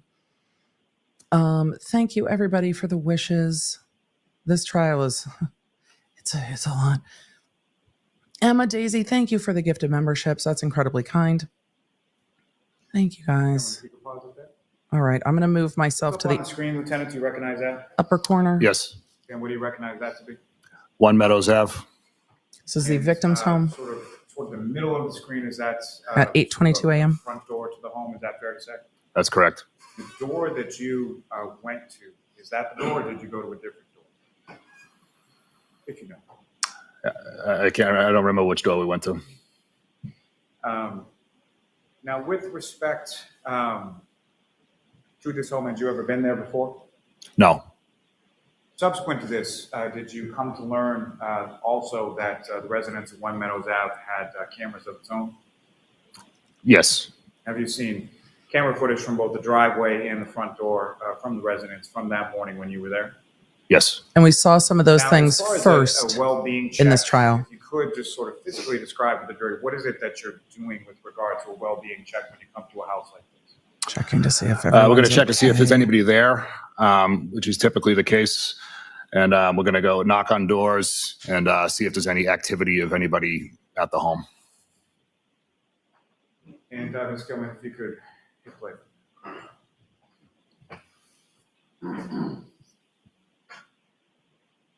All right, they're going to swing back over, I would imagine, to the video. Hopefully we don't miss the part that they want us to see, which would be the Lexus SUV that appears to be right there. So it appears unless you pull into the driveway at One Meadows Ave, is that correct? Yes. And there's a vehicle directly in front of you, correct? Correct. And at the time, you were not aware of sort of the particulars of the incident that occurred earlier in the morning, correct? Correct. I think, to be fair, at this point, nobody's aware of the particulars of the incidents that happened at the. Nobody was aware of the particulars of the incident that happened that morning based on everyone that appeared and arrived at the location. So nobody knew what was happening. And fair to say, from what's depicted up on the screen, was that essentially what the driveway looked like at that time? I mean, there was missing red on the left side taillight outside of the yes tailgate. And as far as when you went to knock on the door, are you just knocking on the front door and then no one answers and that's it? Or do you look around the house? What is it that you do on a well-being? You would go to the front door or the door that you think everyone would use in a whatever the situation was. You take a cursory glance around to see if there's any reason to check anywhere else. In this case, it's a fenced backyard, so I'm not going to be going back there. Because if in this case, we weren't looking for someone that might be a dead body, we were looking for 2 children that would be up and active. Now, as far as that vehicle that's parked in the driveway in front of you, did you have any reason to look at it, inspect it, or anything like that at this point that you're at the house? No.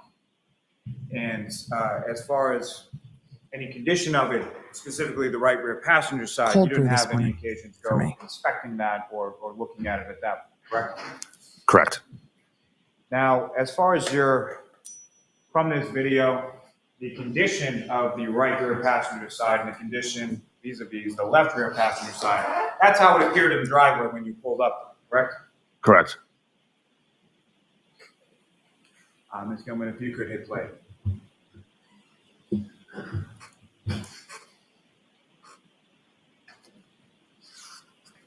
So this is it, or earlier it had said it was after 8 o'clock in the morning. I don't think the camera has the full frame in frame. Oh, it's moving. You can see the writing at the top. So. You could pause right there, Ms. Gilman.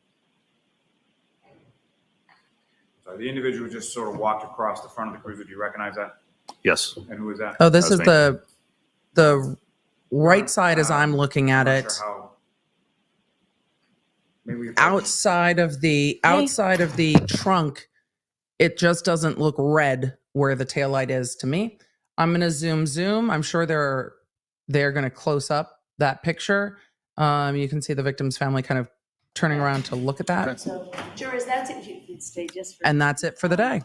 That's it for today. We'd ask those same 3, or I give you those same 3 cautions. Please do not discuss this case with anyone. Don't do any independent research or investigation into this case. If you happen to see, hear, or read anything about this case, please disregard it. Let us know. We'll see you tomorrow morning. So report at 8:30. Jurors, again, leaving your notebooks on your chairs and taking all your items with you. All rise.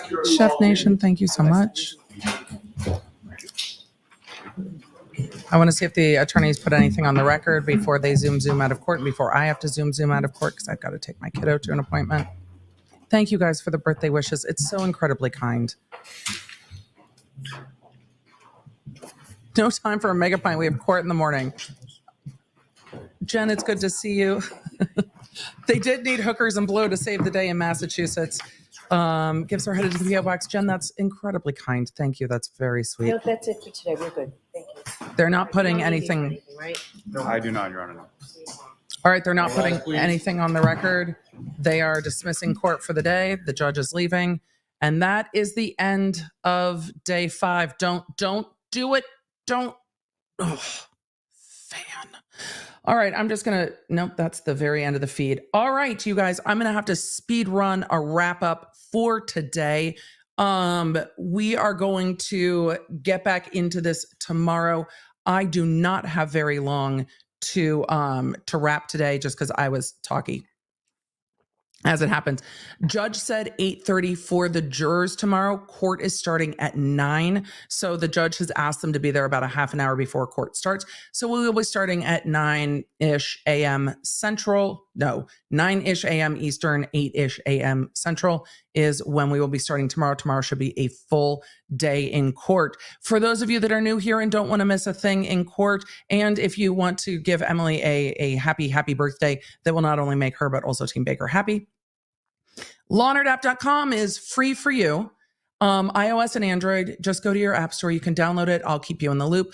We have some new merch announcements that are going to be in the app later today. The members already know, but if you would like to be the first to know before we talk about it publicly, the Lawnard app is going to have that information later today, including a sale in the Lawnard shop. So you will get that in the app today.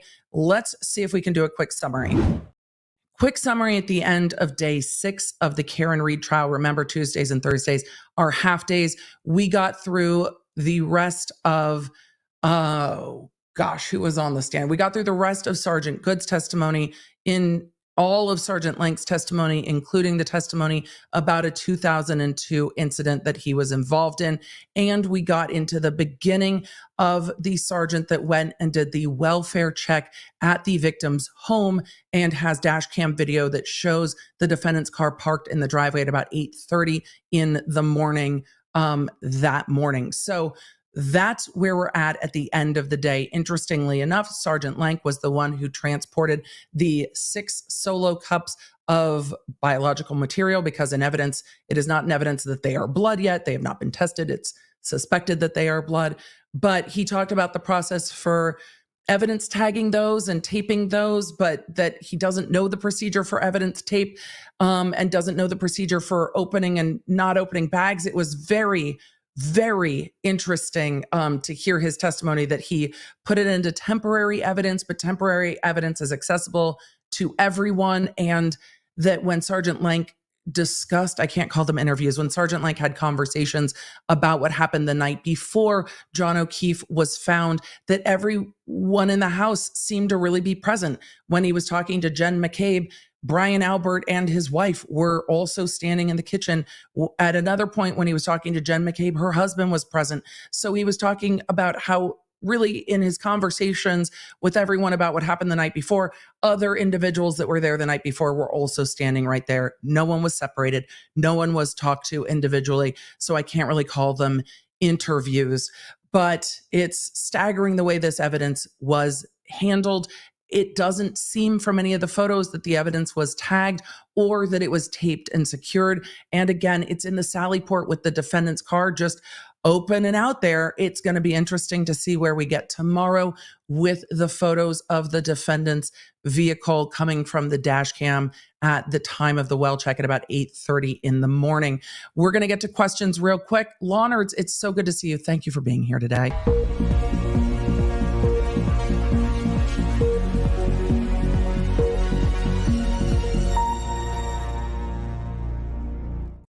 I'm going to try to keep pulling up chats as I can. I don't want to miss any. I see them all on the back end of the channel. I don't know if I will get to them all. Again, thank you for the birthday wishes. I've seen lots and lots of questions about what's going to happen with the defense saying that they believe McLaughlin committed perjury.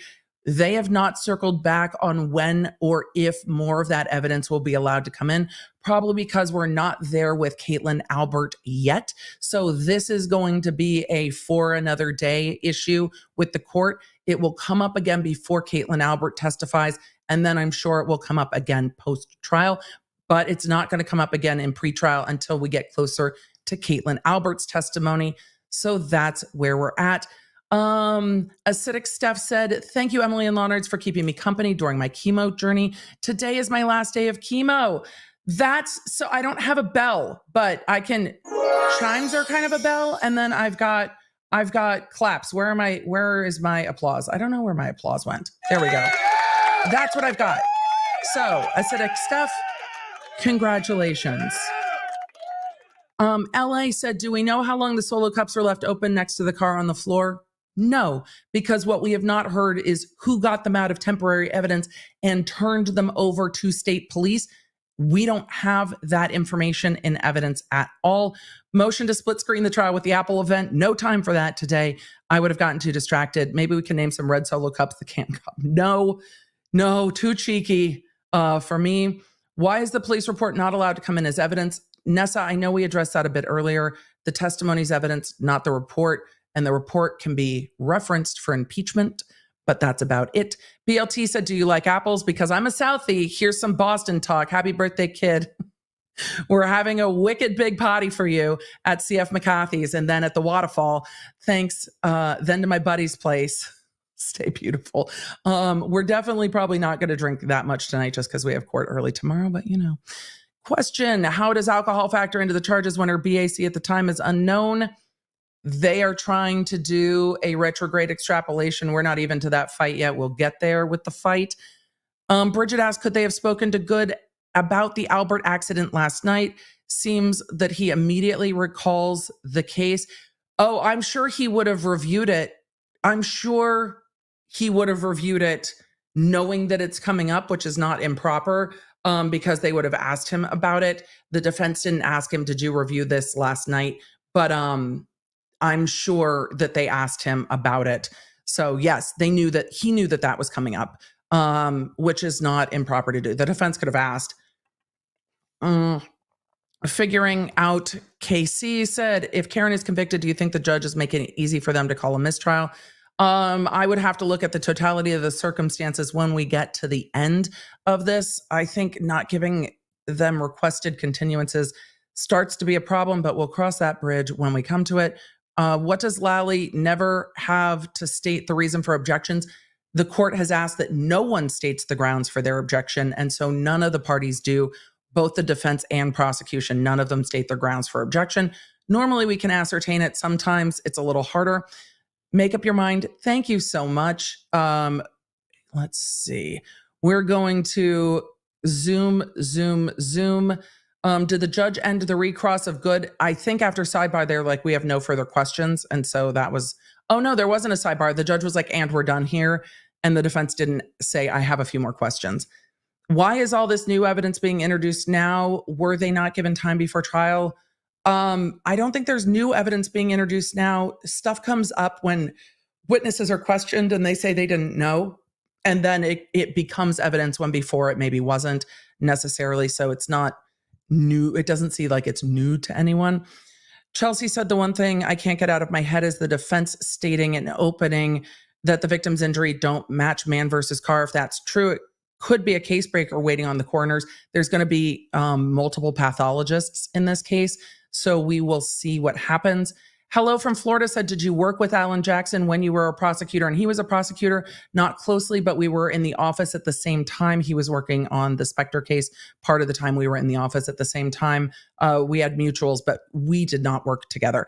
I'm pretty sure there's no pictures of us together either, because I don't think we were ever in like the same place at the same time much. So not even loose acquaintances, but did I know of him? Yes. Was I a much younger DA? Yes. Would he have known of me? Probably not. Princess Claudia says, Lally says, what if any as often as a California says, dude, except he says it in court and us Californians keep it restrained for colloquial situations. For colloquial situations, Stephen said the prosecutor is trying to humanize him before the shady ish he's done comes to light in front of the jury. And again, it's a local jury. I don't know if the local jury is going to be like, oh, wow, he got in a fight outside of a bar, or if the local jury is going to be like, yeah, that tracks. Tina Chaos Lawnard gifted 50 memberships. Thank you for that. It's incredibly generous. Stephen said, do target bags count as evidence bags? Apparently now they do. Everything's an evidence bag at this point. So Paula asked a great question and said, so the state police went along with the solo cups? No. State police denied taking jurisdiction of this scene. Then when state police or state police CSI went to go collect the solo cups, they transferred the material into their own containers in the same Sally Port where the defendant's car was. I think it opens up an issue for cross-contamination. We've seen in other cases how above and beyond that especially crime scene techs go to eliminate cross-contamination and how difficult that is to do. And here they are just, it seems, dumping stuff in from one container to another because we don't have any other evidence to negate that. Brihanna said Lexus tail lamps are neither glass nor what most people think of to say plastic. They're polycarbonate. They're technically plastic, but they behave like glass. Brihanna, you have given us more information than anyone in this trial yet. I appreciate you for it. Maybe they'll get into it. Maybe they won't. Maybe they won't. I don't know. We hope that they do. Let's see. I don't know if I'm going to be able to get to any other questions. I'm trying to. Thank you. Melanie said, I don't know if Karen is guilty, but so far all these cops' testimony has me asking questions. And I think a lot of people are there with you. There's more questions than answers at this point for me as well, like a lot more question than answers. And while the defense said, wait for us in the opening, I don't know. The prosecution didn't, but wow, they maybe should have. Thank you, Anna, for the birthday wishes, because the prosecution so far has not made this case clear at all. It's not clear. Every single day, at the end of the day, I'm left with more questions and wondering, yeah, but if you're arguing there's DNA on the defendant's vehicle, how do we know it doesn't come from those open biological materials in the Sally port? And if you're saying all the witnesses said this is what happened the night before, but weren't they all having a conversation right after they woke up in the kitchen together? It just leaves a lot of questions, just a lot of questions at this point. If we see something that answers my questions, I'll tell you. But for all of you being here, thank you so much. Thank you for the birthday wishes.